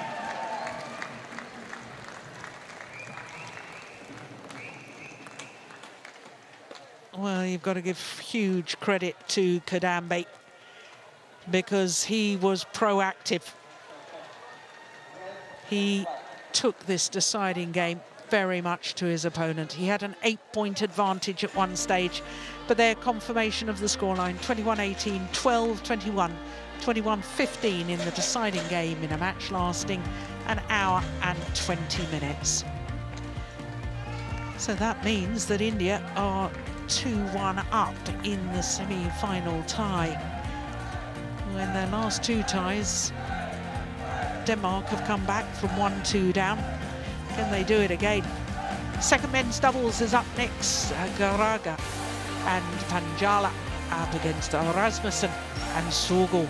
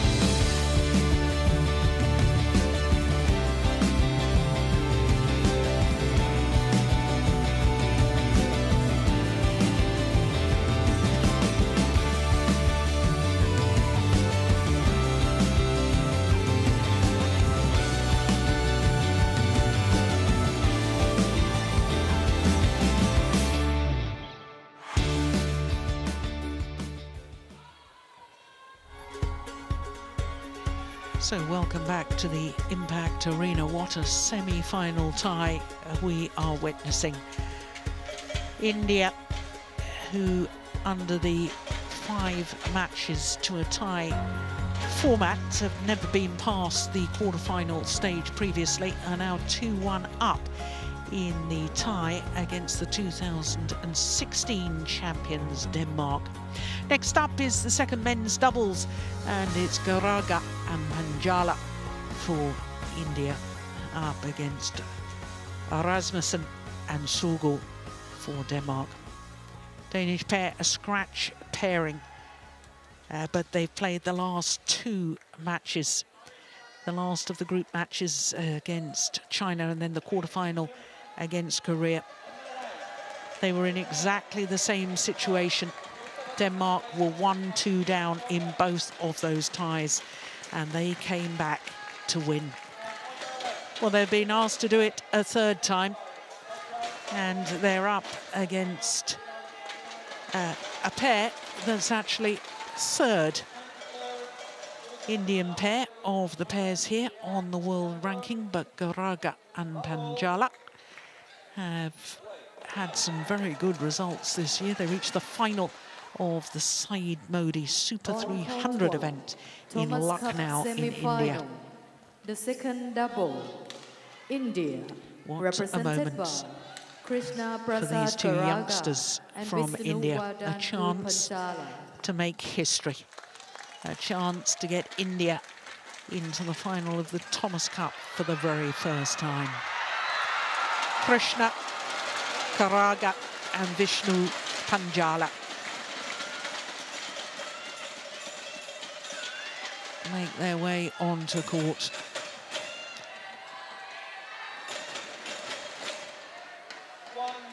This their 2nd Thomas Cup campaign.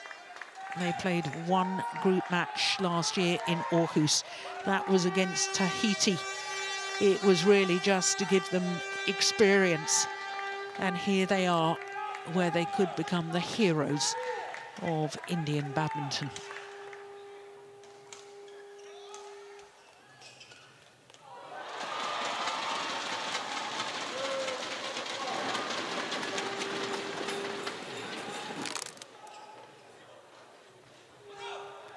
So to their opponents, Anders Rasmussen Denmark, and Fredrik represented Sogaard. by Anders Rasmussen and Fredrik Sogaard.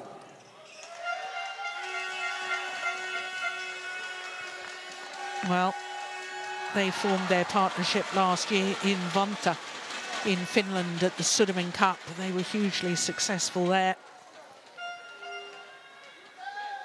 Not a regular pair on the World Tour. Rasmussen usually plays with Kim Astrup, and Fredrik Sogaard has formed a new partnership with Rasmus Kjær. Strange, in my opinion, having formed that new partnership, that Rasmus Kjær was only a non-travelling member of the team. And there's no doubting this has been an inspirational partnership here this week, the 2 Danes. Now, obviously, because Rasmussen and Sogaard do not regularly play together, this has to be the first meeting between the 2 pairs, unless they've played against each other in the Sudirman Cup. Black for you. This is red. You won the toss. Who received? Krishna received. Wow. Choosing to receive right side. Thank you. Seems a trait of some of the Indian players. Didn't Ranki Reddy and Shetty choose to receive? I believe they did.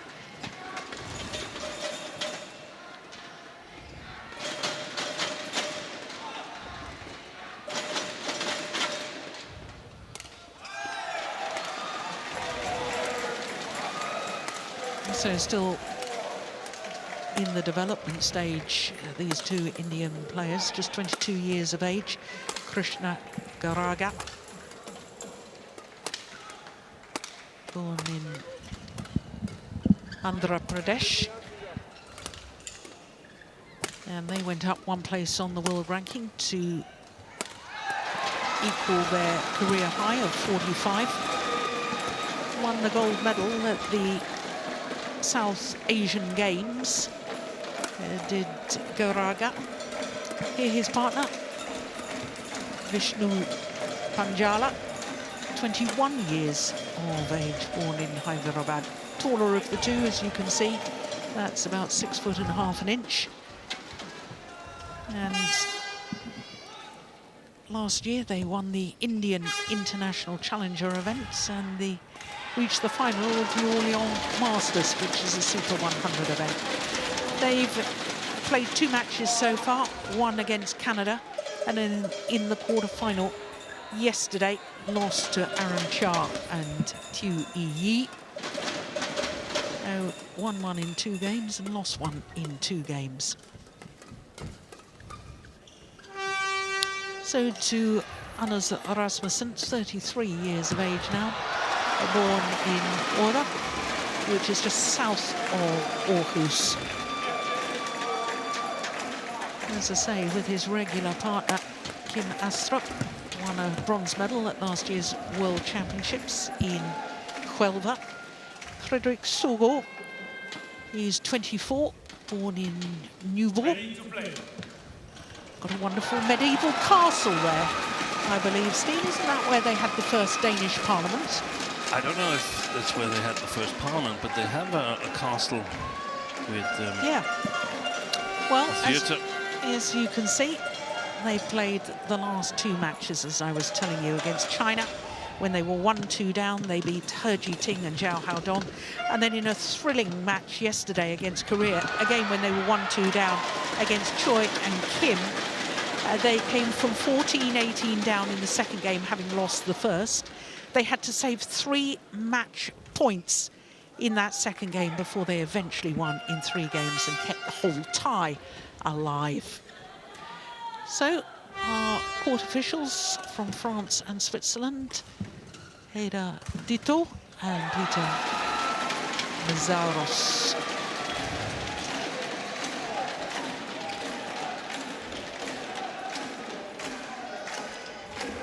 Ladies and gentlemen, on my right, Denmark, represented by Anders Karup Rasmussen and Fredrik Søgaard.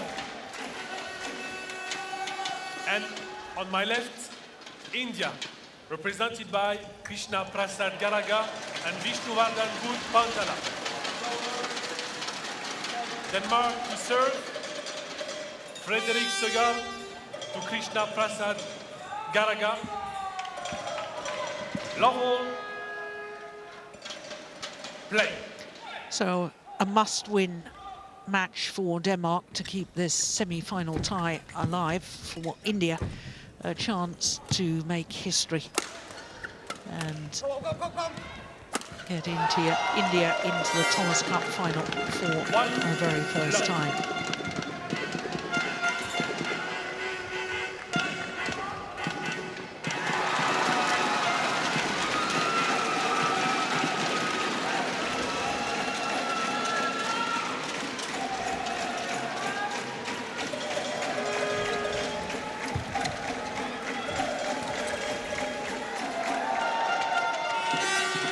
Well, it would be very understandable if the Indian players were a little bit nervous. That was a nervous-looking shot from Panjala.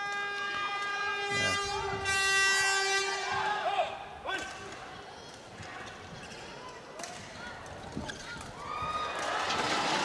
And that's gone wide as well. Another error from the taller of the 2 Indian players. Yeah, a little pat on the back from Garaga. Encouragement for his partner.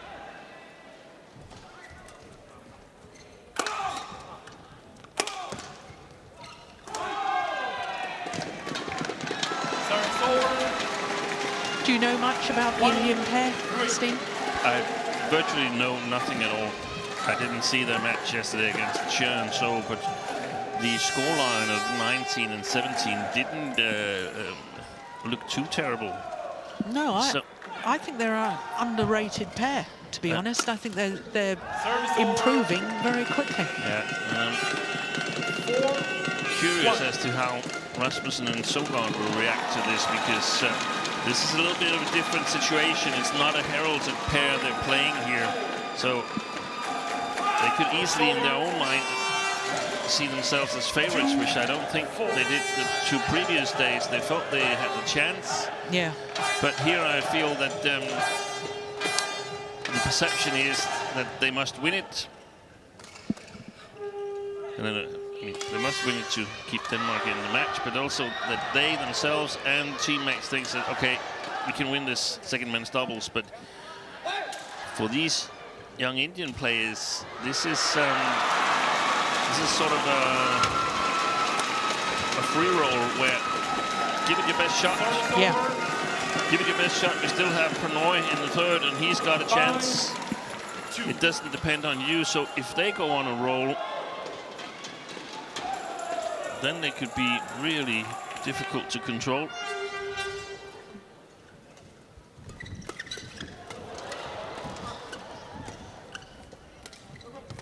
Oh, what a beautiful drop shot from Garaga. 3-5.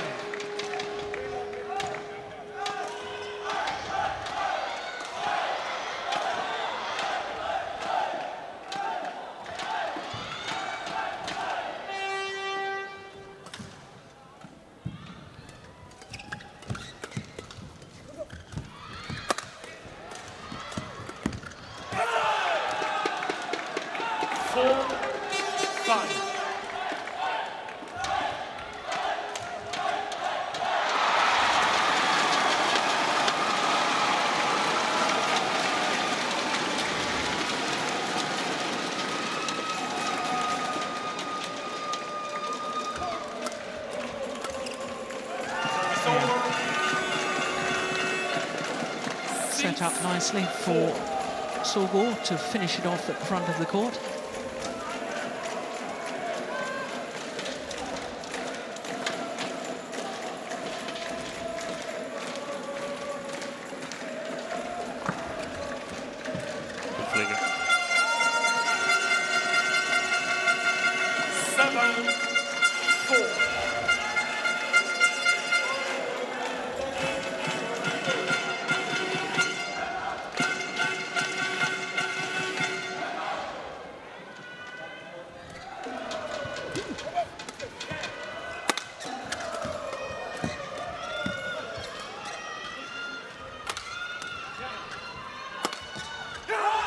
Good smash from Panjala. Service over. 5-7.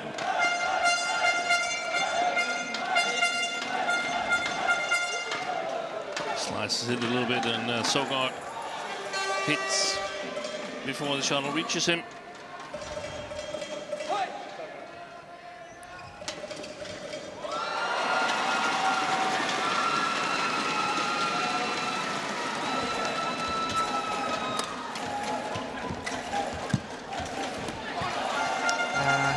Badly deflected by netboard, making it very, very difficult for Garaga.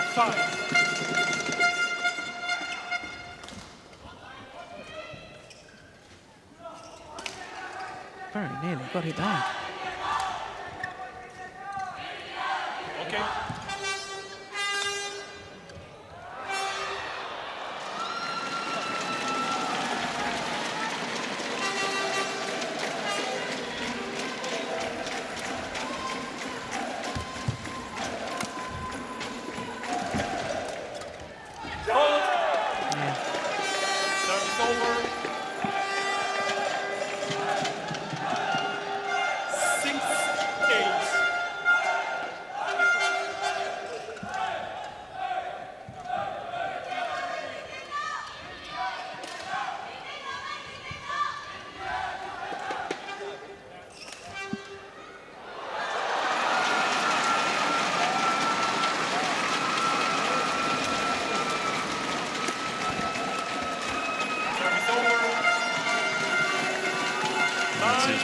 Not satisfied with the actions of Garaga.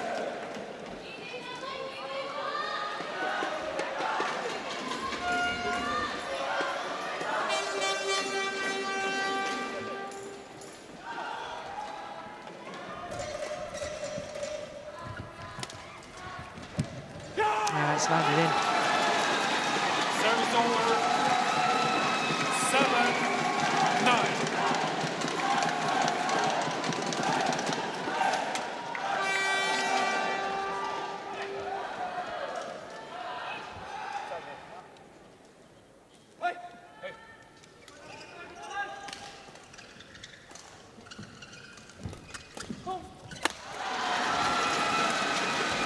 Oh, that's good work from Sogor. 10-6.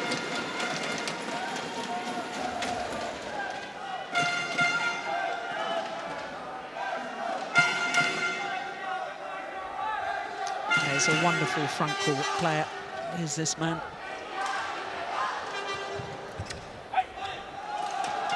So to the mid-game interval, and it's a 4-point advantage for Rasmussen and Sogor.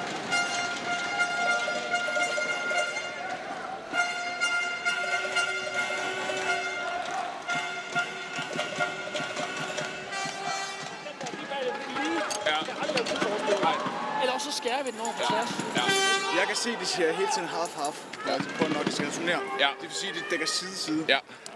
Og derfor kan det godt komme en slag imellem dem. Jeg tror, at de gerne bare vil have fart i dækken, så når vi slår.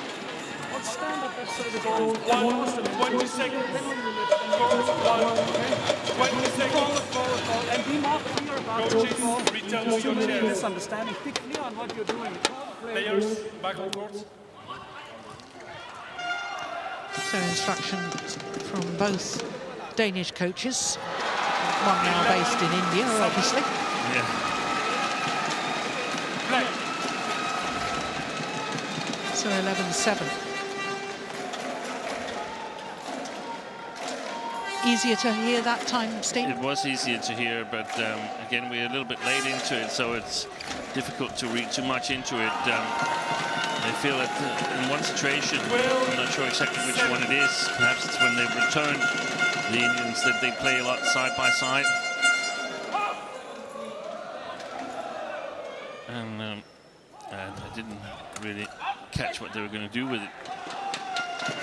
Well, there's a challenge here from the Indian pair. Called out. I'm the coach. Wipe the Well, court, please. difficult for us to see from this position, but I did think it looked as if it was long. Yeah, I agree. Bull was urging his players to talk and communicate, so they were clear on what they should do. Yeah, Too many misunderstandings. Challenge unsuccessful. One challenge remaining. 13-7. Play. What a great flick serve from Fredrik Sogor. 14-7.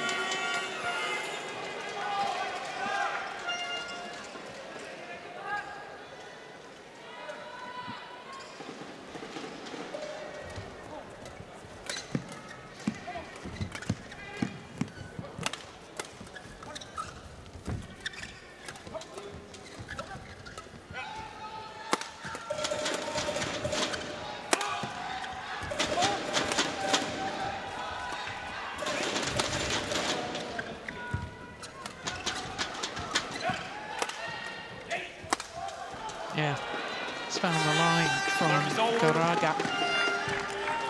Used to play junior tournaments, Steve, with Shivaraj Shetty. Wow.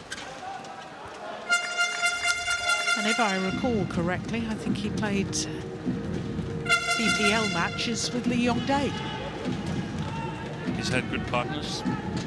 Yeah, it helps the development, doesn't it?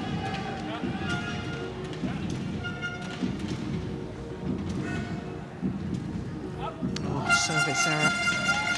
And also come through to team via trials.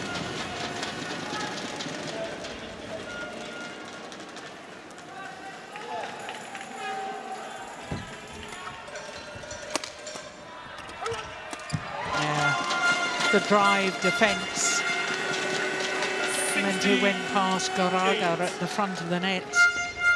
But Panjala wasn't expecting it. Yeah. Well played by the Danes. Well played by Rasmussen initially on the defensive shot.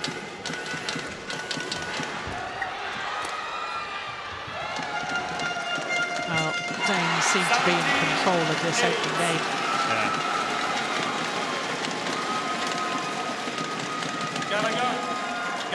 Never lost a match as a pair. No, that's true. 6-0. 17-8.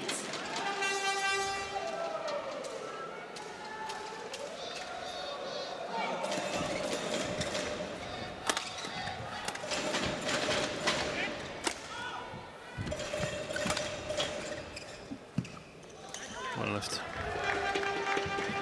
Service over. 9-17.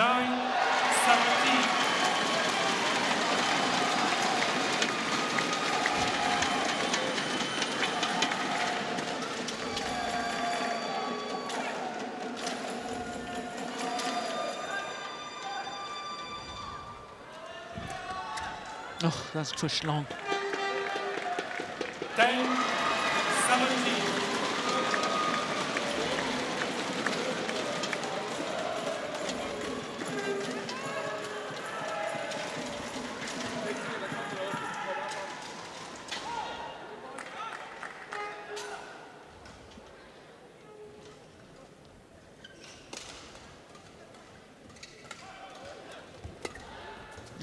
Another one, way long. 11-17. Surely there's got to be some thought process about the drift. Both the Danes have played in all 4 matches, not all 4 together, but they have played all 4 matches in the campaign.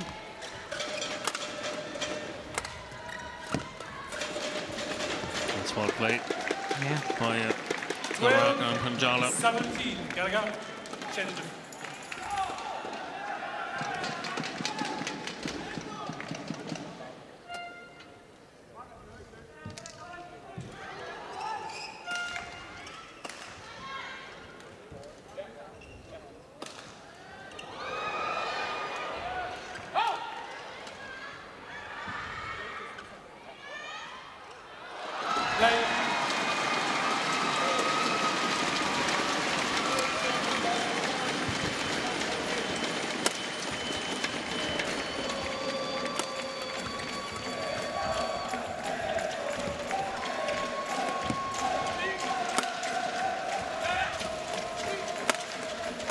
Ah, that's good work from Sogor.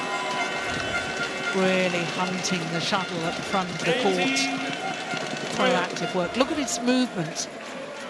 Comes back slightly in court as the shuttle is lifted to his partner at the back, and then as his partner's hitting, he's moving forward towards the net.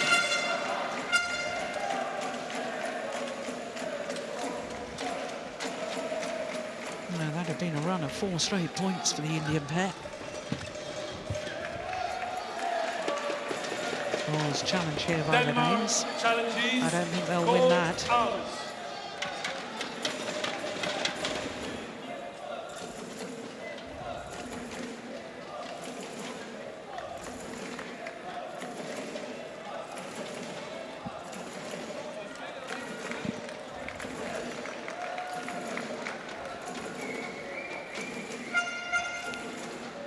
Here we go. What does the instant review say? Yeah, clearly out.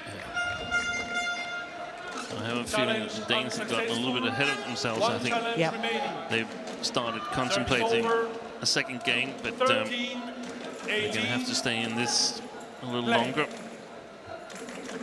if they want to win it. Good serve. 14, 18. They were 9 points ahead just a moment ago. Now only 4.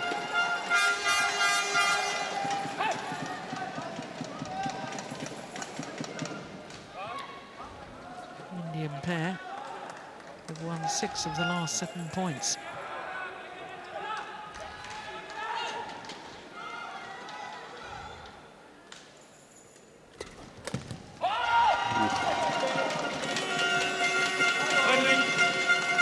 lucky for the Danes.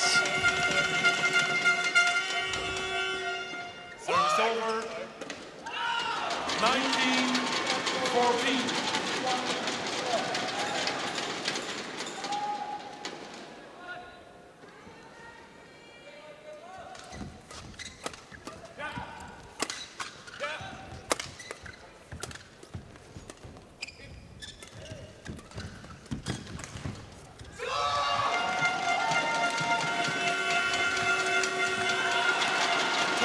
So game point opportunities for Denmark. 14.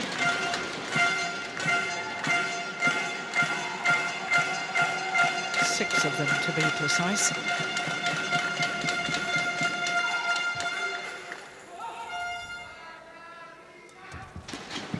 Good flick serve. It's gone wide, and the opening game to Denmark, 21-14 in just 18 minutes of play. Yeah, very good flick serve. Rasmussen did well to play the smash there. Look, he's way off balance.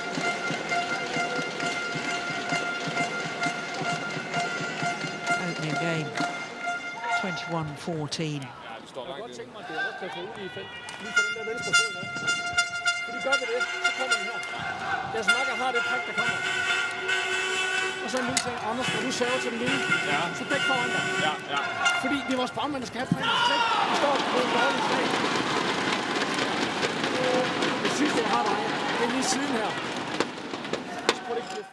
Like that, and then active the backboard player. We start receiving, we need to step up. Now we have a little bit of drift this side, and then we lift, but we lift it high. Stand ready. We lift it high, we take a step into it. Okay? And we have the attack, we hit our flag. Okay? Come on, boys.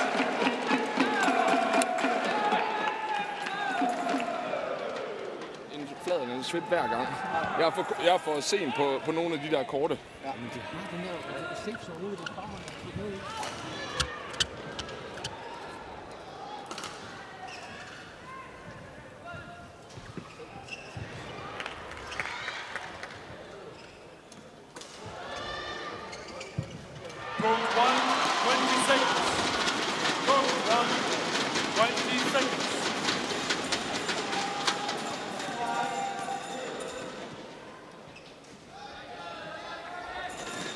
Second game. Double. Play. So one game to the goods, Rasmussen and Sugo.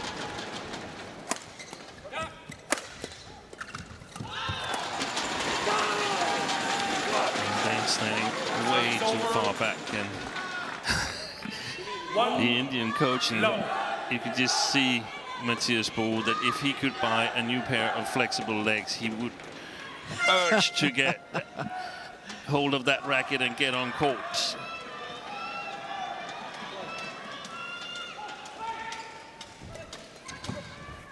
Service over. 1-0. Telling his players to lift high to the back court in the defense to control the drift. India.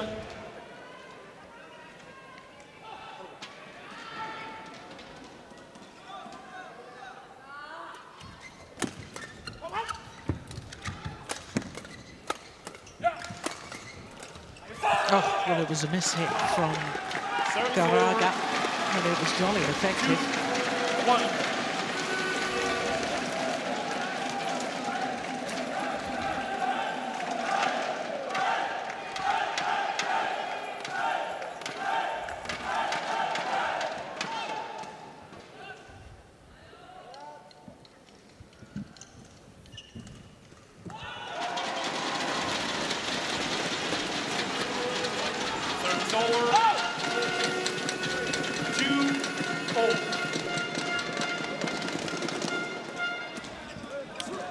In my opinion, the Indian pair has the clear preferred formation with Panjala at the backcourt and Garaga at the front. And when it's the opposite formation, then there's some challenges for them.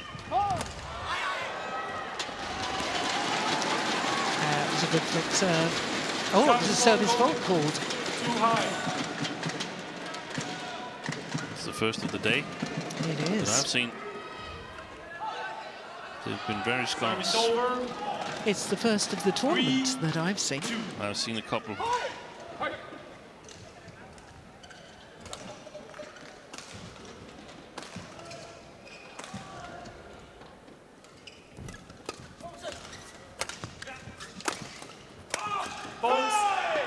That's 4-2.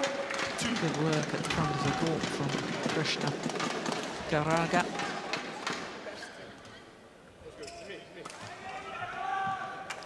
And the Danes are, in my opinion, standing too far back in their defensive stance. Do not get the right opportunities to turn things around. Very few options then to just try to survive. Hope for a mistake from their opponents.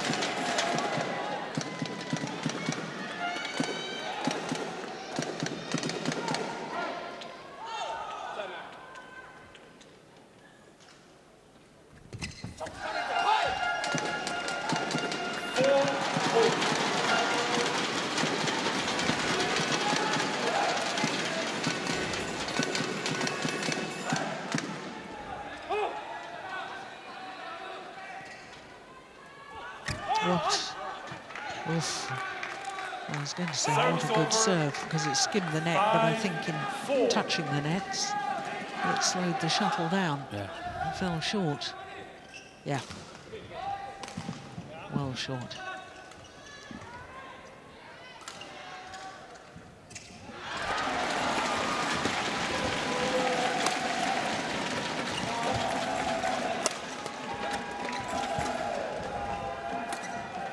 Oh, excellent. That's delightful. 6-4.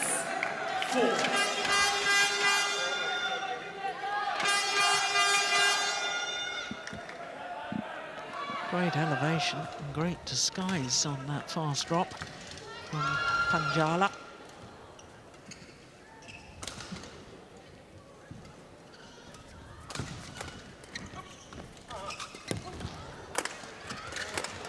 Oh my goodness, 2 off the floor. Well played, Garaga.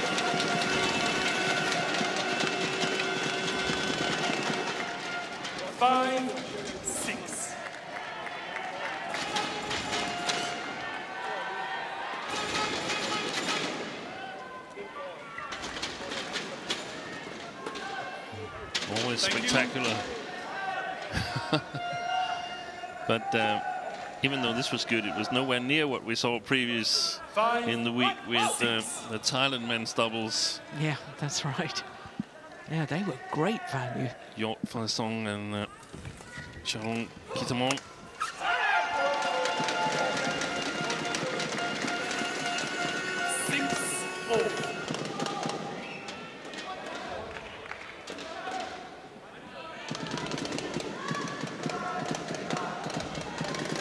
Big gap.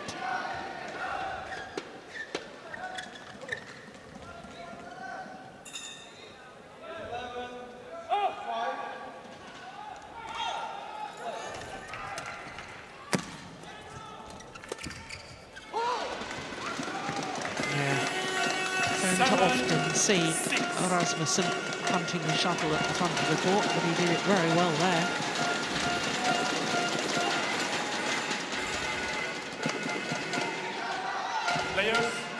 That's a great interception.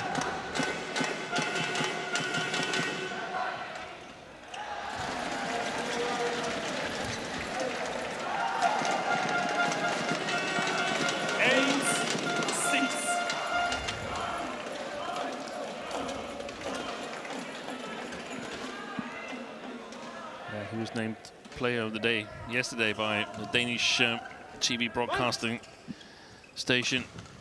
What, Rasmussen? Rasmussen, very impressed with the way he's performed in this men's double with Fredrik Søgaard. Well, he tried to get out of the way of that one. Couldn't. Thought it was going to go long off the back line, and I think he was probably right.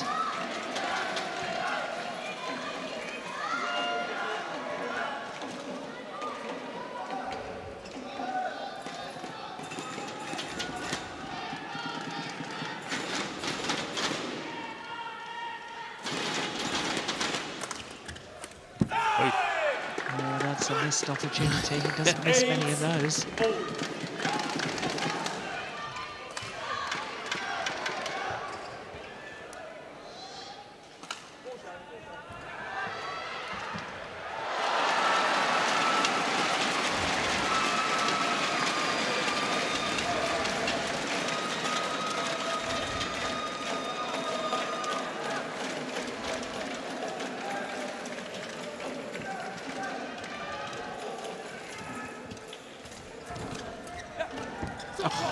That's a super shot from Rasmussen. And to think when Rasmussen was part of the winning Danish team in Kunshan in 2016, he wasn't originally selected. It was only because there was an injury that he was called up. Yeah, that was Carsten Mogensen.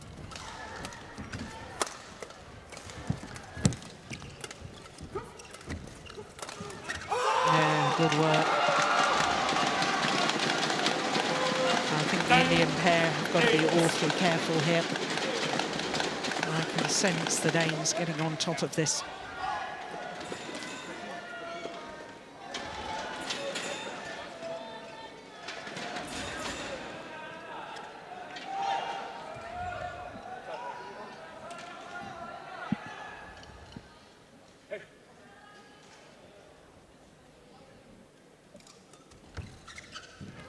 Perfect flick serve. Wonderful. 11-8's the advantage to Denmark, having already taken the opening game.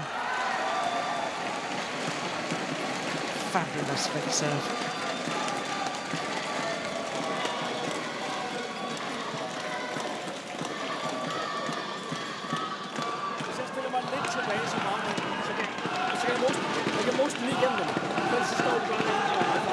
Så vil du have, vi flyver på, og så gemmer os, eller vil du sige side?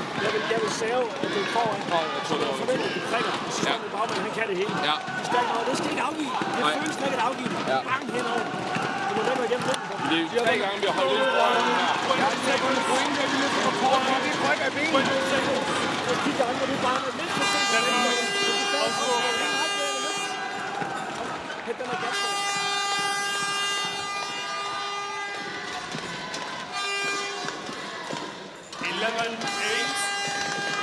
Talking about the service situation here, the plan that Rasmussen should serve a low serve and move forward and leave the third shot to Søgaard.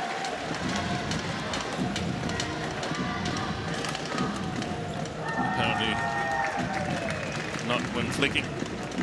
Well, he played a flick serve ace to get us to the mid-game interval, didn't he? Another good flick serve on the resumption of play. Service over. A new shot from Søgaard, and that third shot there went upwards all the way.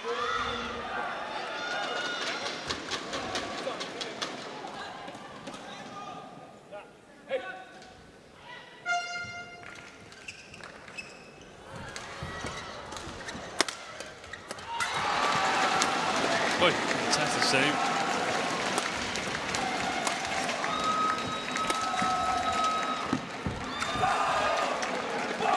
Yeah. All that effort in the end for no avail. 10-12. Sensible play from Søgaard initially after his partner dived, a big high lift, giving him time to get back up off the floor. And the Danes, whenever they have Garaga on the backcourt, they really need to step forward. 10-12. There's a lot of opportunities when he's attacking for counter-attacking.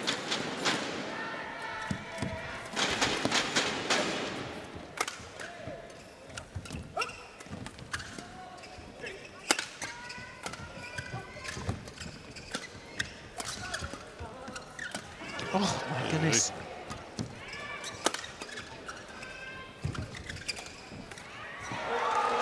Yeah. Well, Good agility there from Garaga. But it looks like those penguin videos when they sort of gain speed and then slide across the ice and get up again.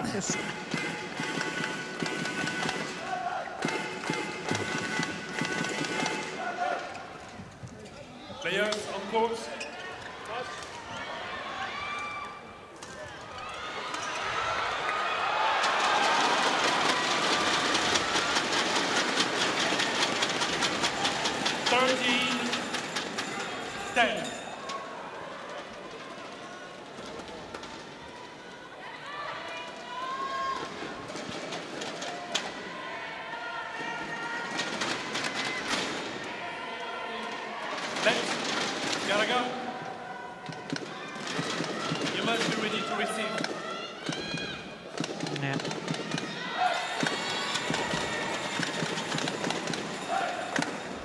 Understandable warning.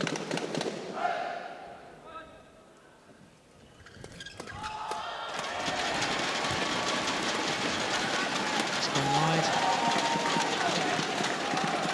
14-10.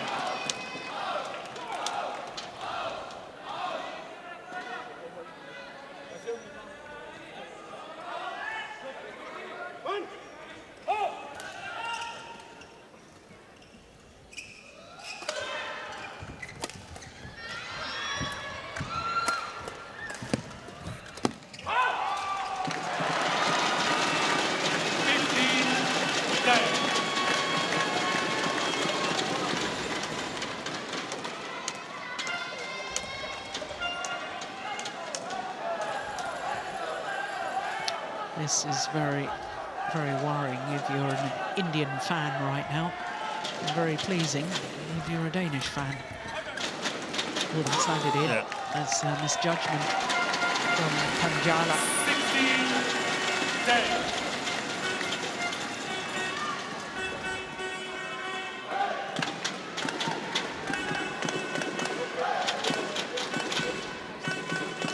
It very much looks at the moment as if it's going to come down to the 5th and final match of the tie, unless the Indian men's doubles pair here can suddenly find the solutions, but it doesn't look to me if they're going to do that.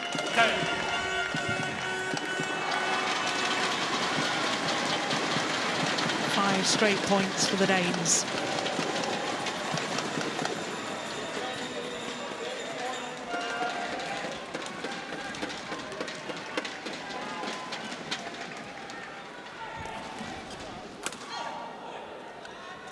Service over.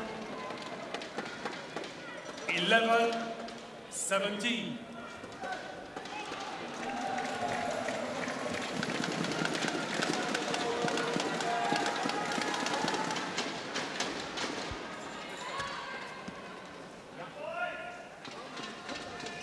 Play.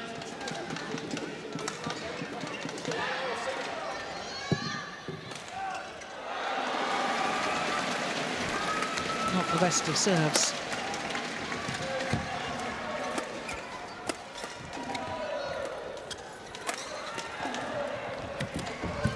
Oh my goodness, they were queuing up for that one. Almost got in each other's way, the two Danes. 18-11.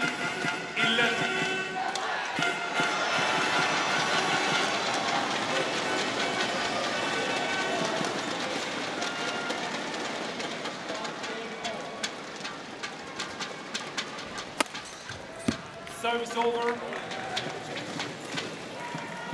12-18. Well, it's a mountain to climb from here for Karaga and Kanjala.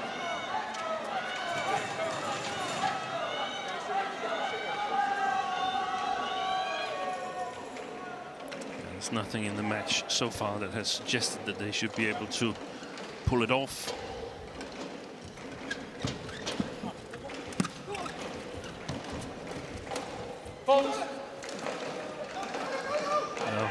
No, they were nowhere near it. I hear the touch. I hear the touch, please. Oh, that's a Well, I wouldn't get too worked up. Well, they're asking for the service judge to come and assist.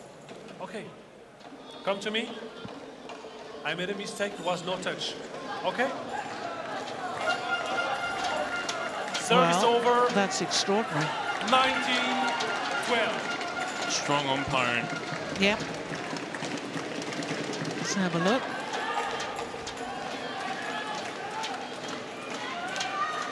No, they were absolutely nowhere near the shuttle. And it's great that the umpire accepted the help and assistance from the service judge. And so the right decision was made. I really admire the umpire and the service judge for that decision there. And it's building confidence for the future as well. So match point opportunities for Denmark to level this semi-final tie at 2 matches apiece.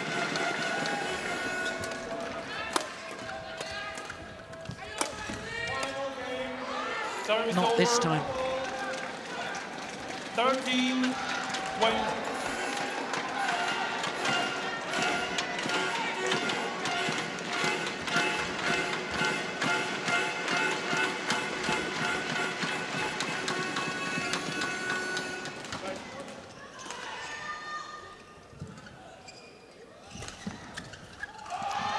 And that's fantastic return of serve. Anders Rasmussen. Match won by Denmark. A chest pump with his partner. 21-13. 21-14, 21-13 for Rasmussen and Sorgo. Yeah, what a wonderful return of serve. Just under 40 minutes for the match. And it means that we will go down to the wire. It will indeed be decided on the 3rd men's singles, the 5th match of the tie, as we see it confirmed that Denmark have taken the 2nd men's doubles, 21-14, 21-13 in 39 minutes. So it all comes down to this. Pranoy, the World Championship quarter-finalist, up against Rasmus Gemka.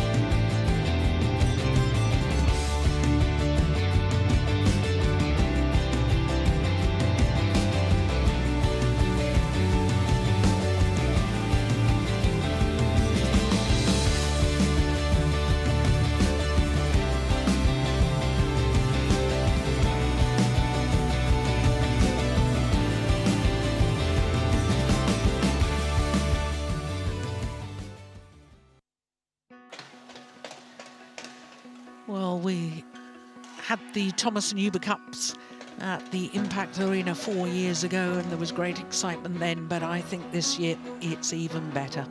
This semi-final tie of the Thomas Cup is balanced at 2 matches apiece. There's just the 3rd men's singles to come. Pranoy for India against Rasmus Gemka. Well, this is fascinating because Rasmus Gemke has been injured and has not played an individual tournament all year so far. Pranoy, on the other hand, has been in great form, reaching the final of the Swiss Open after ending last year with a quarter-final at the World Championships. In fact, India had 3 men's singles players in the quarter-final of the last World Championships. And that statistic alone should have made people realise that India were a threat to any other nation at these Thomas Cup finals. Well, India had been in a semi-final previously. That was 43 years ago in 1979, but it was a completely different format for the competition since the 5-match format was introduced in 1984. The best that India had done in the Thomas Cup competition prior to this year was 2 quarter-finals. Now, this man could see India make history. Pranoy Hasina Sunil Kumar. The hopes of a nation resting on his shoulders.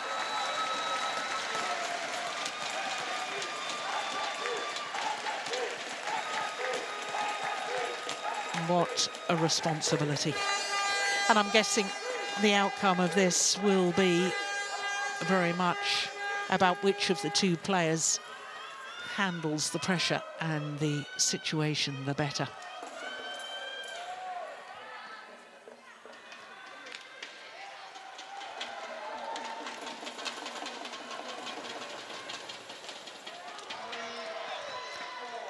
Well, a nervous moment waiting in the wings. Rasmus Gemke. Represented by Rasmus Gemke.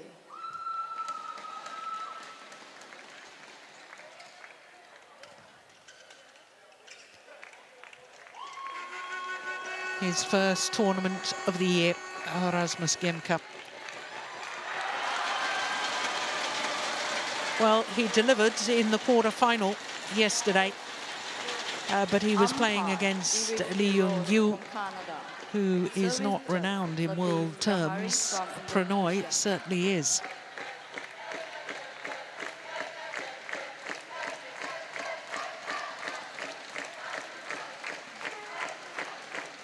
Umpire for this one, Eric De Roche from Canada. Latif Johari is the service judge, and they wait on court for Gemke to get himself organised. The toss of the coin and the all-important choice of ends. I think it's important, although the Indian players have been choosing to receive. This is the 4th meeting between these 2 players. Gemke has won 2 of the previous 3. But the last time they met, which was in the last 16 of the World Championships, Pranoy won in 3 games, 22-20 in the deciding game in 1 hour and 16 minutes. Well,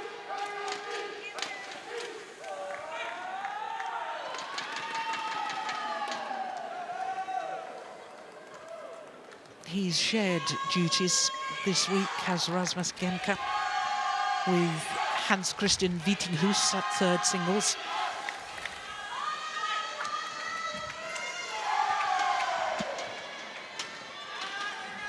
Yeah, big puff of air.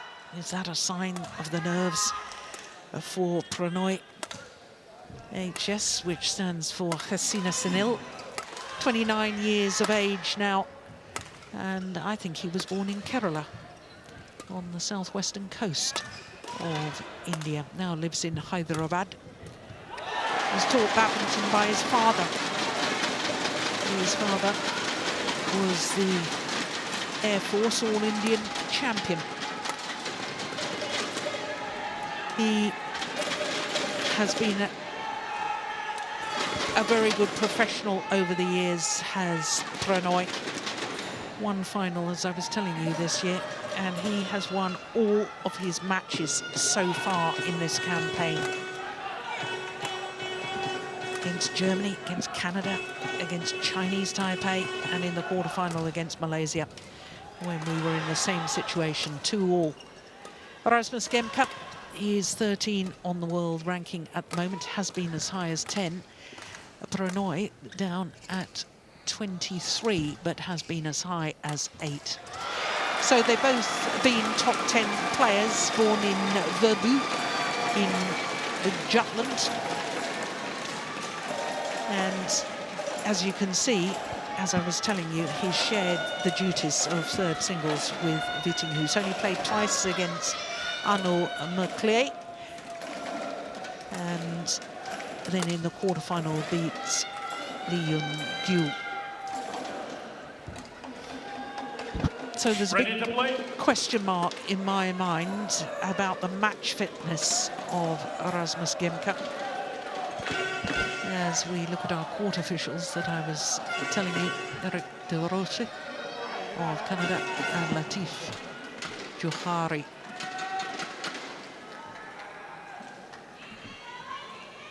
What was the injury, Steen? For Gemke? Yeah. It was the groin. It was the groin. Withdrew from 4 individual tournaments so far this year. I think these two players, in between them, they've had pretty much every injury there is. Yeah. I remember in 2012, Pranoy had a slipped disc. He was out for 6 months. And then he had the wrong treatment on some foot injury, and I mean, they really suffered, those two. Yeah. One of them is going to be the hero tonight.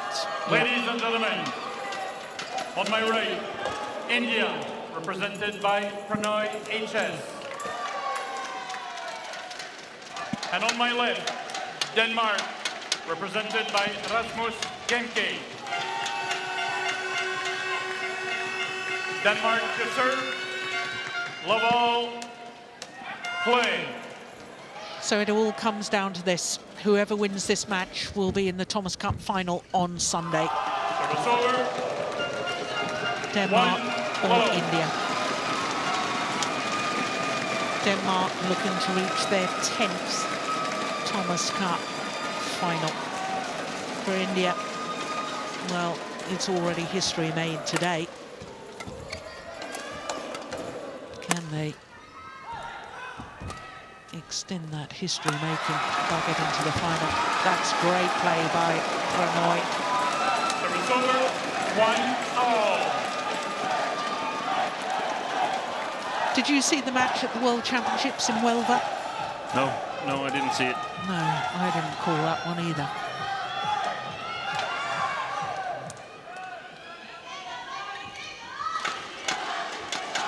I don't recall it, at least.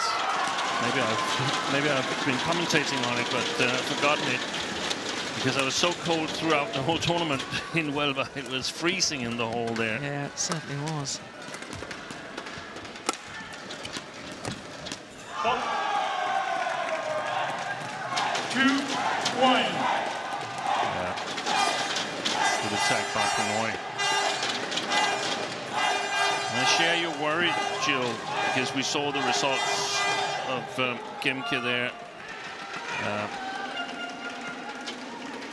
against Anu Merclier and Lee from Korea, and that's very little to judge his real playing strength from at the moment, but it might be right, and the coaches, they've seen him in practice as well, seeing how he's doing there, whereas Pranoy, the final of Switzerland, there's a little bit more to gauge his current form from. Now, in the final in Switzerland, which incidentally was his second Swiss Open final, he was winner in 2016, lost to Jonathan Christie, having beaten Anthony Ginting in the semi-final. So that gives you an indication that Pranoy has been playing exceptionally well this year. I from a Danish perspective, it also weighed in that Vittinghus only played Pranoy once and lost to 11 and 12. So it must have played a part in the team selection. Yeah.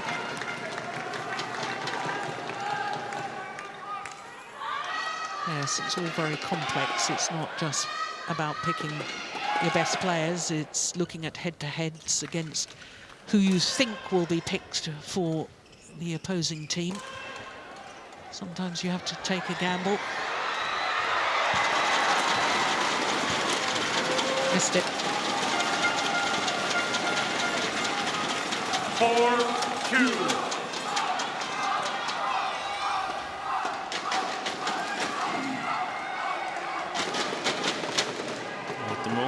The way they're walking around the court, Pranoy looks to me like he's thinking a little bit more about the situation, the magnitude of it, than Gemke does. And there's also difference in age. Gemke might experience this again, whereas 3-4. Definitely also a possibility that Pranoy will experience it again, but it's more uncertain. For your crowd, no problem. Now towards in.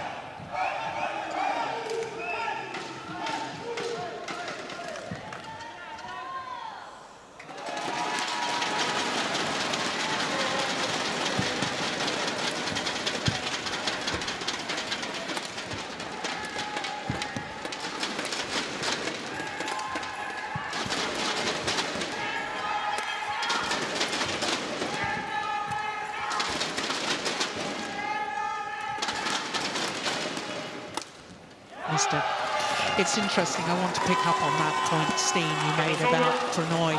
Looks as if he's letting the whole situation or thinking about it, not necessarily get to him, but certainly thinking about it, because I think back to last year in Aarhus, and I think the third men's singles spot, which was Gemke, basically, I think that got to him on home soil. I think that he felt the pressure a lot. Do you think that's a fair comment?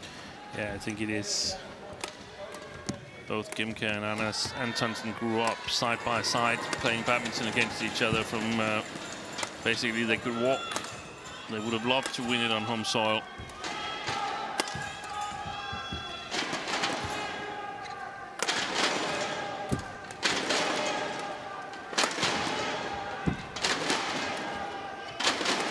That's a lot of hard work from Gemke here.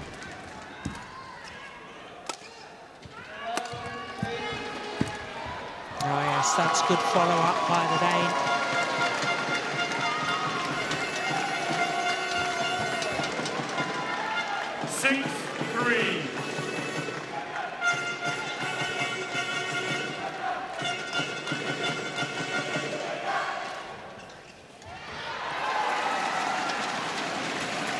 Quick on his feet there. Pranoy, good recovery. Still wasn't able to get to that one. I don't know if you've spotted on the back of the upper arm of Pranoy, there's a little white disc. There is, yeah. And that is monitoring his blood sugar levels. Oh. And he's very much into the food intake. You were talking about it with Anders Antonsen, is being more careful about what he eats and so on. He's now keeping, scientifically keeping an eye on what he's eating and the effect it's having on his body, and he's monitored all the time. And that's what that little white patch on the back of his arm is. It gets more and more into badminton, want to try and get every little advantage there possibly is. No, Carolina Marin is playing with a tracker. Tracks the workload. Oh, that's loose. Gemke should have made more of that.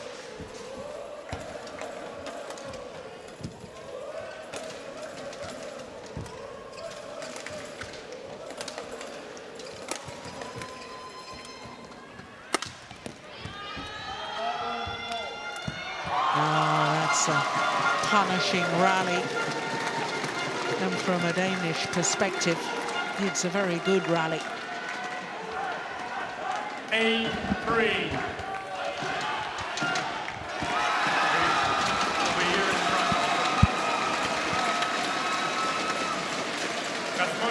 Can you show in? If there's a spot in front over there, right where you are. Well, and you can't see where the wet patch is. I don't think it can be terribly wet. 8-3.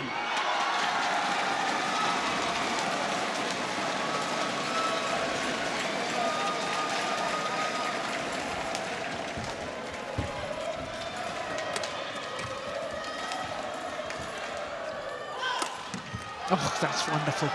What a super smash from Prannoy. Service over. 4-8.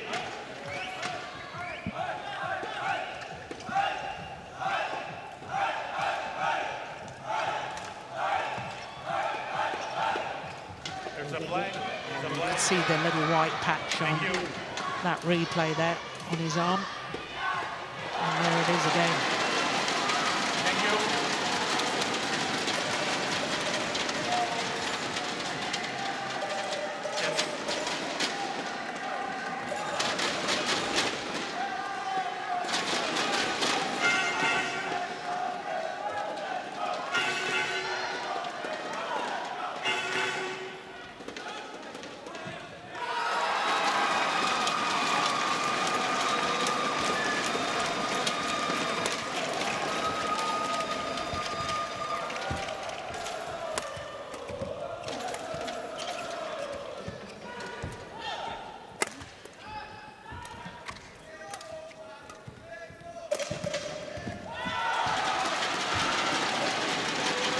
It's a good lift.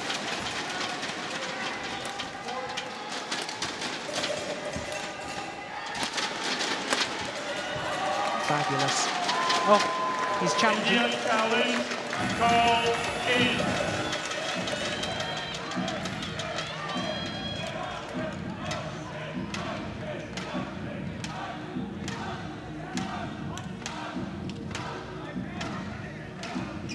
Plum on the line. I thought it was.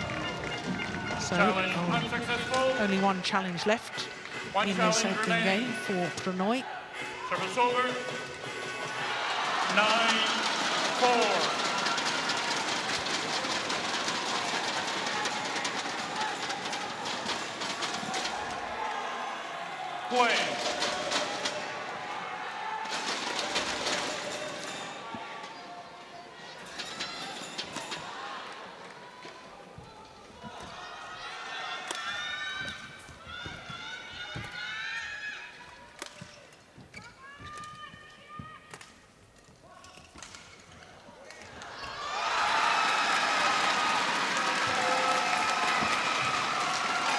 There wasn't much on that downward shot from Gemka, and there was no pace for Prannoy to feed off, and his defensive shot.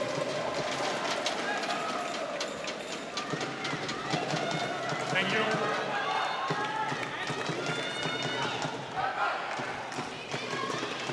He felt there was a long way to go there, Gemka. He was happy to see that find the net from Prannoy.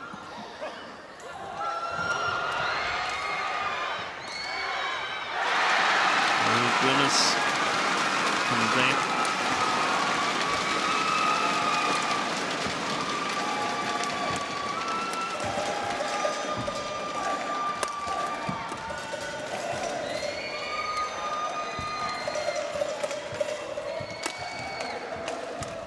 Oh, you no. Oh, dear me. 11-4, interval. Oh, dear me.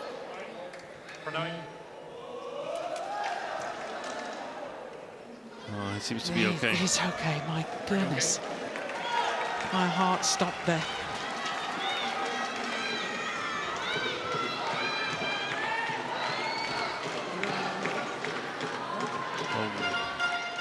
That was the marine slip, as I call it, where you slide forward on your foot and get the heel cap up into your Achilles.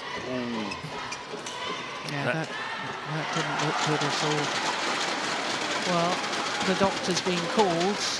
Part 1, 20 seconds. Oh, it would just be Part tragic 1, 20 seconds. after such an exciting semi-final so far if Prannoy wasn't able to continue.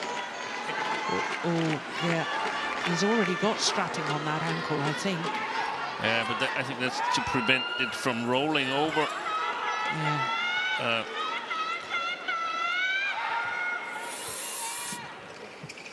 I think he can continue. I hope he can continue. Yeah, we all hope he can continue. The reason I call it the Marin slip is that she's slipped twice in the first round of the World Championships like that, and she's won both tournaments. But she's been suffering afterwards from the injury. Yeah. Axelson slipped yesterday and won all the same type. It hurts. It really, really hurts, but it's rarely you can't continue.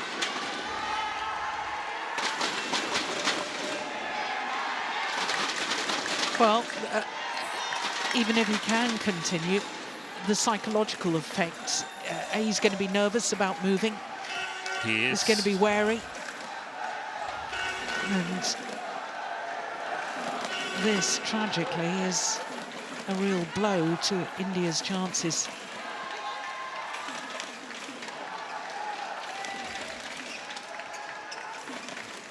Yeah, immediately. You can see he's in pain.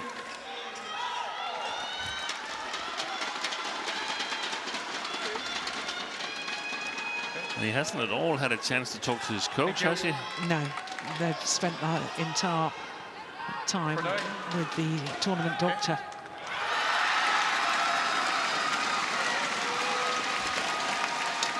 That's most.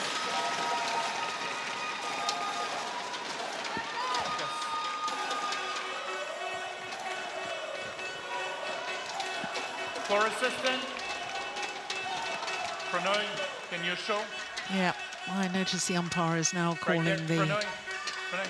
court attendant the floor assistant. That's... Yeah, I don't really mind what they call them, you know, but they wasn't a line judge. We have dedicated... Thank you.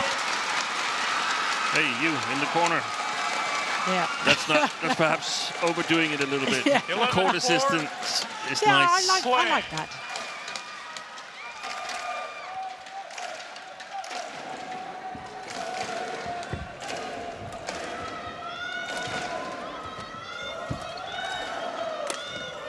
Yeah.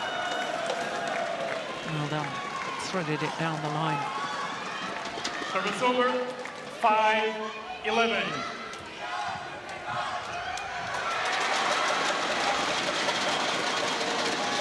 Thank you.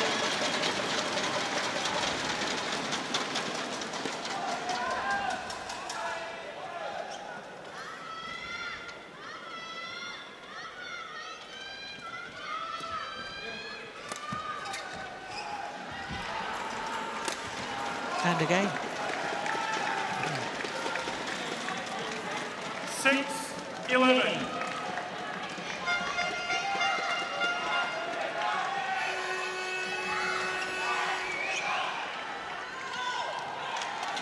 Beautiful. Demke should expect that Prannoy probably would select attacks where it's reasonably easy to follow up, not going for the cross smashes immediately after that slip. Pushed it wide. Oh, this is a very good response for Prannoy. Right there. Thank you.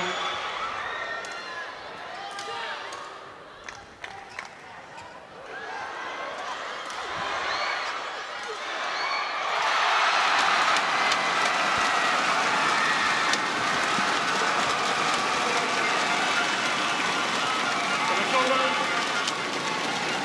12-7.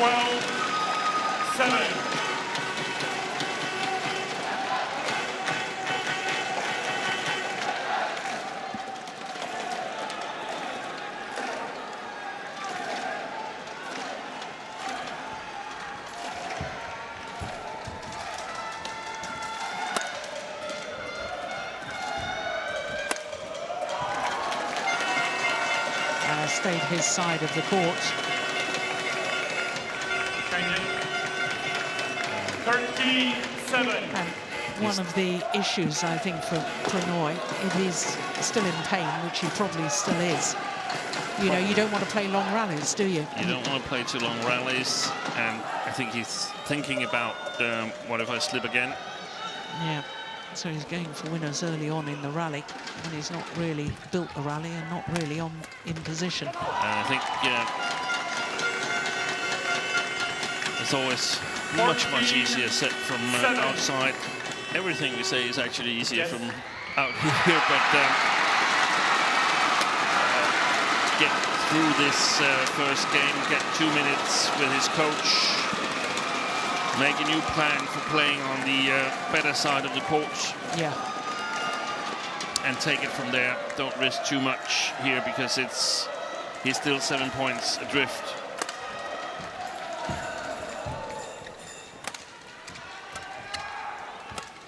It's going wide. 57.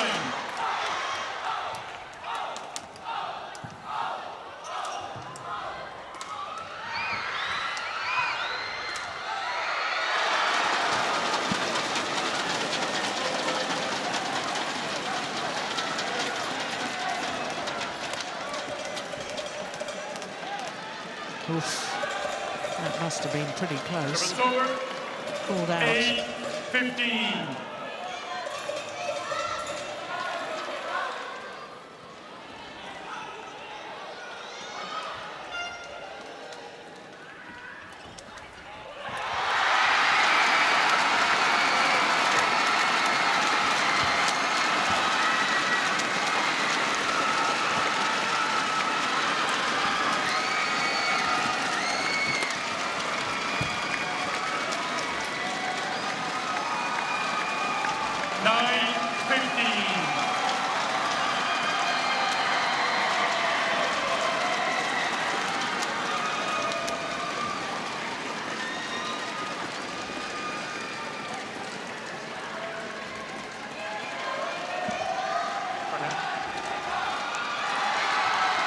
Oh, we can all be wise after the event, but he would have been much better to play the block.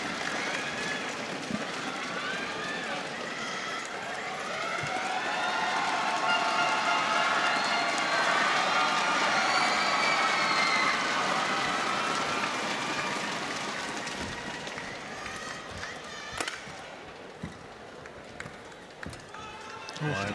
Yeah. 10-15.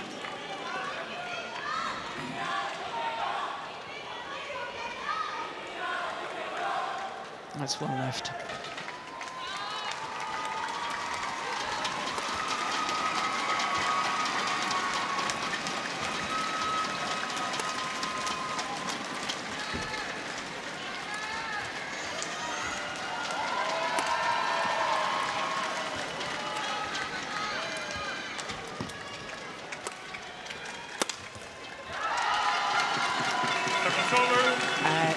Made a big effort there, Gemka, to get behind the shuttle to then have the options. Look at that. Real commitment. There's always real commitment in the style of Rasmus Gemka. Yeah, there is. And one of the things that are sort of working for him, in my opinion, is that when they change ends, he's playing with the drift, but he's an attacking player, so he basically likes drifty conditions. So he can go in. I mean, that's his natural playing style. Go in, take the attack.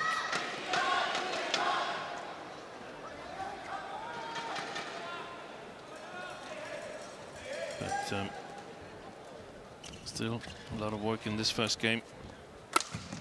Oh, magnificent. Super shot from Pranoy. 12-16, yes.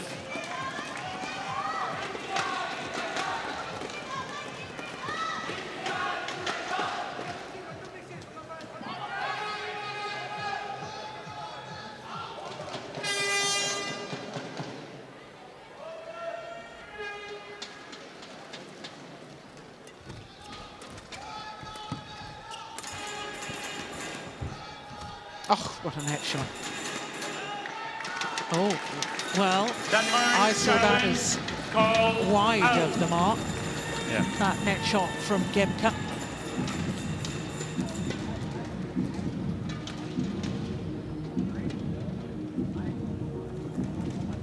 Reasonably close, right?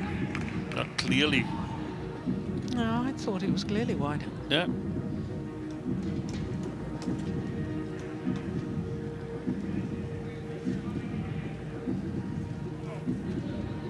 He'll be in now, I've said that. No, I don't think it was in. Waiting for Hawkeye.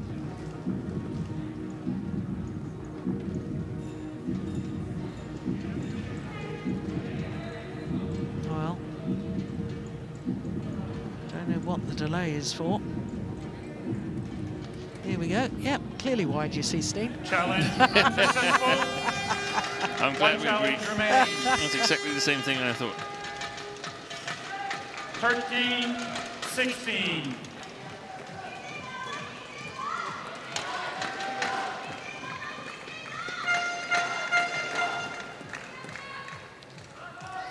Play.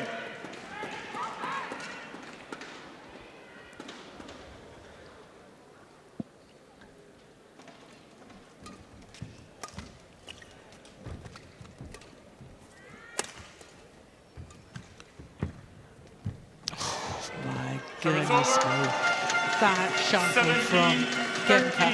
His net shot seemed to sit on the top of the tape for an age before going over. That's what you call perfection. Look at this. Oh, my goodness.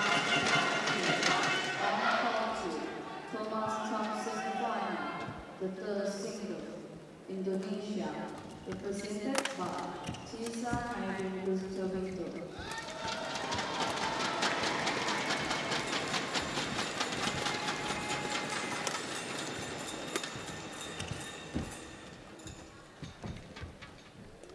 He's done it again. Another brilliant net shot from the game. Yes.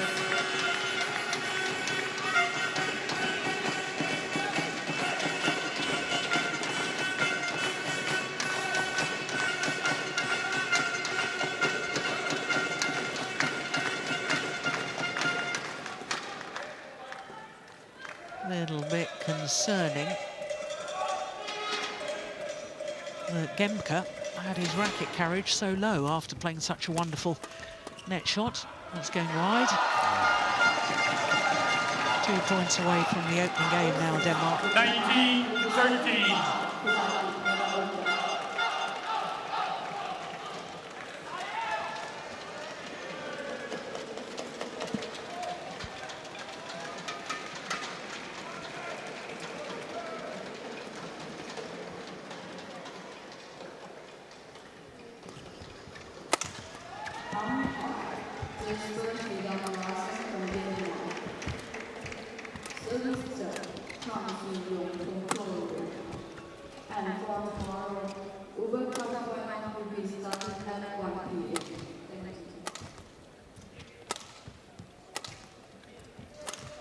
Missed it.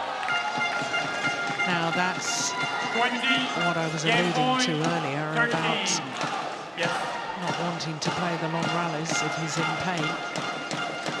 Going for the winner over pressing. But it's game point opportunities for Rasmus Gemka.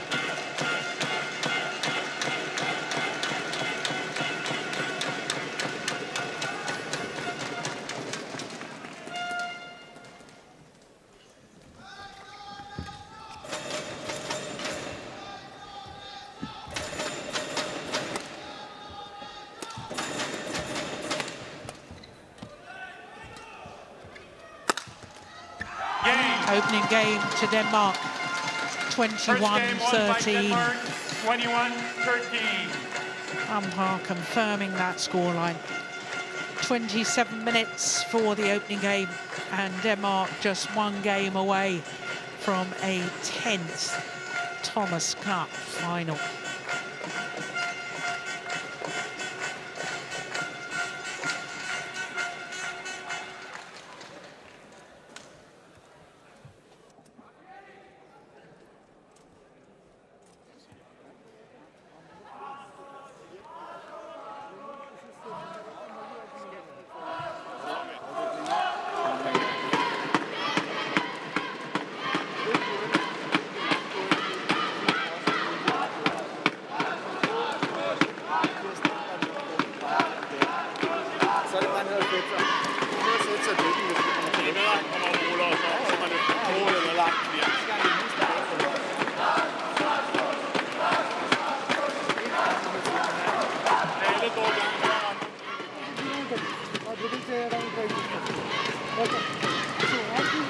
First ఫసాయించు వెనకాల ఫసాయించు రిసెప్షన్లో దాని తర్వాత నువ్వు కొట్టు ఆ ఫసాయించినప్పుడు వెళ్ళా ముందల పాటు వదలకు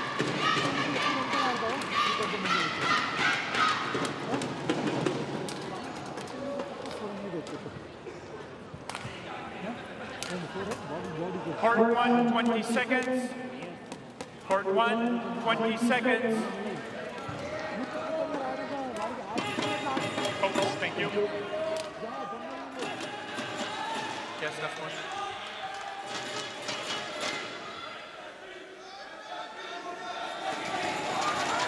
Pranoy.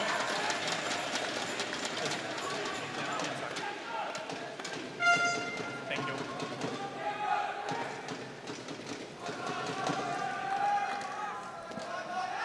Second game, level play.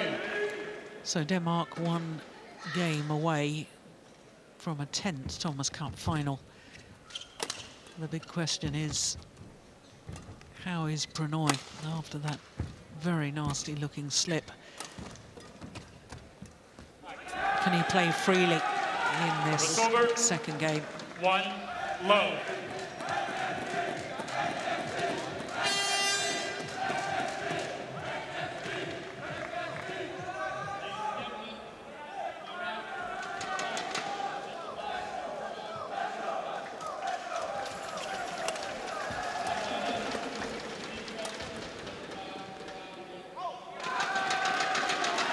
Yeah, it's gone long. Too low.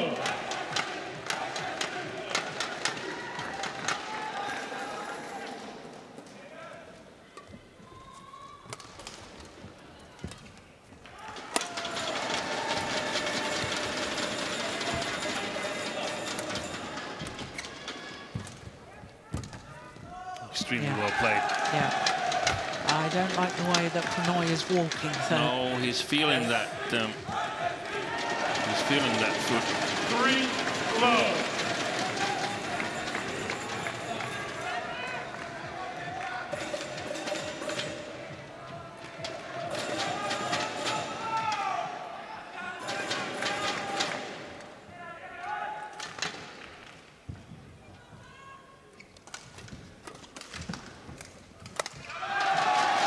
That's a very good start by Pranoy. 4 low. That's good.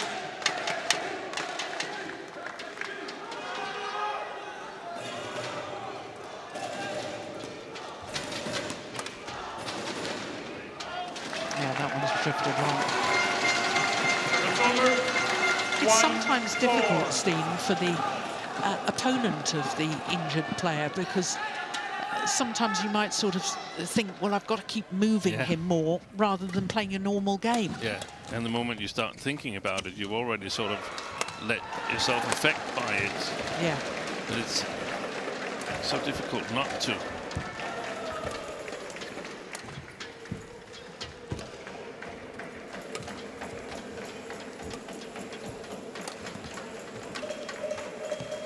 Oh, great skill. Oy, what a good retrieval there. Oh, that was going wide. Yeah. Good rally.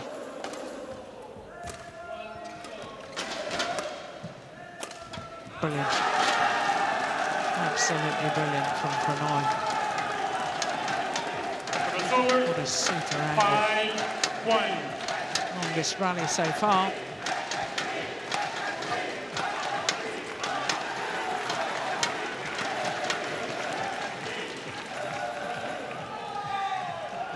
Pranoy, you solo. Thank you.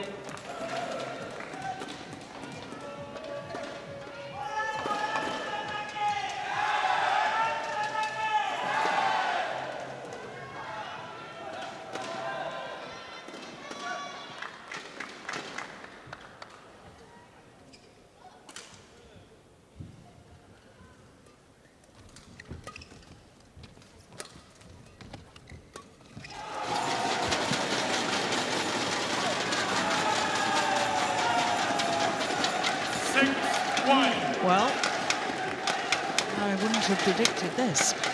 Yeah. He's playing the better side now, Pranoy. Not that the side alone does it. I think he's played clever as well.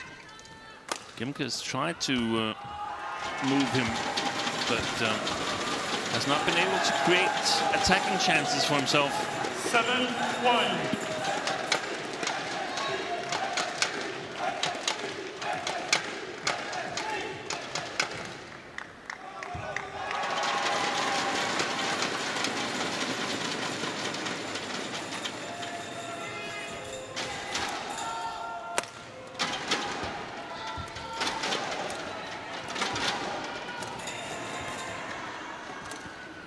This was why Pranoy elected to start on the near side of the court. Yeah. Straight down the line. Yeah, fantastic shot. 8-1.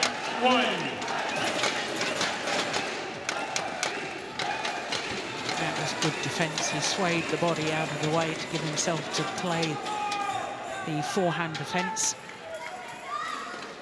And an 8-1 advantage.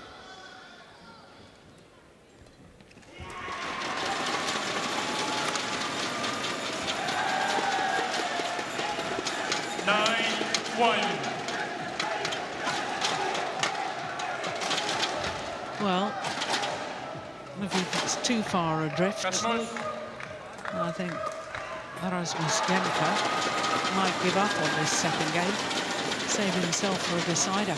Yeah, but I totally agree. But I think he will need to find a way to play this near side because, I mean, he might be standing here again in the decider. And so far, he's found absolutely zero solutions. And the thing that becomes worrying now for the Danes, and for Gemke specifically, is thinking back on the last year or so. Where last year at the Europeans, this year he withdrew. Last year at the Europeans, he lost to Kalle Koivunen in the quarterfinal. And hasn't recorded good results since then. So the mid-game interval, a 10-point advantage for Pranoy. And a desperate situation for Gemke.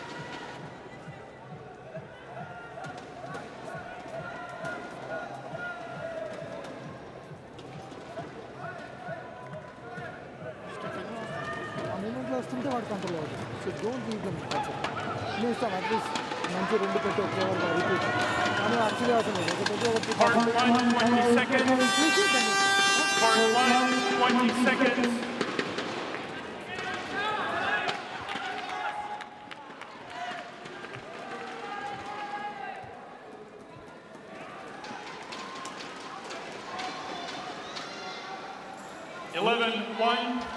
Play. So 11-1 the advantage.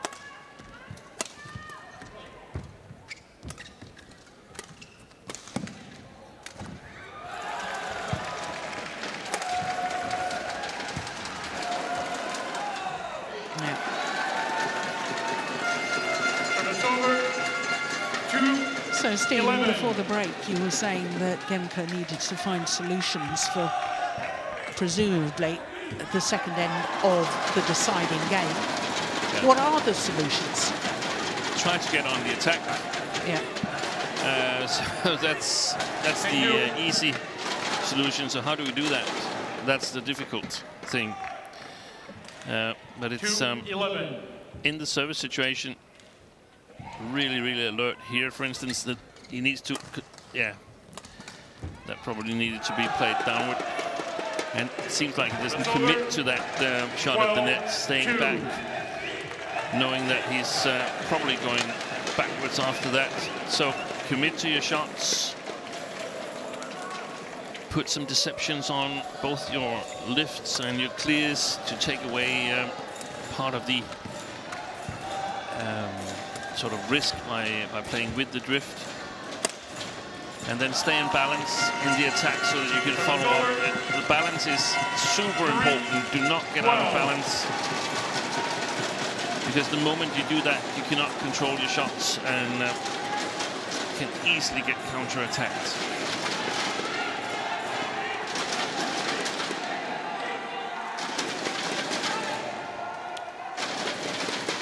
still being alert that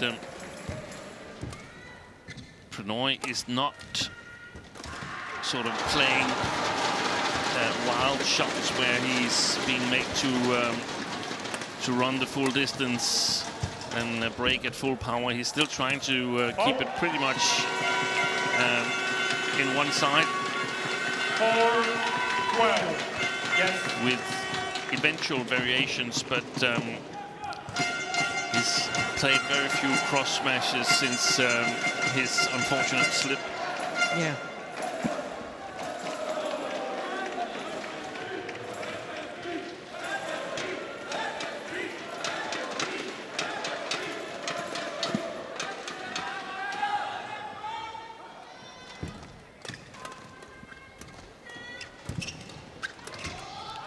Did well. Pranoy moving a foot forward, a step forward.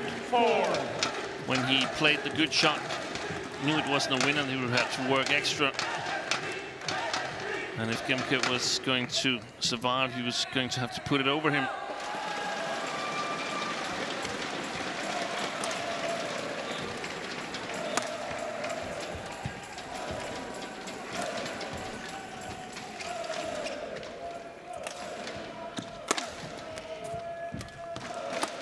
Oh, yeah, did well there, Gemke. And there's the attacking shot, winning the rally, but wasn't really attacking throughout the entirety of the rally. Yes.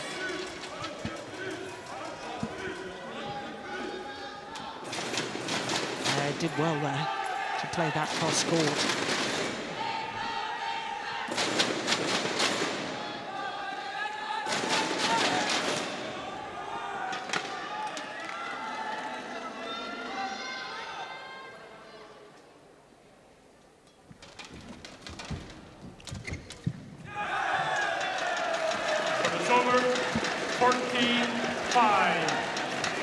Pranoy is absolutely dominant at the front of the court in this second game. Yep.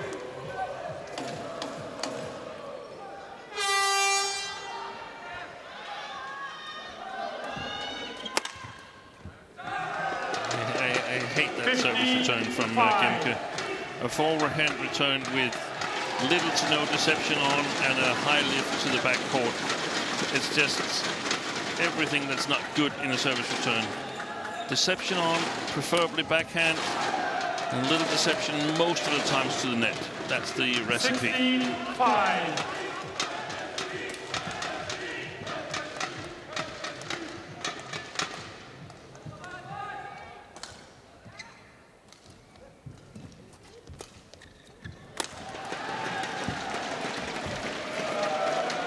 This is all one-way traffic, and it's all in favour of India.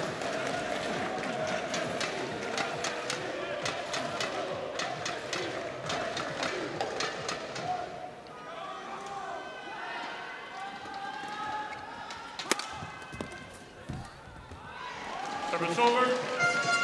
6-17.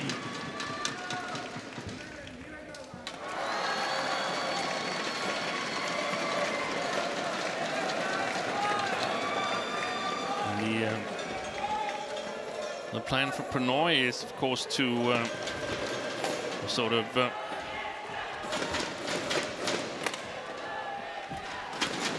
cut the deficit in the first half of an eventual third game. Oh, it's called out. 5.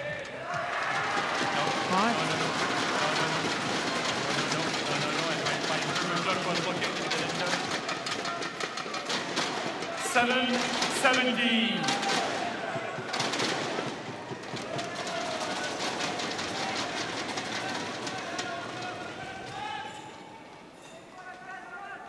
Yeah, it was one. It was out. I think Pranoy was saying it touched Gemke's arm. Yeah.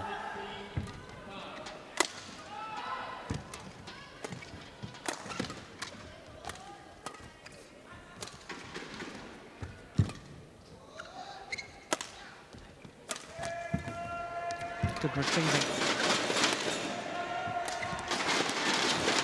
Good shot. Service over, 87. Are in a catastrophe.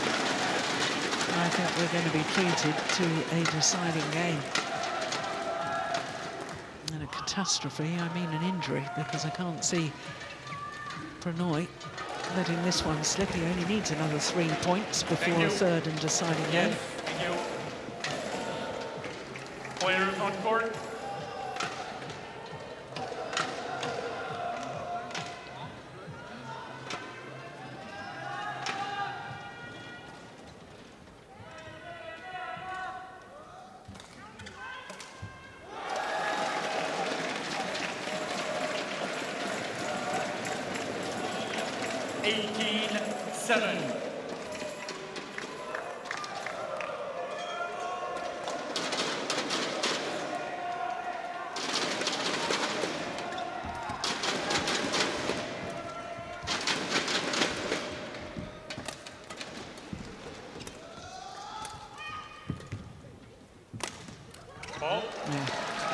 Nice smash down the line. Over, 8-18.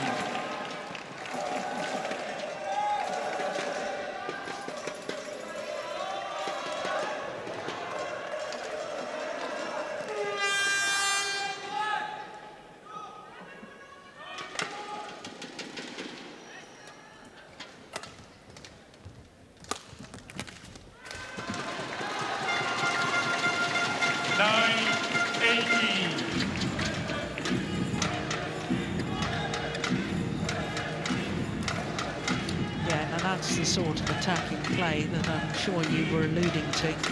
Yeah.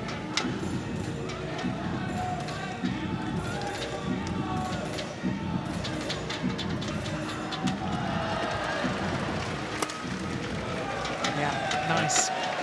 It's over. 19-9. Not a whole lot of shots Gimp has returned in his defense here in this second game.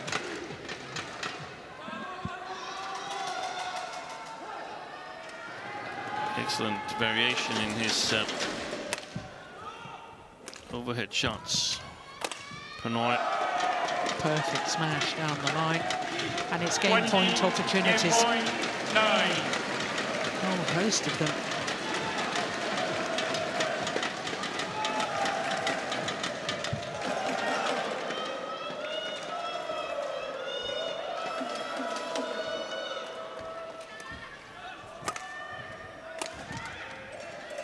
One game all, 21-9. The second game in favour of Pranoy. One game all confirms the umpire 46 minutes into the match, and it will all come down to this final game. Final game of the final match in this semi-final tie. One game apiece. Okay. Don't play marks to different bits. Easy bits.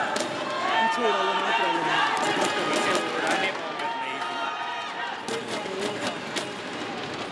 Mellemspil hen over ham. Ikke standardløft, ikke for langsomt løft. Ryk ind i bolden på forbanen, så vi kan ned. Skubbe, ikke? Nej, en gang. Det er vigtigt, at vi har et positivt mindset. Enig. Hver duel her. Hver duel, tror jeg. सुंदर body cross को body और net के अगर वो लाया spin कर इधर से थोड़ा आउटराइट खेलना है ओके ज्यादा पूरा मास तक मत चल और 6 पॉइंट तक सोच इधर से 1:2 रहती है नहीं ऐसे single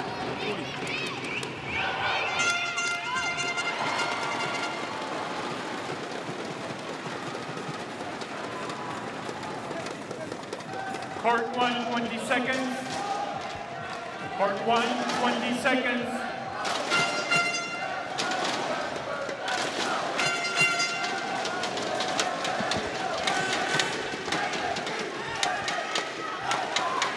Well, there's no question the momentum is with Pranoy. And if he can keep that going. Love all. Well, India, who were beaten in their group, they didn't even finish top of their group. Came through in second place. And lost to Chinese Taipei. 3-2.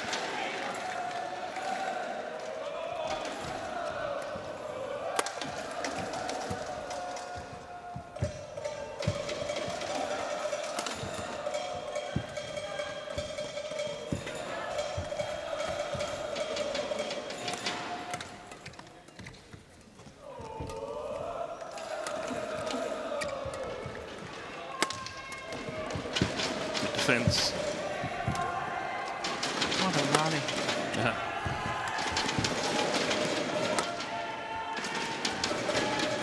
It's wide. There's a challenge. Yeah. Called good. It was called good, but I saw it as wide, obviously. Yeah, me too. I think that's a worrying call, but we might be schooled. Shorten it.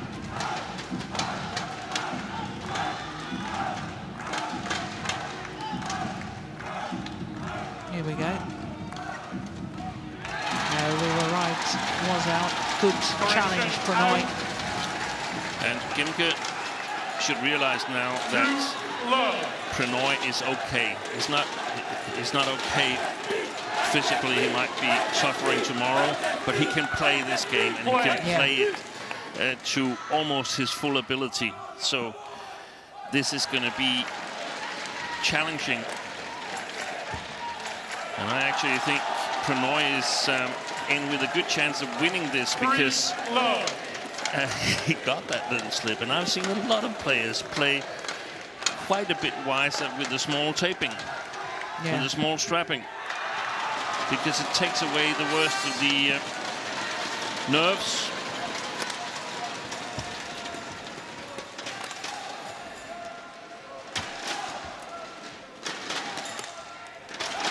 And Gemke's defense is gone missing. Yeah. Yes. Prannoy. I wonder how much is nerves and how much is lack of match practice. That's a fair comment.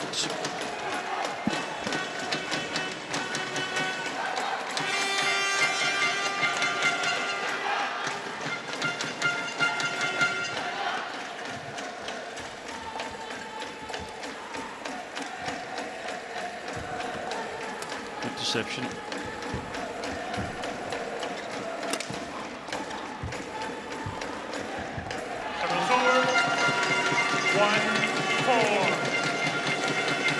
Now that was actually not necessarily Gemke who won that point. That was Prannoy who got a little bit too greedy, in my opinion. We saw the attack from Gemke from the back line, but Prannoy had it covered. Yeah.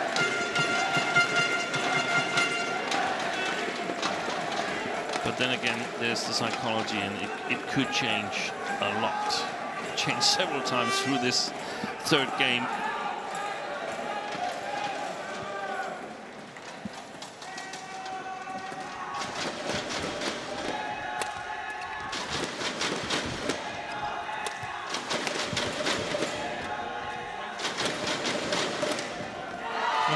It's a strong attack.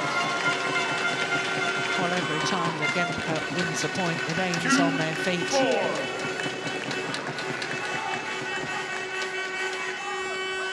Yes. Prannoy.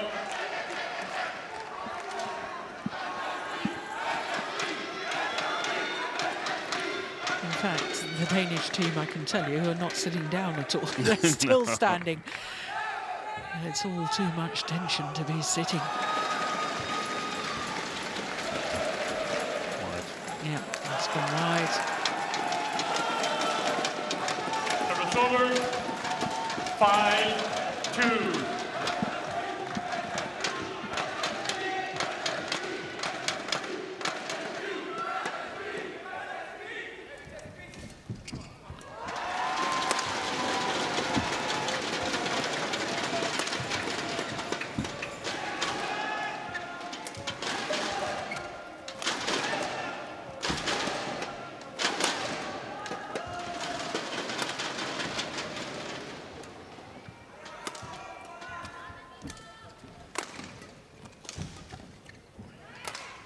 Great rally, this one.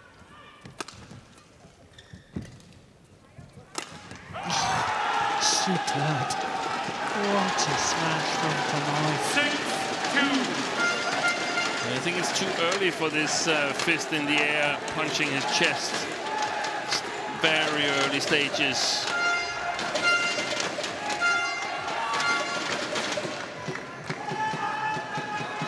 But stay focused on how to play instead of switching to result focus.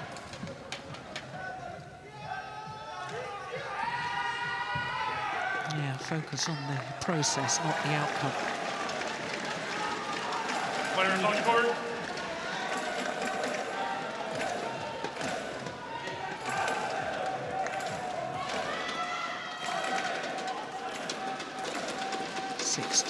Deciding game. Oh my goodness.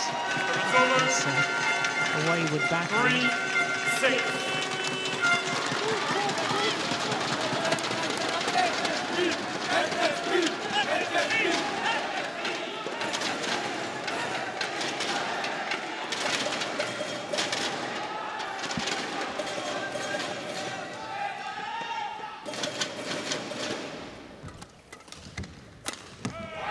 Fabulous. Well, Gemka is challenging, but I saw that as in. I thought that was a fabulous smash from Pranay. It's also my initial reaction, but it's one of those cross smashes that it's very hard to judge.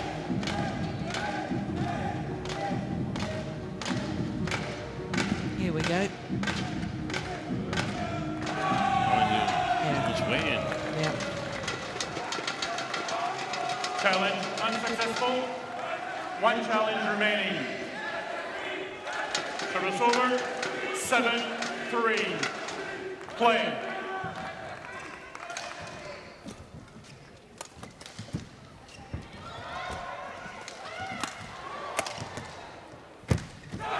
That is amazing defense from Pranay. He sort of shoveled it off his body. Yeah.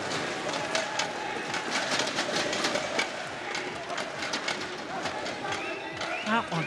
Oh my goodness.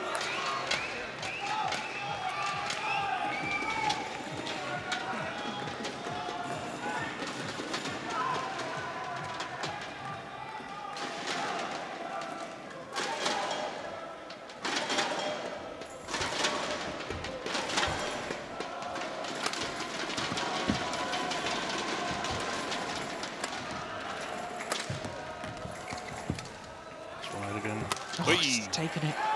That was, yeah, he's alert to it afterwards. Pranay. 4-8.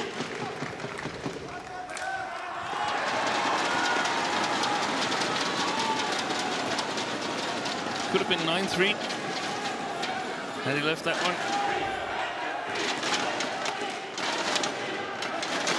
Play.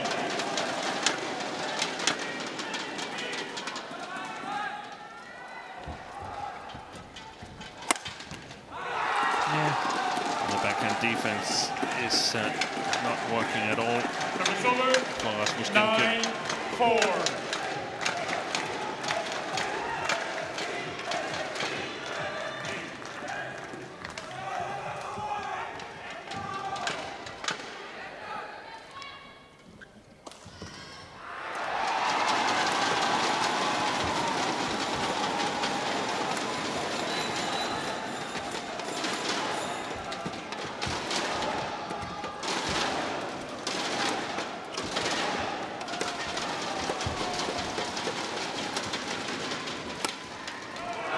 Another one finds the line. Oh, this has been an incredible performance so far from Pranay.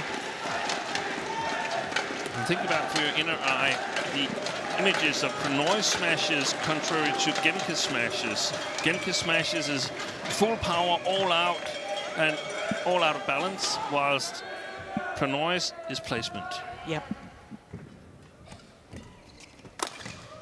There's another. wonderful placement, and it means that Pranoy goes to the interval and the change of ends with a 7-point advantage. Well, it very much looks as if history may be rewritten here this evening. India, whilst they've been in a semi-final before, that was 43 years ago when we had a different format for the Thomas Cup. They're just 10 points away from the final. Part 1, 20 seconds. Part 1, 20 seconds. And when you think that they didn't even top their group, they lost to Chinese Taipei in the group stage, well, there has been one team in the past that has lost a group match in the Thomas Cup and then gone on to actually win the trophy. But you have to go back to 1992 in Kuala Lumpur, when Malaysia ended up winning the Thomas Cup, having lost in the group stage 3-2 to Korea, and then won the final against Indonesia by the same margin. 11-4, play. That's a legendary final. It was, wasn't it? But now Pranoy is in a position where he's supposed to win, and that could very well play on his mind. So let's see if he can keep his near-perfect attack.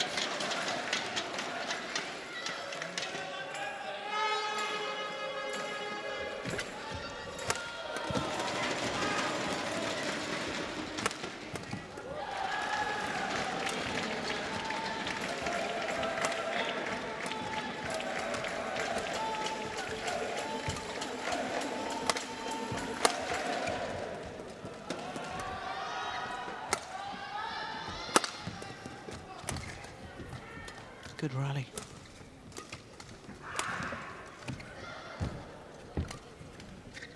Lost a step. Yeah. But well played by Pranoy, keeping it simple again. And I am thinking back to that Indonesia Open tournament back in 2017, where he beat all the strong players and Shrikant won it. Beat Ginting on home soil and Lee Chong-wei and Chen Long. Then lost to Sakai in the semi-final, and Shrikant then won the final. But he played magnificent badminton then, so he's got lots of experience. Thank you. Pranoy, when he's close to healthy. Yes.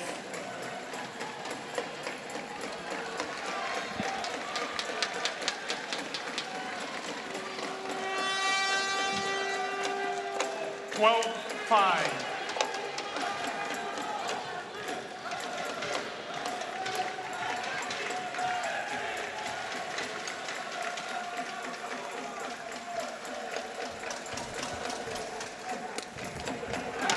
That's well wide.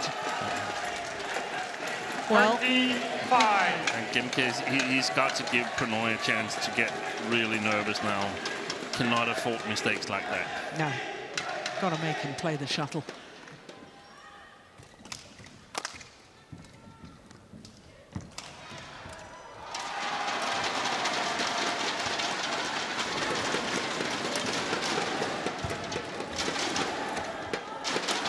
That's well played.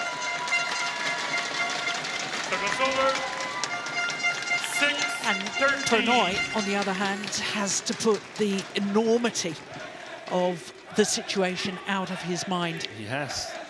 He cannot celebrate. He cannot celebrate before someone is attacking him. All his teammates is attacking him. And if that happens, then realize, okay, I'm not supposed to play anymore tonight. Yeah. But otherwise, he cannot let it cross his mind. He's got to stay focused on what do I want to do. Shot by shot, point by point.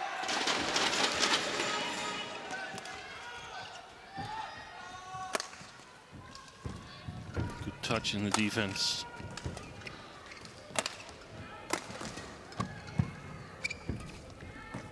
Great shot. kept it in, Gemke. 7-13.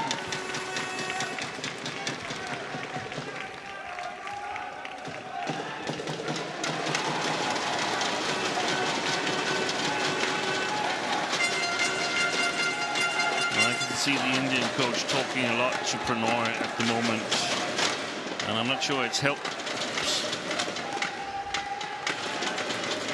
He's perfectly clear on what to do. We saw that in the second game.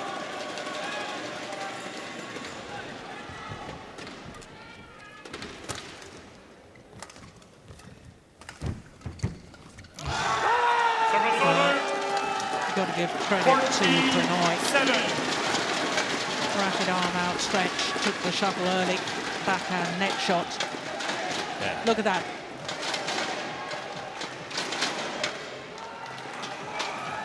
And look at Gemke's body language. Yeah, exactly. What a contrast between the two players.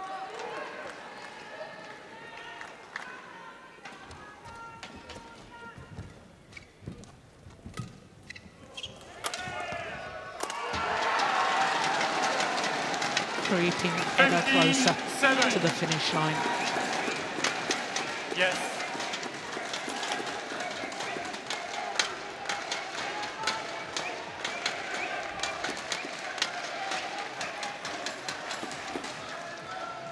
Rasmus, your sweat on you.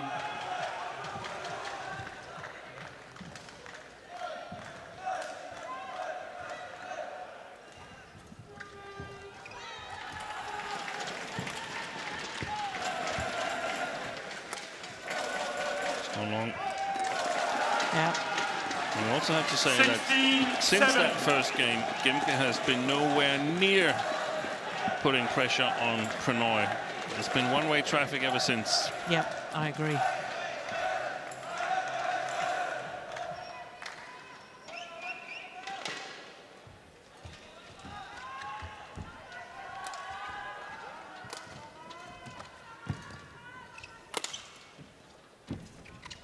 Service over. Ooh, he hurt himself again there. 8-16. As he lunged Gemke forward. didn't see it. His right ankle again. Here we go. Yeah, there's a little hop after the rally.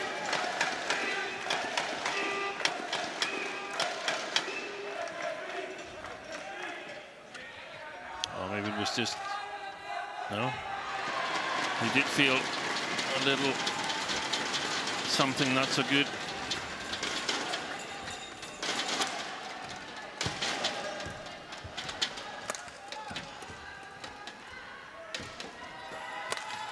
Gemke's up the pace. Good shot. That's fantastic play by Gemke. 9-16. Well, I can't help but wonder why he wasn't trying to play at that sort of pace and take that sort of initiative earlier on in this deciding game, or indeed in the second game. He was very reactive, wasn't he, rather than proactive? It was what Thomas Stavngård said between the first and the second game. Or maybe it was... Play. That's not correct.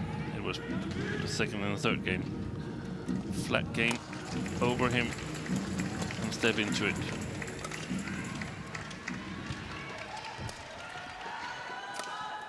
And he's playing free now, Gemke. But still not making the correct choices. 9.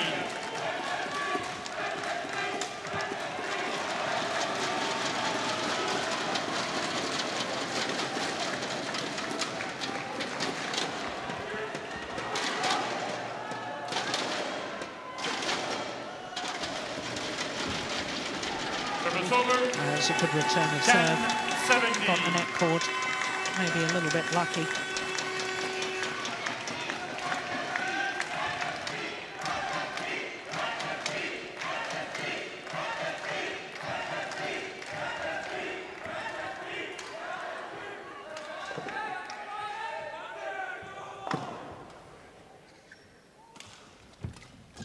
Oh, What a return. That is superb from Pranoy. 18-10.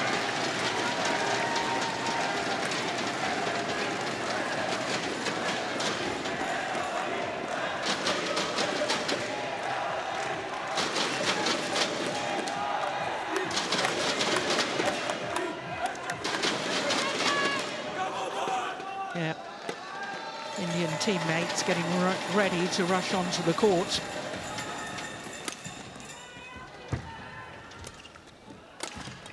He's had amazing touch in his defense, Pranoy. Yeah.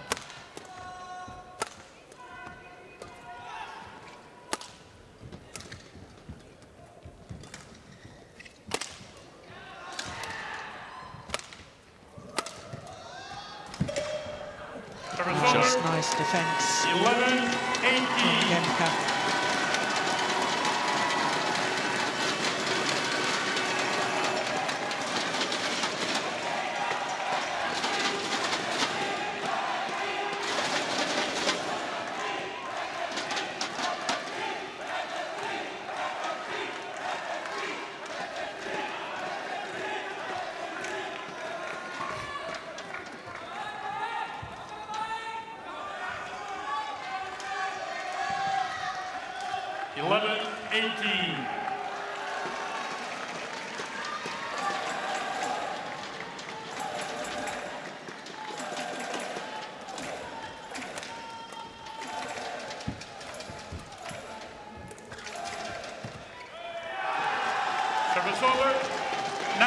Two tantalising points from the Thomas Cup final. Is that okay? Floor assistant. Can you show?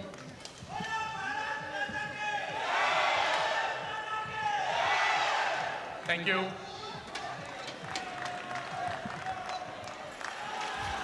Yeah, he's breathing very heavily.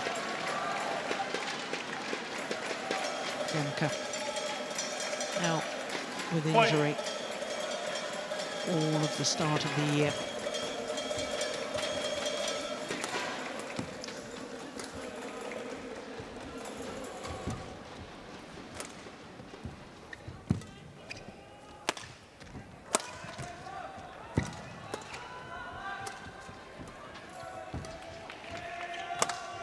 Nice clear. Fantastic play. Match point opportunities for India. 11.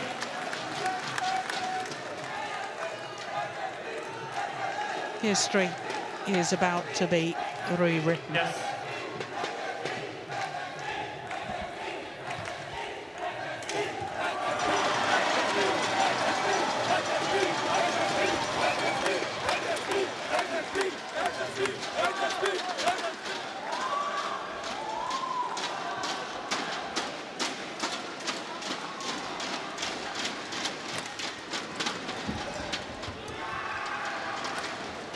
Service over.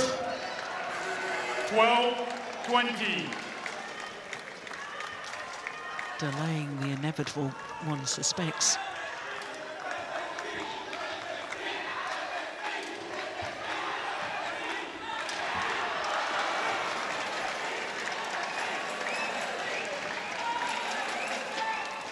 Second match point opportunity for Pranoy and India.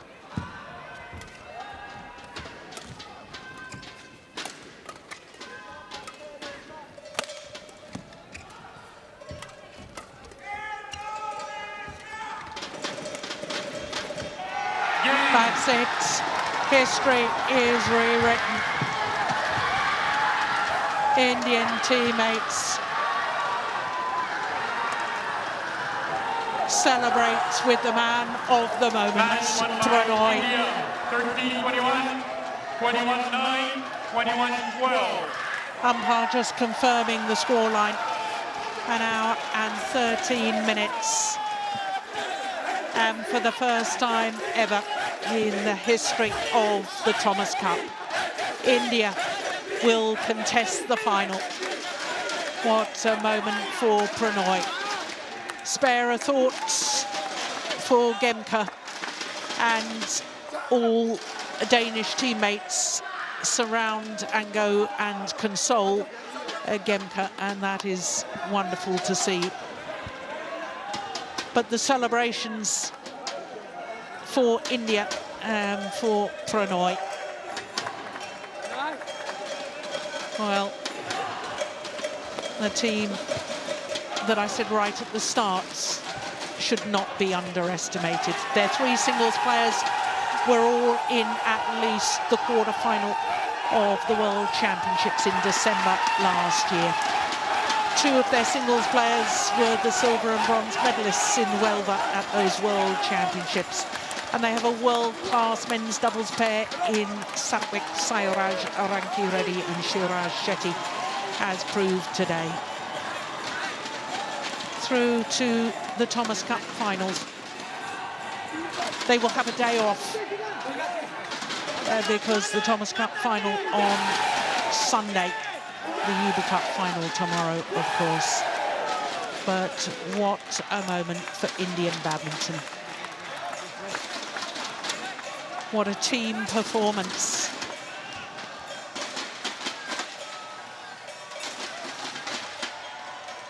This, the final moment, the block across court, and history was made.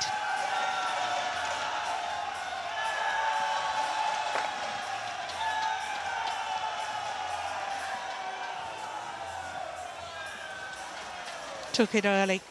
He controlled the front of the court from the second game onwards, and his attacking play was sensational.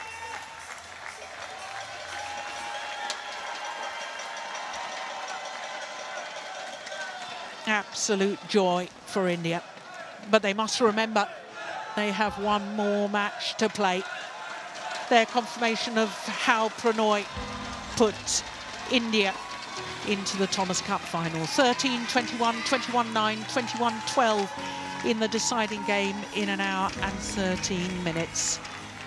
Clearly, Gemke was not at his best, not match fit, perhaps not physically fit either. But history has been made. India into the final, beating Denmark 3-2, and it all started so well for Denmark with the Olympic champion Victor Axelson beating Lakshya Sen, as indeed he had done in the All England final earlier this year. Then Ranki-Reddy and Shetty, the Commonwealth Games silver medalists, beat Astrup and Christiansen in 3 games. They in fact had 2 match points in the second game to win it in 2 straight. Came from 3-8 down in the deciding game and eventually won on their 6th match point opportunity. Then it was the second men's singles, and it was a battle of the 2 World Championship silver medalists from the last 2 World Championships. And it was Kidambi, who was in the final of the World Championships in Huelva last December, who beat the current world number 3, Anders Antonsen, in 3 games. Rasmussen and Sogo, the scratch pair from Denmark, have kept their unbeaten record going here in their Thomas Cup campaign. They've won 3 matches in the last 3 days when they have been in the tie 1-2 down to force it to the decider. But Pranoy found his best form after a very nasty slip in the opening game against Rasmus Gemke, and quite frankly from the second game Pranoy looked the winner all the way. 21-12 in the deciding game. So when we look at the draw, we can see the final will be the defending champions Indonesia against India. Indonesia coming through 3-2 against Japan, having been 2-love up at the start of the tie. Well, it should be a great final on Sunday, and we very much look forward to that. But before the Thomas Cup final, we will have the Uber Cup final, and the Uber Cup final will be tomorrow. Tomorrow, the 29th edition of the Uber Cup, and for a 9th time, it will be China against Korea in the final. Can Korea repeat their performance from 12 years ago when they won their only Uber Cup title, or will China lift the trophy for an incredible 16th time?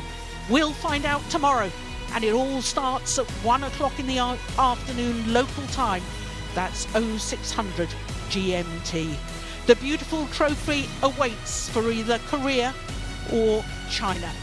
Do join us tomorrow. But in the meantime, from all of us here, especially from Steve Peterson and myself, Jill Clark, bye for now.